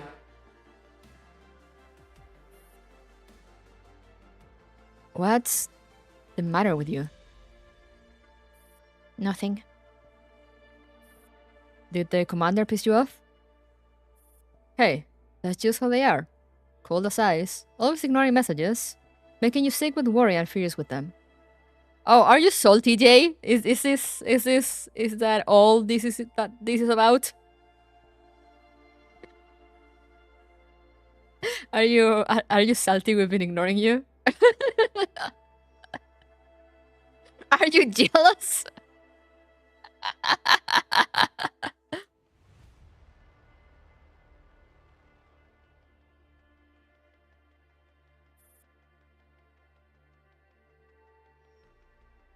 No, the commanders helped me a lot. And replies to my messages pretty quickly, actually.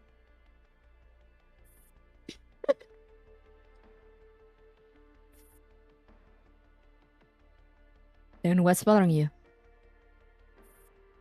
It's just... I've decided to do the right thing. The right thing. Yeah. My teacher taught me to do what's right. Whatever. I can already tell you don't plan on elaborating. Then tell me about this teacher of yours. Did she treat you to lunch often?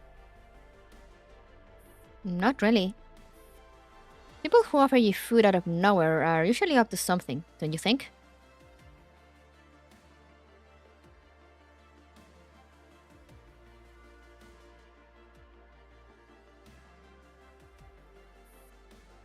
In a way, you're damn right. But back to your teacher. I first learned of her through her paper, a discussion on the medial prefrontal cortex and its impact on ASD. You probably heard of it. It's quite renowned. No, he hasn't. His face. Although back then, I thought the research prospects in the superior temporal sulcus were much more promising. Hold up. Was that last part even in a human language? What do you mean? Anyway, I had that belief because at the time, popular studies showed that in typically developing populations, the gray matter volume of the superior temporal sulcus was related to a person's mentalizing ability. But soon I realized I was completely wrong. My teacher's lab published a paper showing, through a structural MRI, that no such correlation exists in ASD individuals. Okay, that just sounded like plain gibberish to me. Nilly downs her beer and cracks open another can. Don't worry, I'll explain it slowly. Let me start with a breakdown of that paper. Woken up at 3:40 a.m. for a lecture. As Nilly lays out over a dozen research articles with practice ease, Jay realizes he's about to be dragged into hell that feels like back-to-back meetings with no end in sight.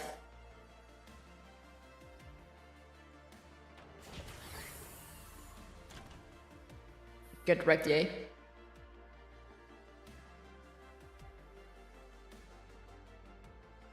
Having found some calm through analyzing the research, Nilly finally leaves Jay alone and makes his way to the lab. She opens a comm line to the commander.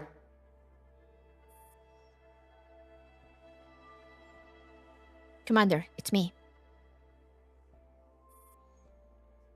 I'm listening.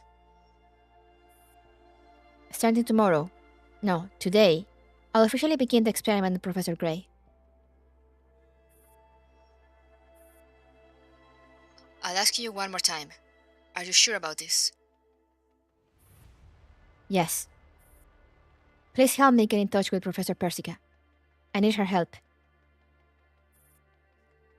Alright, I'll let her know and have her contact you. Sorry to disturb you. No problem at all. After ending the call, the grief finally begins to overflow. This is a pretty CG. Holding the badge in her hand, Nilly sits silently beside Gray.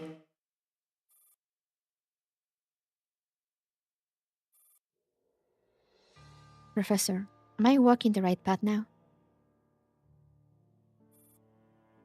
In the deadly silent room, the hum of the air conditioner is the only response. I followed you for years, from applied physics to clinical medicine. But I couldn't even tell when you were replaced. Nilly lets out a dry, bitter laugh. The badge in her hand reflects the sterile white light of the room. If you knew what I'm about to do to you, would you still have helped me so kindly back then?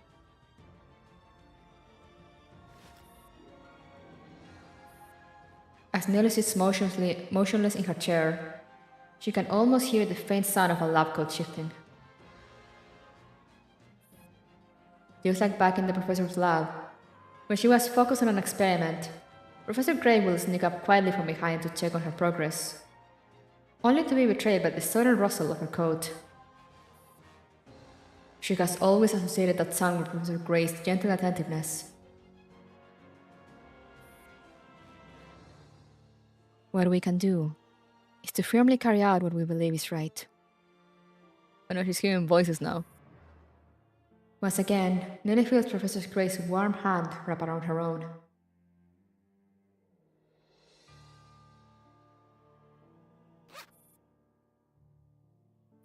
Nelly unzips the body bag. The first thing she sees is Gray's hand resting on her abdomen. Slender, pale, and once the very hand that had gently lifted her up. Sadly, the warmth is gone, replaced by merciless cold. Facing the recording device on the table, Nelly speaks calmly. She's wearing the badge now. The time, 4:45 on November 4th. This video is a record for the upcoming experiment. The autopsy will be conducted by Cornelia Schaffer. She wipes the crying from Gray's body with a sterile cotton pad, taking care to be as gentle as possible.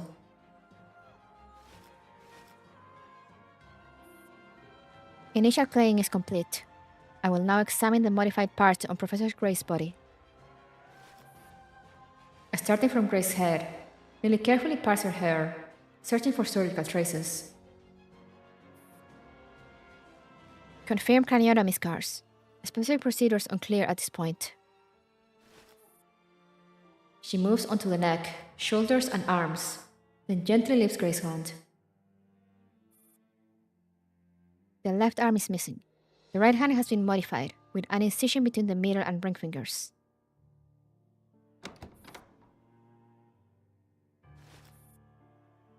The lab door opens. Nelly looks up in surprise. Connie. Hi.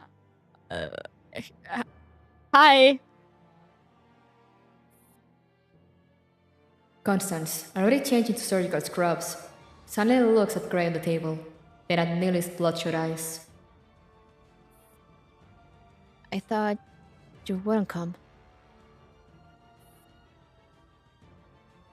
With the sudden change in your plan, the experiment might not be finished in time even with two people working on it without sleep. Constance sets down her bag and puts on her lab coat. Besides, if I don't help you, who else will? Thank you, Connie. Constance smoothly takes over the task of recording. I still don't understand why you want to do this, but I know you believe you're doing the right thing. And you've always been a stubborn mule when it comes to your principles. Enough talk. Let's get to work. The prospect of doing lab work together with Connie hits Nelly with a strong sense of nostalgia. Finally, she allows herself a small, genuine smile. Okay. As the two of them dive into the preparations, dawn begins to seep into the night, revealing the silhouette of the hidden sun.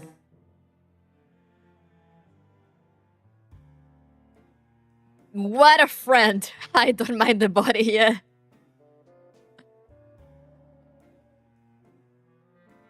Real homies help commit necromancy. So true, so real.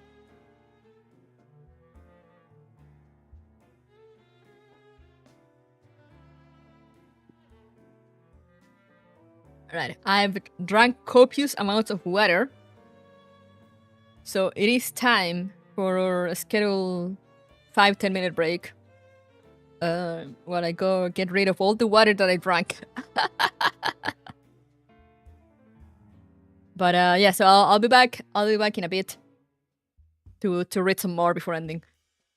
So yeah, BRB. If it's late for, I know it's late for some of you. If you need to leave, thank you for coming. Hopefully, I'll see you next time. If you're staying, take the chance to stretch your legs or whatever. I'll be back.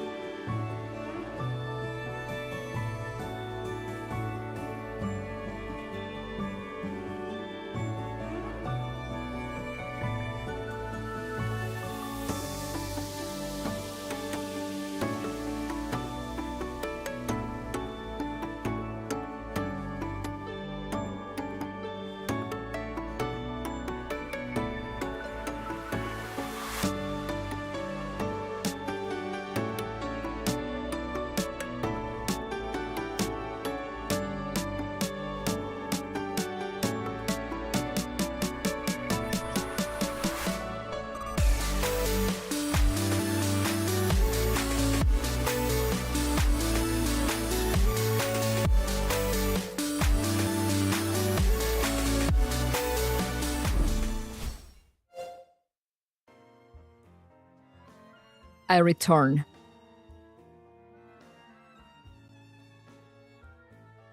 Give my cat some snacks too, so they won't bother me as much. So now we can continue in this beautiful journey of trauma. Woohoo! I return for more cinema. Yeah, I got like an hour left of cinema to experience. So let's go. Romy? The Ruins of Time.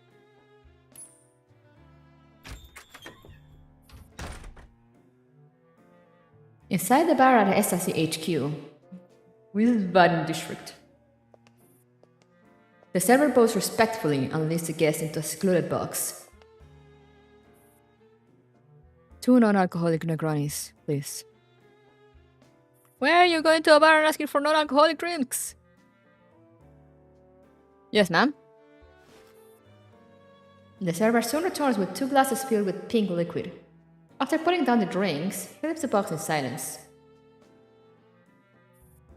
Now that they will no longer be disturbed, Roma picks up her glass and gives it a swirl. I hope my order is to your taste, Colonel Felix. Non-alcoholic Negroni. Exactly what I expect you to order, Frau Romy. You did say once that you like to keep your work and recreation separate, and that you don't drink on the job. So I'm still on the job right now?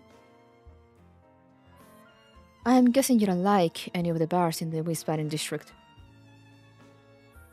Especially ones so close to the White Zone. This is practically a staff's canteen. Since we're having a meeting at what's basically a workplace, you are on the job. But at your rank, are you ever not on the job? You're just like General Riefenstahl, so thoughtful and always on top of things. Speaking of which, how has the General been doing lately? My father's in pretty good shape. He's taken to going on walks and fishing since he retired. Apart from some old injuries, he's doing great. That's very good to hear. With a daughter like you, I'm sure the General has nothing much to worry about. What about you, Colonel? Is there anything that troubles you? I just have to keep the Hugo Everland Guard regiment in check. Other than that, there's nothing else for me to worry about.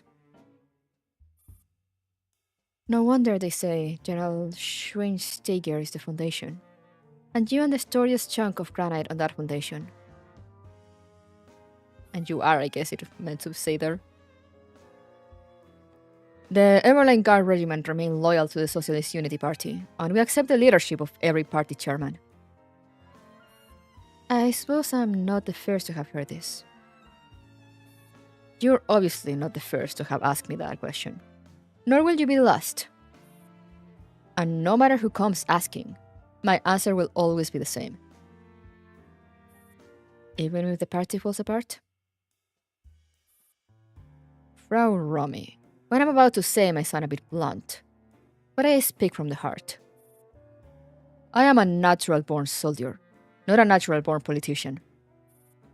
When the party's in disarray, the Everland Guard regiment is the best holy sword.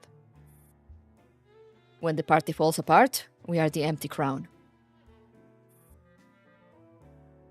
You promised General Riefenstahl that you will no longer get involved in military affairs after entering the civil service. I am still keeping this promise. Right now, you're talking to Romy Riefenstahl, Director of the Ministry for State Security, not the daughter of Heinz Riefenstahl. Now, what I want to discuss with you is not just the affairs of the SAD. It has become a national issue concerning the German Democrat Republic itself. Regarding the progress of the URNC, I think you and I are both clear that no one can stop history from unfolding. Just like slavery, no matter how prominent it once was, it is destined to be left behind in the march of history. I have the right to remain silent on this matter. You should understand that if we join this melee, it won't bring clarity to the situation, only further escalation and destruction. War is in your interest. For you, it is a bargaining chip. But for us, war is only about advancing and death. We cannot stop the war, so we retain the right to shed our swords. I am not a fanatical warmonger. But you have a strong thirst for power. Someone with no desire for power wouldn't be the commander of the Hugo Everland Guard Regiment. You seem to be implying that you were forced into this position. But in fact, you know full well that sometimes when you're put in a certain position, the best thing to do is to accumulate enough strength and power to be worthy of that position. It is a cliff with no way down. Either you climb or you die. Sorry, I'm not a bureaucrat. I don't have the gift of eloquence for negotiations. Felix drains the content of his glass. Then he turns the vessel upside down to show that he hasn't left a single drop. Looks like I finished my drink. Felix rises to his feet and bows slightly in apology. Whoa, okay, you're rude much? The frame around the large oil painting hanging on the wall behind him suddenly lights up. With a soft mechanical hum, the frame swings off the wall. Felix slowly pulls the frame all the way open, revealing an intricately constructed room. A man is sitting inside, drinking on his own. Secretary Grove? Felix slowly returns to his seat. The man in the hidden chamber stands up and walks over to join them with a smile. Roy makes her way to the entrance of the box and gestures towards the server in the distance.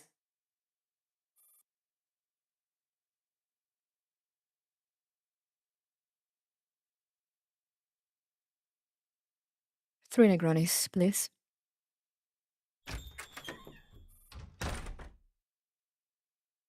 Three glasses of pink liquid smelling strongly of alcohol are soon served. Roma picks up her glass with a smile. What's the rush, Colonel Felix? I believe we're just getting started. Intimidating.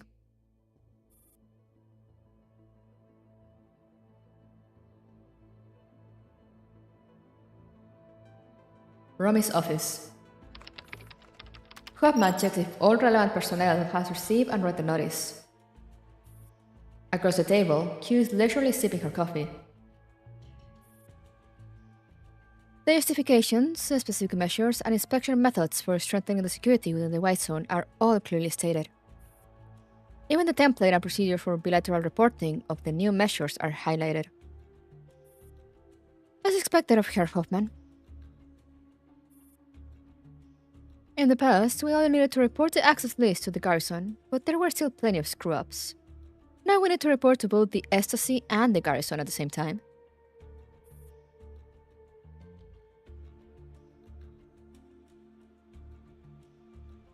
I can't imagine how many mistakes there will be. You can't be too meticulous. What about you? Any progress on your end? Hard to say. If your job is to publish a chemistry textbook, then my job is to get students to break down a stable salt into sodium ions. You could consider using some catalysts. Believe me, I've been pouring the stuff in already. But I worked too closely with them in the past. It's kinda difficult to get dirt on them without showing up as a turncoat witness, you know? That's why this task was given to you. Q puts down her coffee and sits up straight. So you really haven't heard anything about Project Valkyrie? Has it really been scrubbed clean?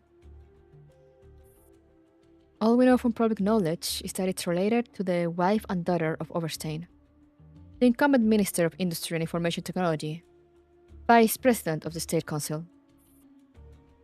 As for this specific report, you can read it for yourself. Practically everyone who knows anything about this has gone to Antarctica with the Relics Agency. The information we have could be entirely false. Antarctica mention.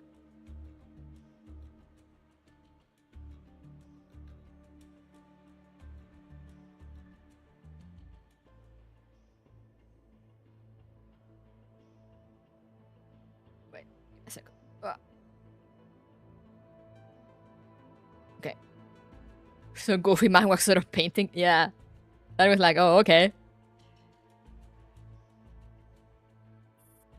Sometimes what we need isn't factual information, but useful information. Thanks for the tip. After tidying up the documents scattered all over her desk, Hugh gets up to leave. What about Jay's disappearance? Is it really no big deal? Since nobody has been found, someone will eventually come knocking. Don't worry, getting rid of bodies has always been a complicated craft. Do you think he may have gone back to his hometown?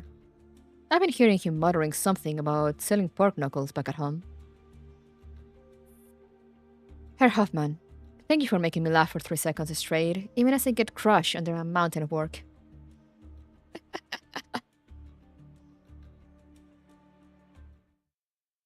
If only they knew.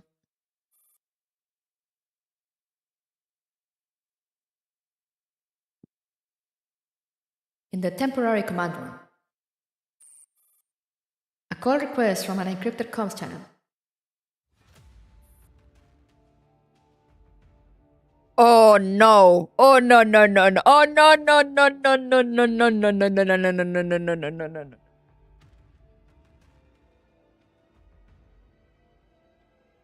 Commander, it's the Earl. This fucker! After keeping the communicator on hold for a few more seconds, the commander nods and gestures for the call to be answered.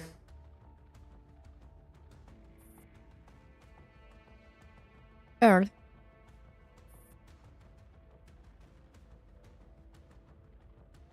What about the shiny beacon in the brave new world? I believe the last time we spoke, we still had an ideal mentor-mentee relationship. I once had a lot of respect for you. Respect? Which implies looking up to me. Now you have matured to a point where we can speak on equal terms. You have met whom you wanted to. Ah, my head butt.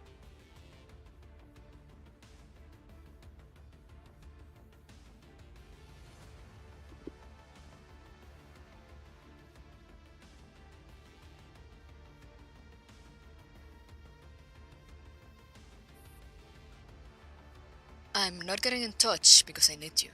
Quite the contrary. Right now, you need me. I hope ambitious young people can walk a bright and promising path. Not rush into the white zone and spark a violent commotion. Your current situation is no better than when you were trapped in the black zone.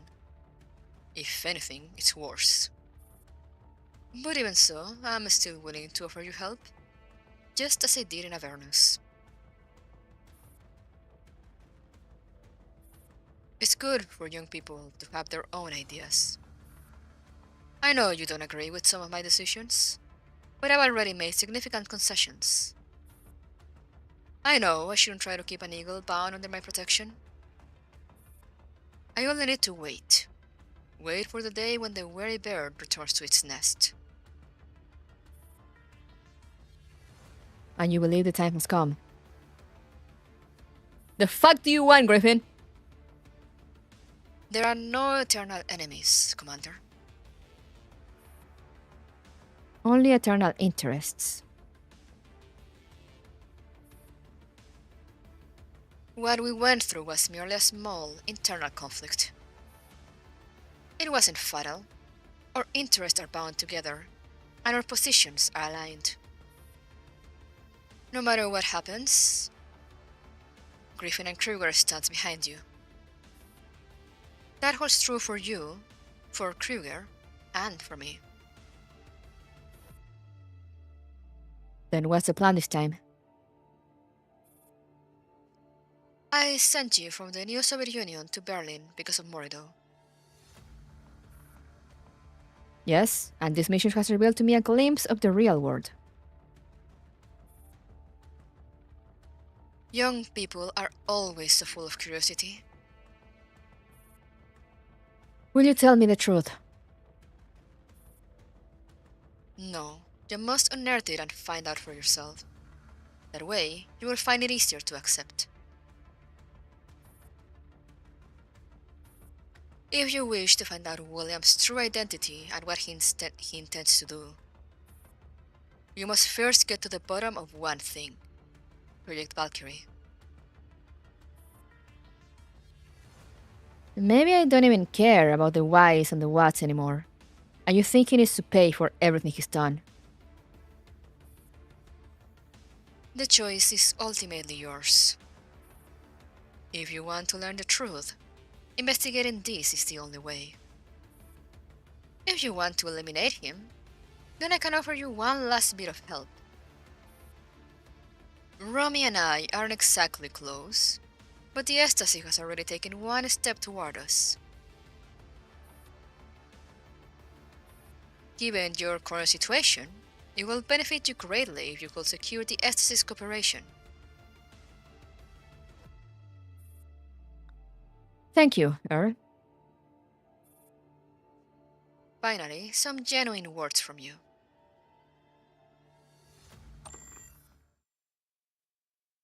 The Earl terminates the call. After pondering for a moment in silence, the commander turns to AR-18. AR-18. If you're asking for my opinion, I think you need more information. To take on an enemy, you must have a comprehensive understanding of him. But this is most certainly a trap. He will never have contacted me if this wouldn't benefit him in some way. Perhaps you should think of it from another perspective.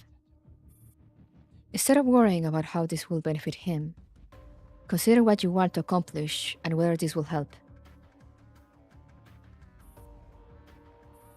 What do I want to accomplish? The commander unconsciously drums their fingers on the desk. The chaotic rhythm betrays their unease. In the very beginning, all I wanted to do was to expel Sangui's fairy forces so that the Griffin base could operate in a safe and stable environment. Good memories. Then I wanted to save the AR team. I wanted to save Maclean. I wanted to save Anja. But now, even I don't know what I want to accomplish. I seem to have been stuck in a quagmire for so long. I no longer remember the days before I stepped into it, and I can't recall where I'm supposed to be headed.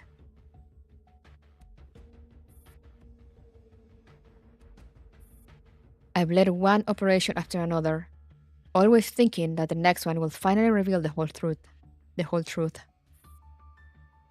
But with each answer, new mysteries emerge.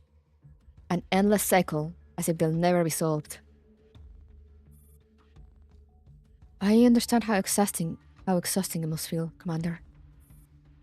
But hesitation and doubt are the last things you can afford on the battlefield. Now is not the time to waver. I know. Maybe I'm just feeling fearful because I'm getting closer and closer to home. I know the truth is about to be uncovered, yet somehow I've started to feel afraid.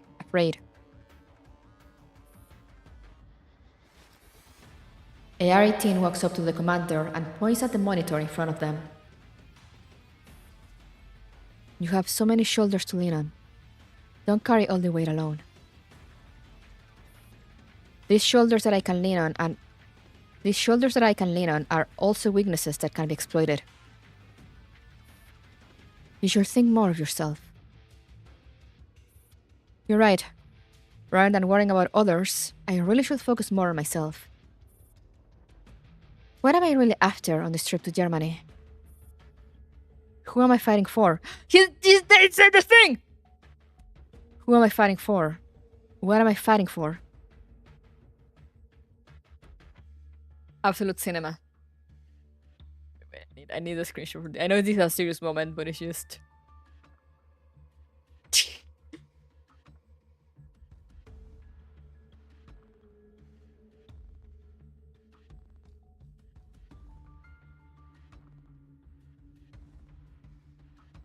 cinema.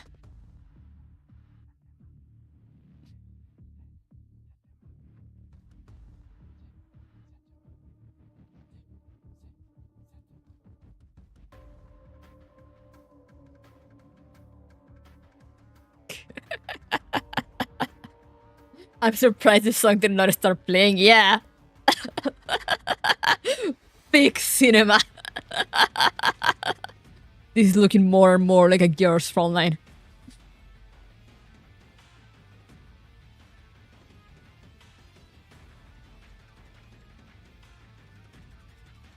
Alright, let me start from the last dialogue to kind of get on the swing of things again before I got distracted by Commander said the thing! You're right. Rather than worrying about others, I really should focus more on myself. What am I really after on this trip to Germany? Who am I fighting for? What am I fighting for?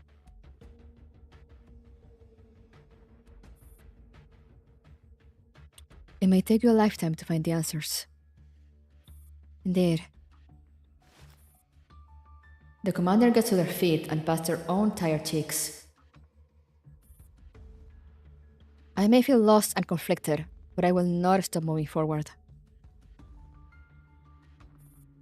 AR-18, escort me to Nelly's residence. Yes, Commander.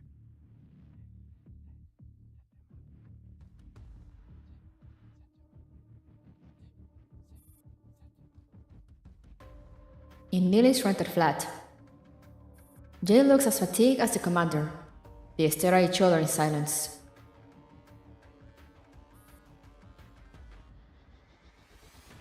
I remember you had to deal with me, Commander?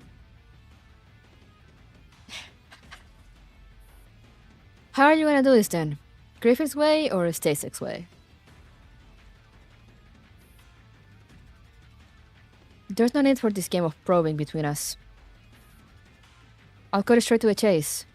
I need you to help me contact Miss Romy.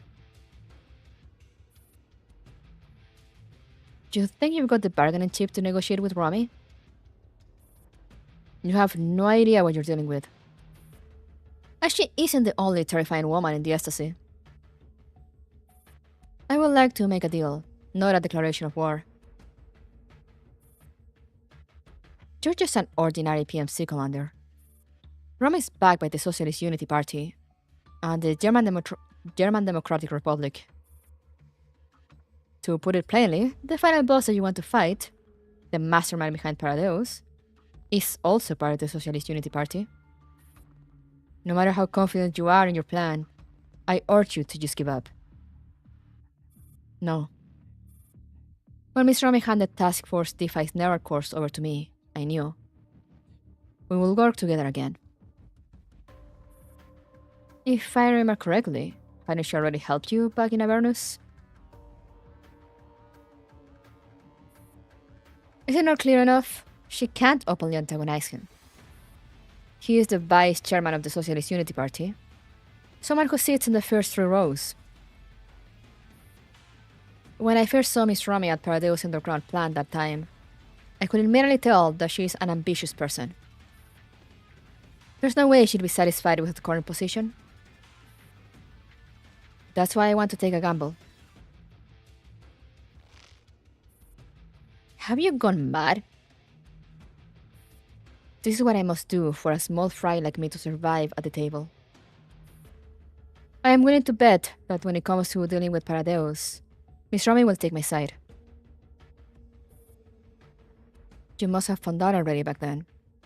The ecstasy was involved in those 2 production chains. Which is why I must speak to Miss Romy directly. Her path upward allows no room for mistakes, and this is the perfect time to clean up that mess properly.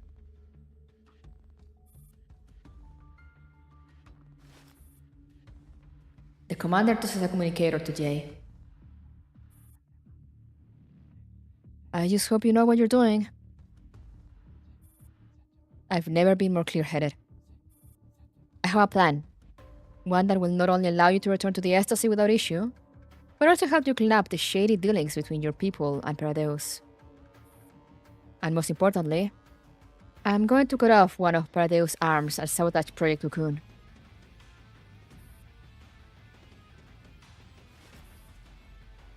After a brief moment of hesitation, Jay raises the communicator. I'm going on all in with you. Even though I barely have anything left. You'd better be making the right call.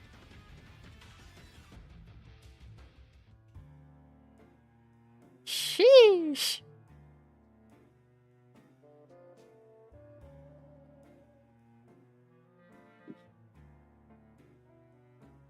That's ambitious, yeah. The commander? Gambling? Unheard of.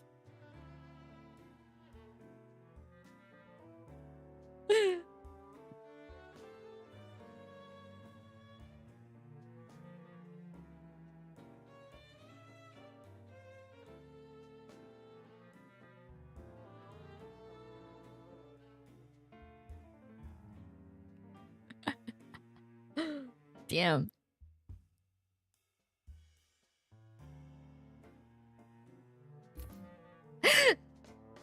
Amaris. Dark room.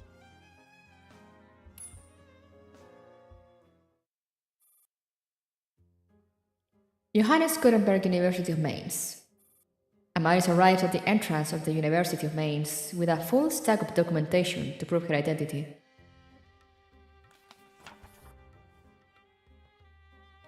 Hello, I am the lab assistant doll that Frau Constance has requested. Designation LA 892.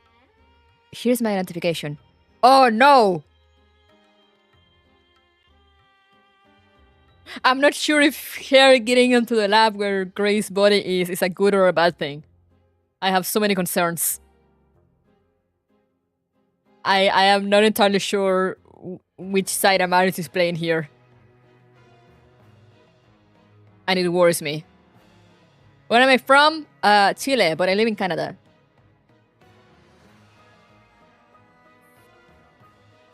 The same stock security guard. Not bothering to hide his distrust at all, the security guard takes the documents and scans them in detail. Even though the security system is not flagging any problem, this security guard summons 2 more colleagues to conduct a search on Amaris. After confirming repeatedly that there is nothing suspicious about Amaris, the security guard has no choice but to let her through reluctantly. Get in. Thank you, sir. I can't remember the voice I used to do for Amaris. And kind of doing all over the place. She's simply playing her side while taking the taxpayers' money. True. Amaris makes for the laboratory building. From the corner of her eye, she can see 2 security guards following her from a distance while pretending to be in patrol. She smirks darkly to herself as she walks past 2 youthful university students.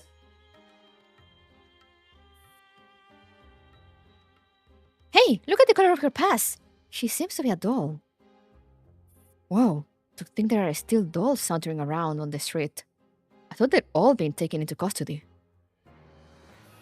Keep it down!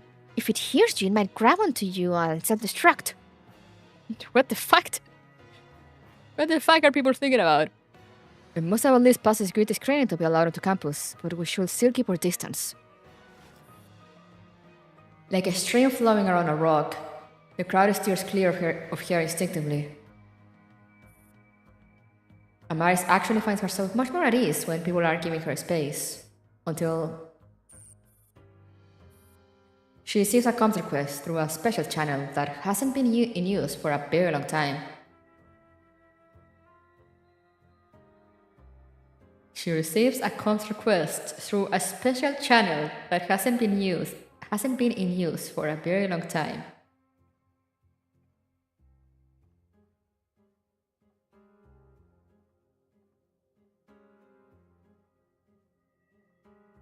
And people give Dimitri too much flake in this world, those like it's normal. I mean, right now not really. It's not strange though, but like you can't really compare it to now because right now they're going through a thing in which like people have lost trust in dolls because of entire psyops by the government.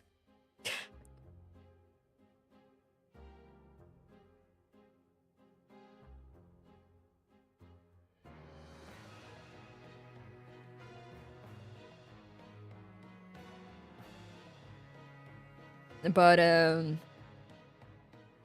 it's been seen from when... Yeah, no, it is seemed that there were... You know, it wasn't like full on acceptance from everyone. There were always the... Yeah, that like, oh, they took our jobs or whatever. That we had back when Sop accidentally broke that lady's arm. Who remembers that? Good old times. Because she was like, oh, you're a doll. What are you doing? You're sitting here. Get out. And went to slap her. And Sop just kind of raised her arms to push her arm away and accidentally broke it because she's too strong.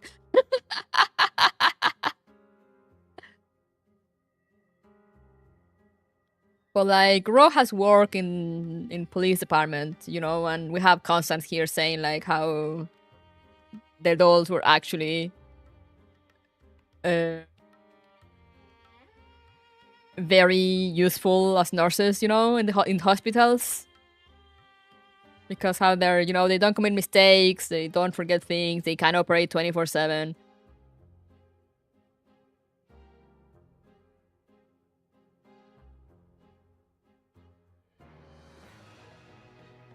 But yeah, no, the sentiments were definitely there, which is probably why it was so easy to turn so many people around.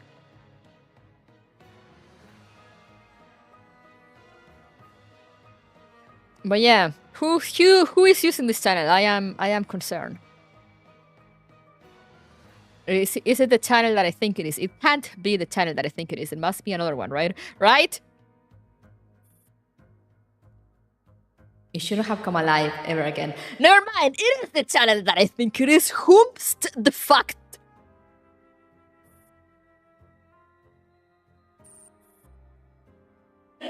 Like a spirit that refuses to rest in peace, the urgent beeping on the incoming comms request shows no sign of stopping.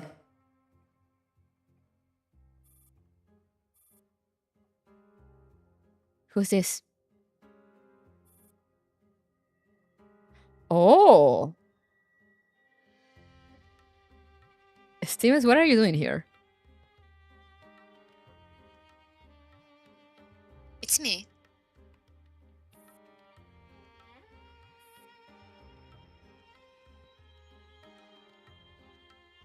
Are you still not here? Did they bar you from entering? If they aren't letting you through, show them this authentication code that I just sent you. It's Dr. Human's VIP code. He funded the construction of a building in this university.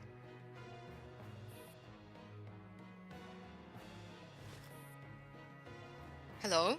Say something. Strange, the signal is clear. Surely a legendary doll can handle a few security guards at the entrance herself, right?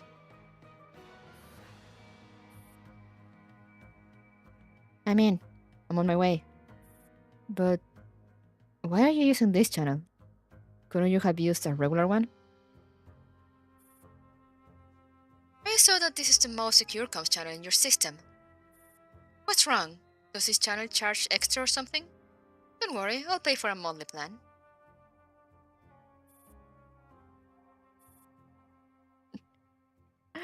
Oh, Stevens had me going there for a moment. Amaris wants to say something, but the words are stuck in her throat. In the end, she simply lets out a heavy sigh.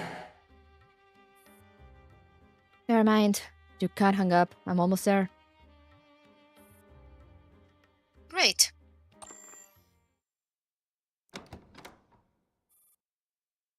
VIP Launch, Johannes Gutenberg University of Mainz. Following the instructions given by Stevens M520, Amaris enters a lavishly decorated room. Stevens N520 is enjoying her afternoon tea. I imagine Stevens have the Tetsuya voice. Oh, absolutely. I have her. I should go check her voice. Or do I have her? I should go check if I have her. Good afternoon, Amaris. I'm here. Amaris glances coldly at the spread of sumptuous refreshments on the table and the obviously expensive dress on a Stevens M520. Then she swaggers over to the table, deliberately bumping into it and making the exquisite serving stand wobble. A Stevens M520 frowns.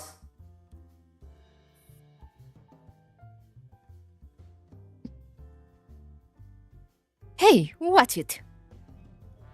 Sure. Amaris sits down opposite her. When she reaches for the teapot, she knocks the teacup over with her hand, spilling aromatic tea all over Steven's N520's dress. Why are you being such a menace? You... Look at what you've done. Sorry. With a perfunctory apology, Amaris picks up her teacup and gulps on the tea. Steven's N520 dabs at the tea on her dress with her handkerchief. Her brow furrowed deeply in frustration. This is outrageous. Where's the thing that the commander asked you to give me? Steven's M520 is still incensed, but she nonetheless produces a box and places it in front of Amaris. Here.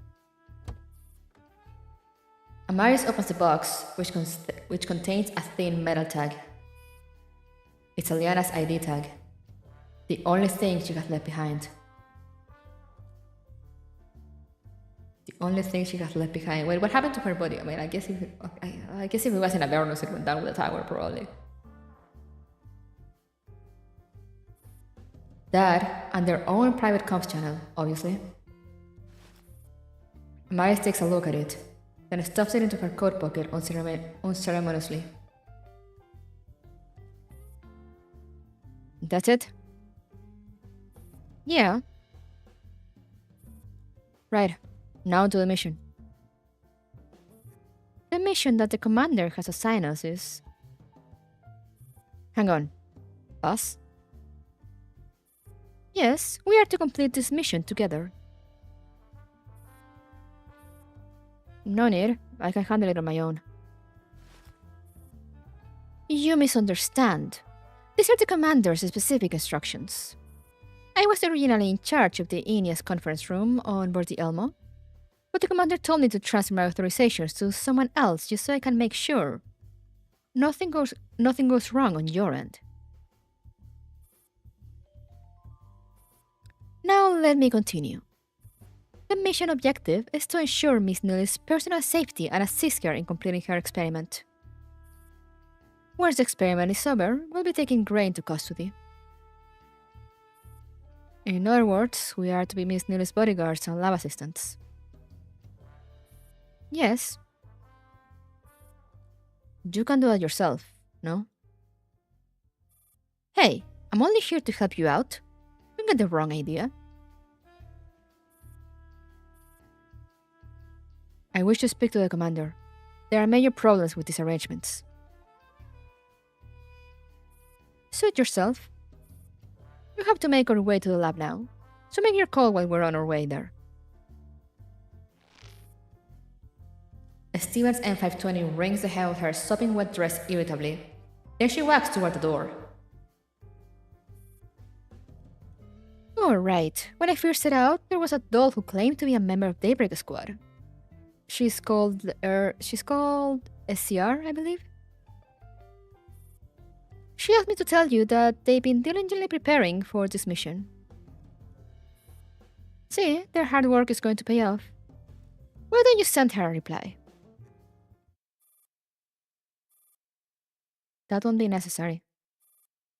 Now that the sun is dead, Daybreak Squad is no more. What do you mean? Amaris exits the room without offering an answer. Right, because Aliana was the sun. Frankfurt District, on their way toward the city's exit checkpoint. Brigitte mutters to herself as she flips through a thick stack of documents. I really don't get it. Don't get what? What's with the sudden change in attitude? During the last meeting, you asked Edith and Dagmar to turn the Elmo upside down and scour every corner for anything that's remotely valuable. Now she's telling us to restore the Elmo to exactly the way it was. You're right. But I think even she knows that it's impossible to completely hide the fact that the vehicle has been searched. See, she's even sending extra supplies your way. What the hell is the point? Why do we have to tidy up all of a sudden? A thought occurs to Brigitte as she lowers her voice. This commander is said to be quite the character. Maybe they found some new backer? That was fast. Don't tell me they seduced someone.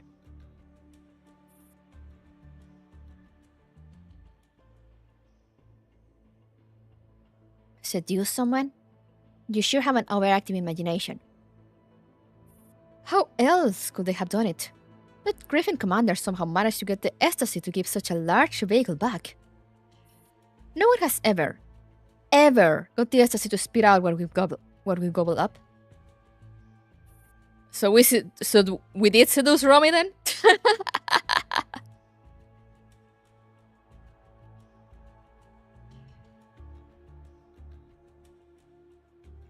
Well, someone just did. Right. Give Edith a call and see how things are going with them. Oh, okay. Why are you calling the ecstasy? I don't know, how do you pronounce it? I don't know. How is it supposed to be said? Edith?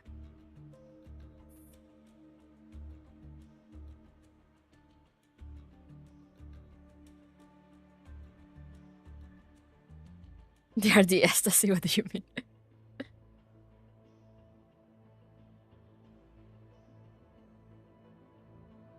In reality, it's the earth connection.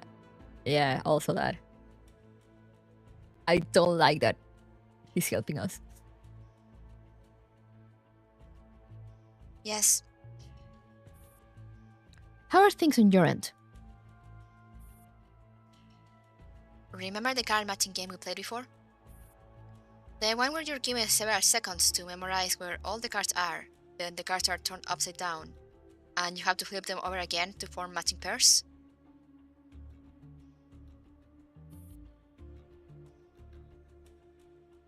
Stassi?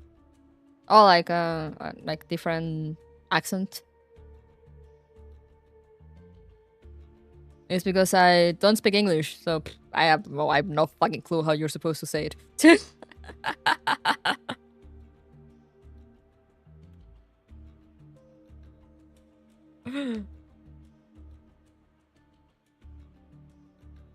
You guys think I look for the pronunciation of the things?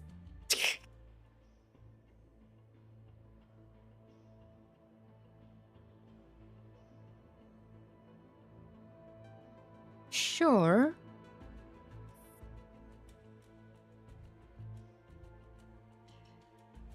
This is basically that game, but at the highest difficulty. These stupid human agents. This would be utterly impossible for them.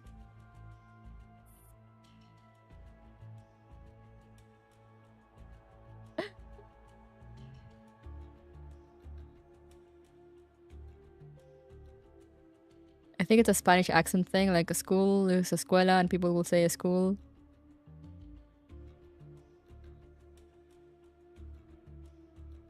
I'm not following that example.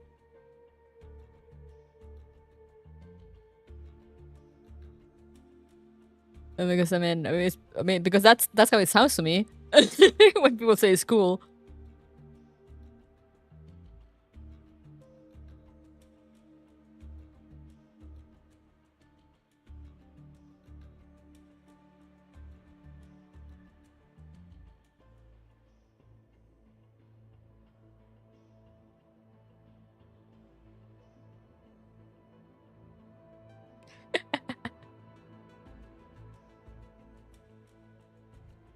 I think that's what he meant, that some imply the E heavily.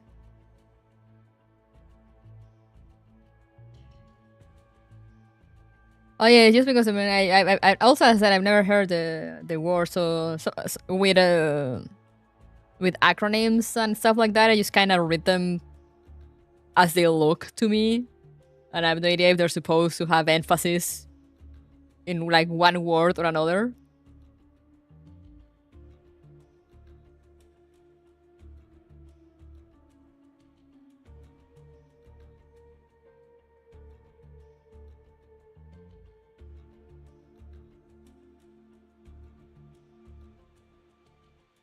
I don't have any respect for English whatsoever.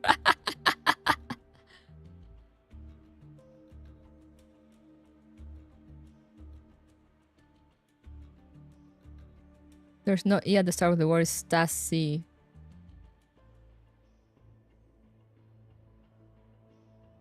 Yeah, no, it's the same in English, but like, you know, I kind of default to that pronunciation because it's the one I know, aside from Spanish and French.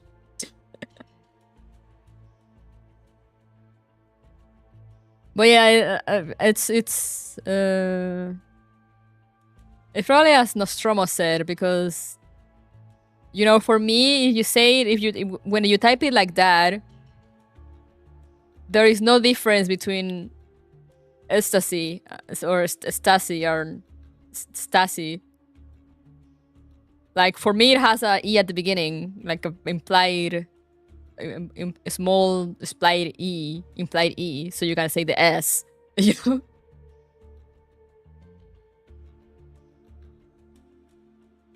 That's why I was confused also, because I was like, what do you mean?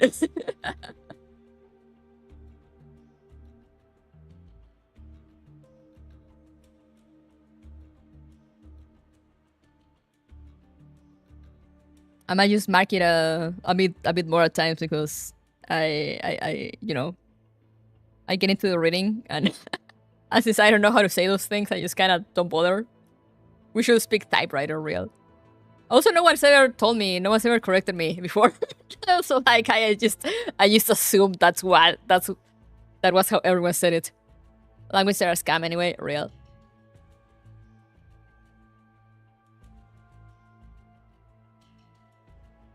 She should be like, what, Stasi?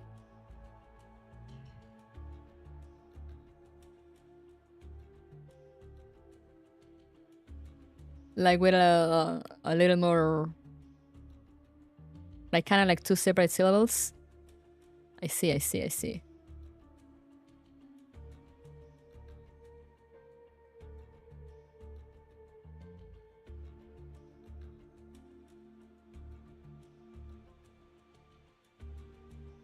I mean, I do like to know how things are pronounced. Will I remember? Hopefully, but we shall see. Also, when it comes to the other thing is, when it comes to things with foreign pronunciations, it's hard sometimes, because, you know, I'm reading in English, so it's hard to remember the actual pronunciation in like German or like whatever other language. So sometimes since I'm reading, they just kind of mesh weirdly together. It actually happens to me with English and Spanish too. When I've been talking Spanish for too long, and I try to put an English word in between something I'm saying, I pronounce it in the most heavy Latam accent way. And I'm like, oh fuck, what was that?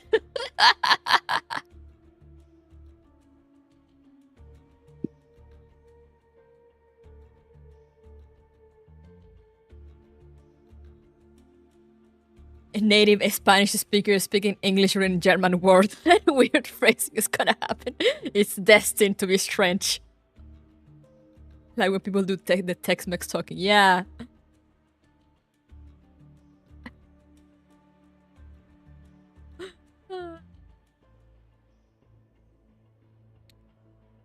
But yeah, thank you for the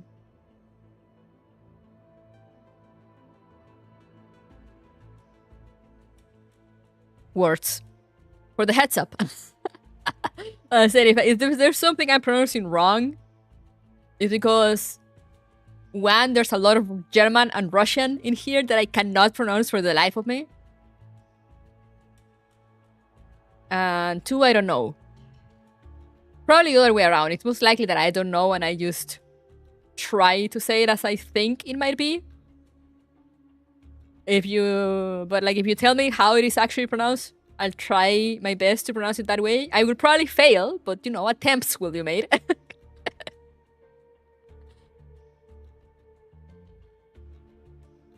Sorry if I don't understand. No, it's fine. As I said, I do like when people that actually speak the language tell me like, hey, how is it? This is how you pronounce that. And I said, yeah, because I do like learning languages. But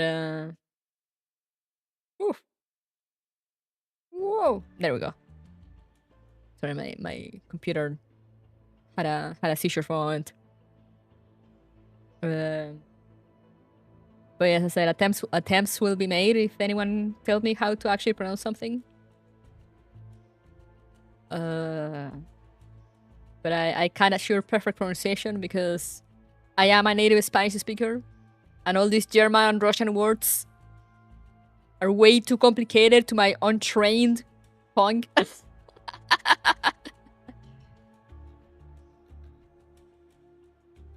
The secret to pronouncing German is sounding very angry when you talk.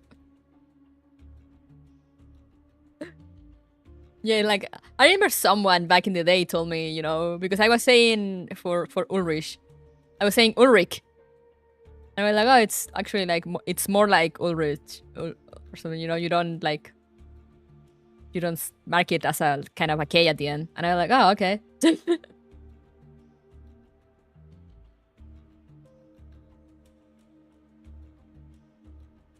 Anyway, back to them being angry that they have to clean up the Elmo again.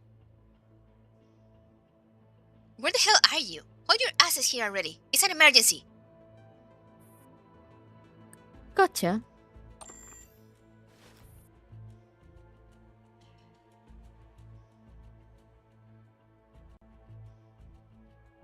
Bridget hangs up apprehensively. So? I just hope the commander will find Q's compensation satisfactory. We're getting compensation? Amazing. In a corridor in the laboratory building, Johannes Gothenburg University of Mainz. With extreme reluctance, AMARIS enters the laboratory building with Stevens M520.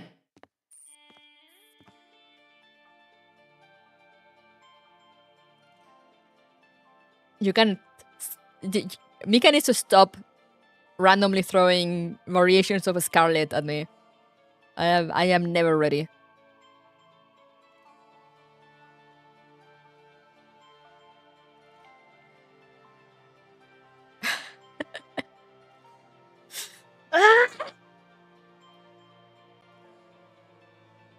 I've told you, I'm on an even more important mission, so why are you dragging me along for this kind of menial task? Surely you can find someone out of all the adults like Griffin who's more suited to being a bodyguard. Also, I demand a change in partner. I have already explained the reasoning behind the arrangement. If you need to refresh your memory, please review your neurologs. I know! I heard you just fine. If I can't ditch this mission, at least give me a different partner. There is no better candidate than Stevens N520 for this mission. Just because Dr. Hume donated money to build a thing on this campus? Your request for a change in partner is rejected. Is there anything else? It's just freaking like you to pretend you didn't hear a word of what I just said. Since you have no more questions, please execute the missions to the best of your ability and check in with me regularly to report your progress. The comms line cuts out ruthlessly. Amaris is about to blow up, but after sitting in silence for a moment, she finally puts out her communicator. Judging from your face, I suppose it's a no. Amaris ignores her and quickens her pace toward the lab. Hey, why are you taking this out on me? We just met for the first time, didn't we? Seriously, what did I do to piss you off, weirdo? Hearing the grumble coming from behind, Amaris comes up to an abrupt halt.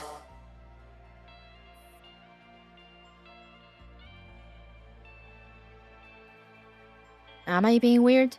You use our restricted comms channel without permission, and you're acting like you have every right to do that? Is this just about me using that encrypted channel? I told you I only used it because it was highly secure. If it bothers you so much, I can just set up another encrypted channel. Amaris slowly turns around and looks Steven's M520 right in the eye. When you hack into that channel, did you not pay attention to who the original user was? Let me see. Amaris fishes out the metal tag from her pocket and shows her the name etched on the surface. Aliana.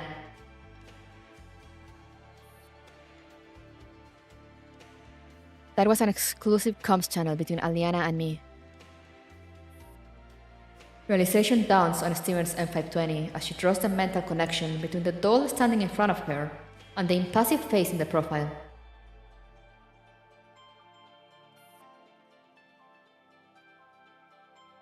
Sorry. I offer my sincere apology. I didn't know it belonged to Aliana, or that using it will make you angry. If I had known the two of you were so close, and that the ID tag and comms channel were both hers, I would never have been so callous. So callous. I don't think calling them close will make things better in this situation. Steven's M520 apologizes profusely, but Amaris' face contorts with inexplicable displeasure. Who says we were close? Huh? I hate her.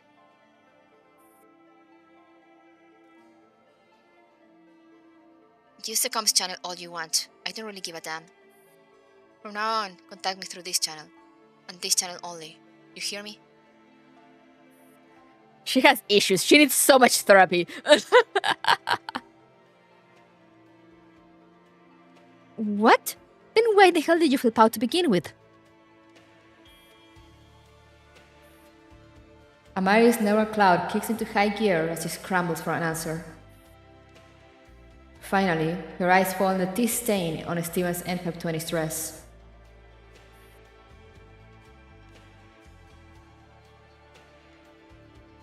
I didn't flip out. I simply despised those that wear dresses. Because that makes sense. Steven's N520's rage has almost reached the boiling point. I haven't been so pissed off since Irma. Well, congratulations. Here I am. Amaris suddenly beams happily, which no doubt riles Steven's N520 up even more. Just as this confrontation is about to turn into an all-out war, the door at the end of the corridor opens, and a tired-looking woman pokes her head out.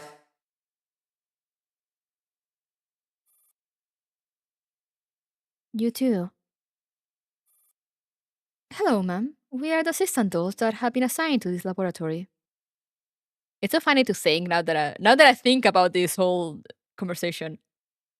It's so funny to think that Stevens showed up to be like a lab assistant doll, dressed like that, dressed like this.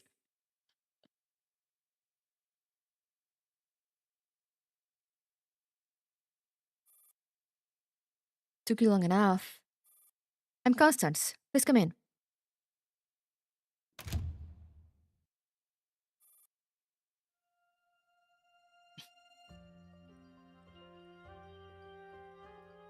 There's like no standard uniform in Griffin. I do imagine it's a logistic nightmare. And I said it more on a thing on like, they're going on this mission, you know, you imagine they will actually put clothes to at least like look like lab assistant dolls. And like, I understand if they don't make sprites for it because, you know, what a pain. But from the dialogue, it seemed like she was actually wearing her fancy dress, which just cracks me up.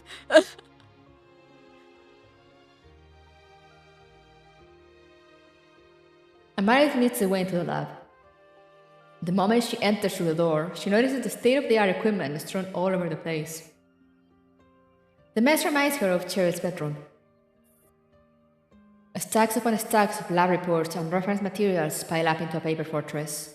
Unwashed lab containers are almost overflowing from the sink, and hazardous materials marked with warning labels are scattered carelessly across the table. We're wrapping up this round of experiment. Nelly is inside. Go discuss the next step with her. Sure. Miss Constance, you look very tired.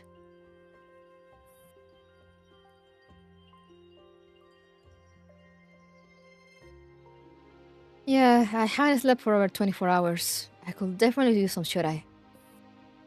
Wake me up in an hour. Constance has already passed out on the simple folding bed before she even finishes her sentence. Miss Constance? She's already in deep sleep. Let's go meet Miss Neely. She is our mission target. Stevens N520 picks up the hem of her dress gracefully and strides over all the obstacles as she makes her way further into the lab. This is so funny to imagine though. Imagine you go to a lab and there's like a fancy looking doll in a Victorian era dress. Soon, a human who fits target description comes into view. Are you Miss Neely? I am. You're the doll sent by the commander? Yes, I am Stevens N520, and this is Amaris. Great. Please fetch me a clean Erlenmeyer flask. Go on. Why does it have to be me? I can't move very easily here with my dress. It would be terrible if I accidentally knock over some important equipment. This is why you say it's so funny.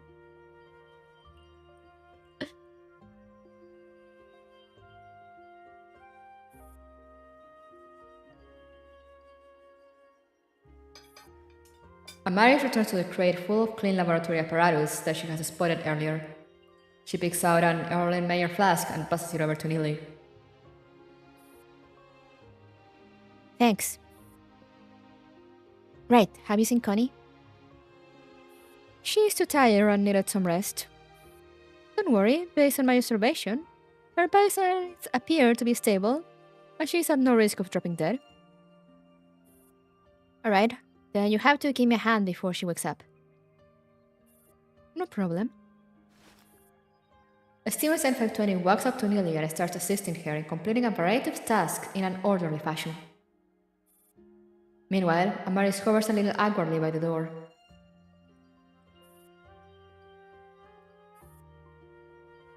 Don't just stand there. Go and watch the lab apparatus in the sink. Amaris quirks an eyebrow and silently gets to work.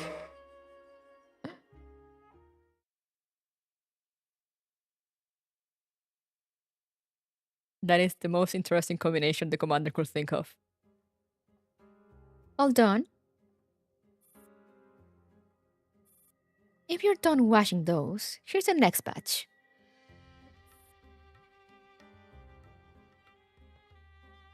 Stevens' M520 drops a crate of freshly used apparatus at Amari's feet. What? This is quite a say so funny. Amaris puts down the container in her hand and turns to face Stevens' N520. You... What? Amaris puts down the container in her hand and turns to face Stevens' N520. Hey, lady, I should be fighting Paradeus on the front line right now, not playing nanny here. I came only because ART insisted that we're short on manpower, and it had to be me. I'm on a much more important mission. What mission?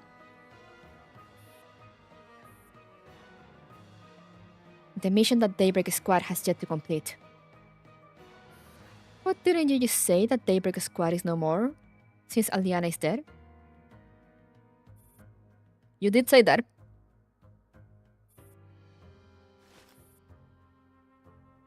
Staring at the complex expression on AMARIS' face, Steven's N520 suddenly comes to a realization. So... enough. You don't know the first thing about Daybreak Squad. So what is Daybreak Squad? If you don't explain, how am I supposed to understand? I don't need you to understand me. I have no desire to understand you either, but we're teammates now, and I have a responsibility to get to know my teammate.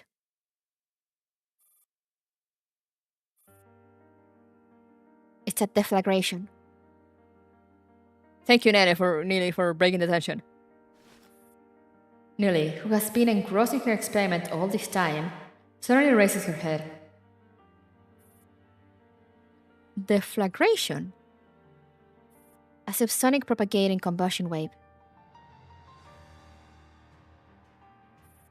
The other members of Daybreak Squad function as fuel. Only through their complete consumption under specific triggering conditions will the deflagration be initiated.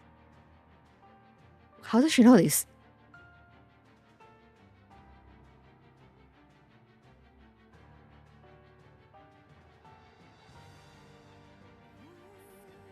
And Aliana was the doll chosen to initiate the deflagration.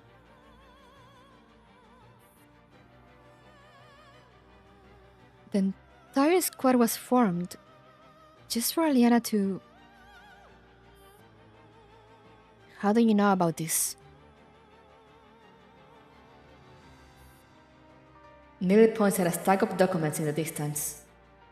Amaris makes her way through all the obstacles in her way and picks up a sheet of paper. Miss Neely, aren't these all top secret documents?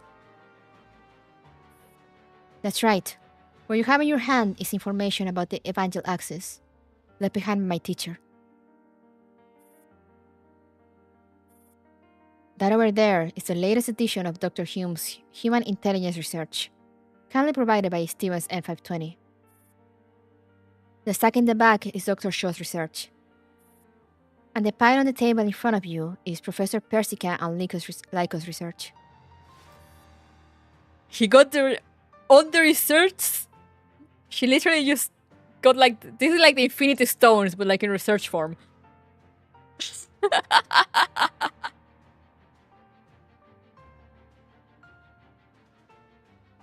Neely pauses what she's doing and turns her weary eyes to Amaris. In those eyes, Amaris is only calm. An icy, glimmering calm, like a glacier reflecting blinding light.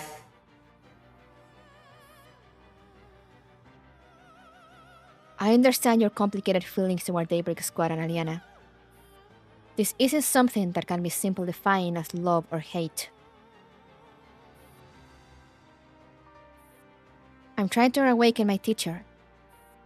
Before she was transformed into an idol, I respected her deeply and strove to follow in her footsteps. But as an idol, she did all kinds of things that she would have found deplorable in life. And now, as I set eyes upon her remains, I don't quite know how to feel about all this either. There's only one thing that I'm certain of. Paradeus took everything from her. Her life, her reputation, her innocence.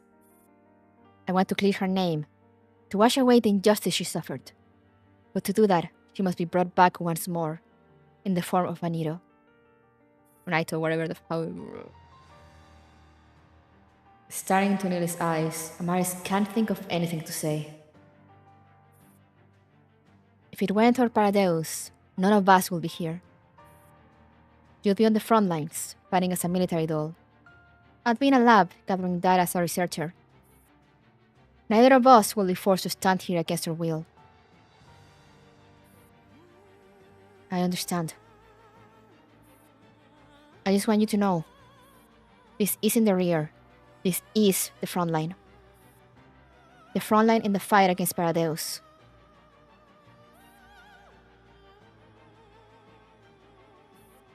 The final step is now complete. I am about to reawaken Professor Gray. Wait, already?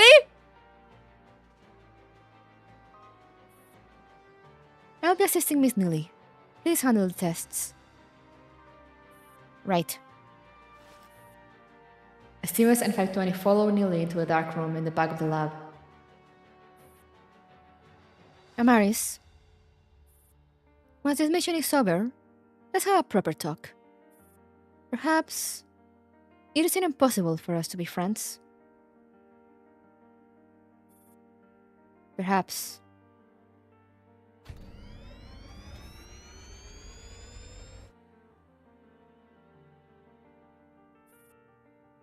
As the machine powers on, Amaris feels as if she could already hear footsteps rising from the depth of hell.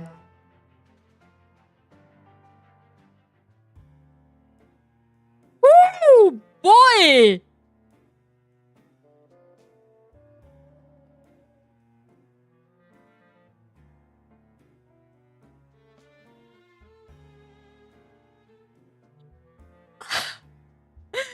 Holy fuck! She has all the fucking research on dolls ever! And like artificial intelligence and everything.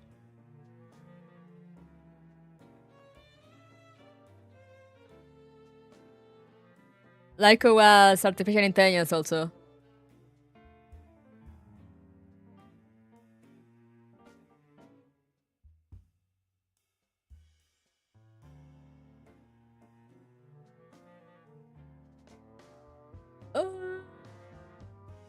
The common thing is it all connects at the branching mind perceived by Hume being a relic incident, and they all built on his work. Yeah, exactly. Damn, they're cooking!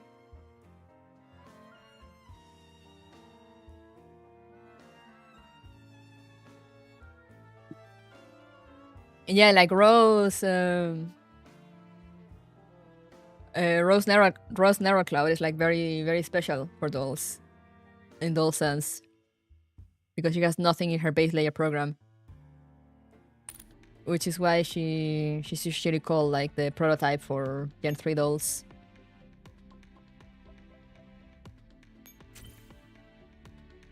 指揮官、お待ちしておりました。早速今日の行動を開始してください。Damn. Who's in Sammy's capture again? I forgot. Oh, they do have Gray. But I mean, they gave for free. Wait, what? I mean, sure.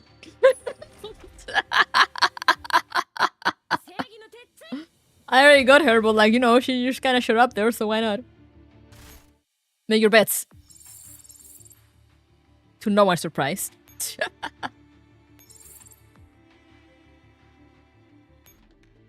I was not expecting that.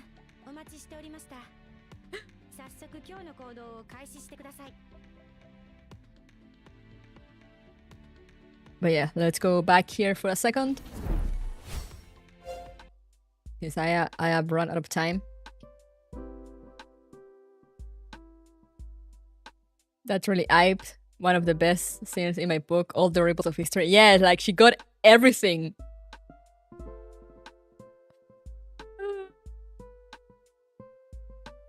She got all. Now I see why they were saying that Neely's carrying.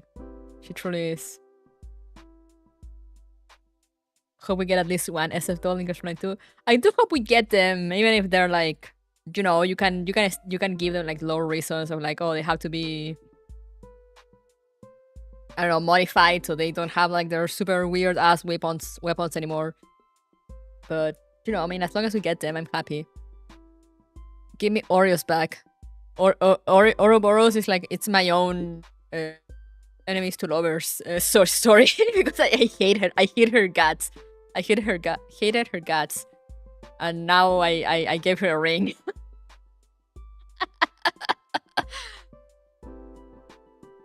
I do have her oated now.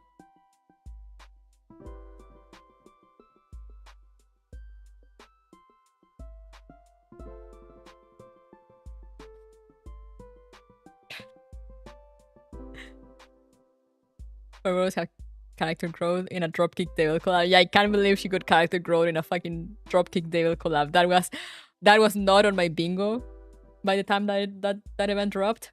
But you know what? I'll take it.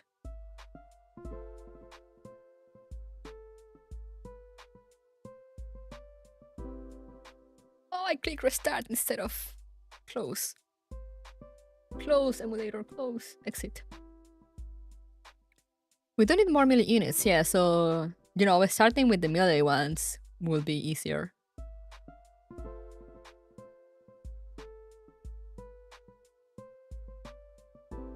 This event is better written. Better written than what? But yeah, no, it is really well written so far. It's going amazingly. You haven't seen the half of Neely? I'm excited. What's funny is the collabs are canon. Yeah. They always has been. Insert astronaut meme.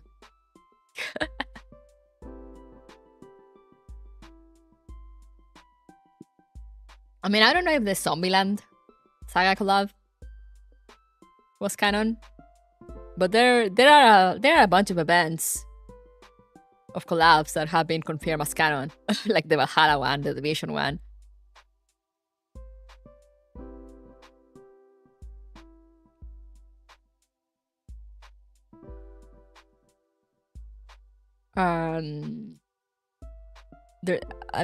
The Dropkick Devil one did expand the lore on how the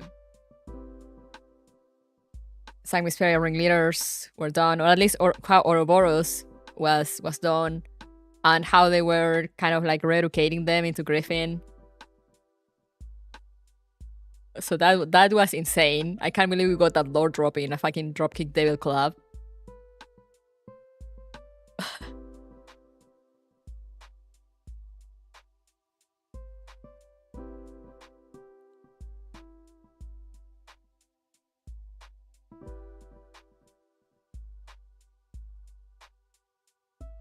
The cliffhanger, the Frontline 2 or 1 tomorrow.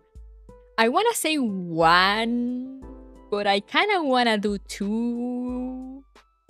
Because I've heard the Vector event is not too long, so I'm like, maybe I can just get it out of the way tomorrow. But I'm like, should I risk it? I don't know, I'll see. We're getting Agier's Frontline stream tomorrow.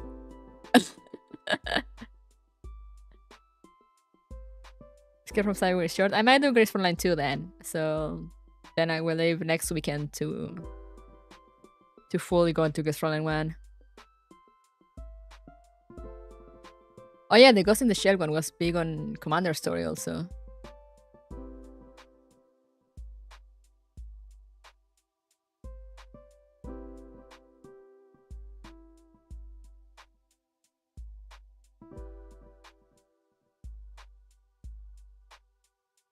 Gunslinger Girls was essentially saving the girls in a private server. Yeah, Gunslinger Girls was basically Yu Xiong being dissatisfied with the ending. And being like, I'm gonna collab with this game and give them a second chance at life. In my own canon. And you know what? I respect that. Let's catch how we pull and see what stream we have.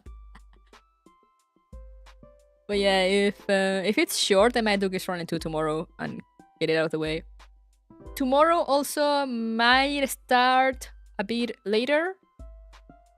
Because as I mentioned before, we've gotten into the season that I need to start cutting grass again.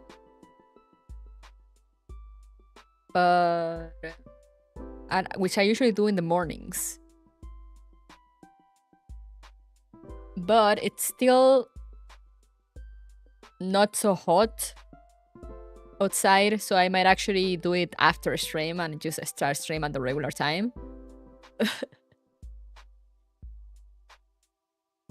You know, during summer, I need to do it before because at like by the time I finish a stream at like between noon or 2 p.m, the heat is too much. But right now, mornings are still kind of cold, so maybe I'll do it after stream. We'll see. So stay tuned for tomorrow.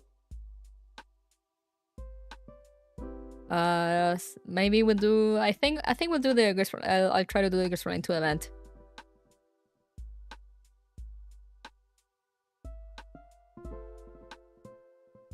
Scientifically, the right time to mow. Exactly.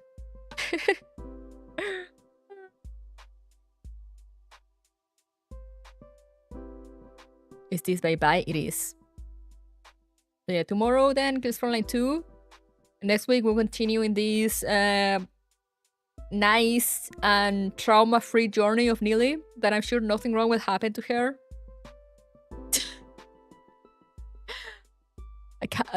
She brought Gray back. I'm still shocked.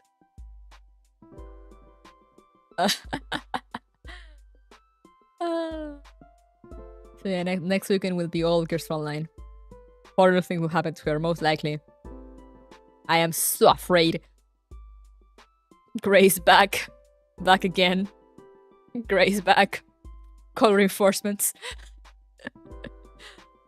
But yeah, tomorrow we chill with Vector and Girls Frontline too. But for now, I gotta run to go get my sister at work. So I'll see you guys tomorrow. As I said, stay tuned for a stream start time. It will either be at the usual time or like a bit later.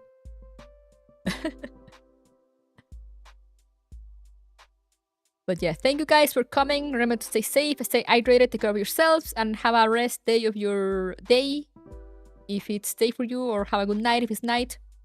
And hopefully I'll see you next time.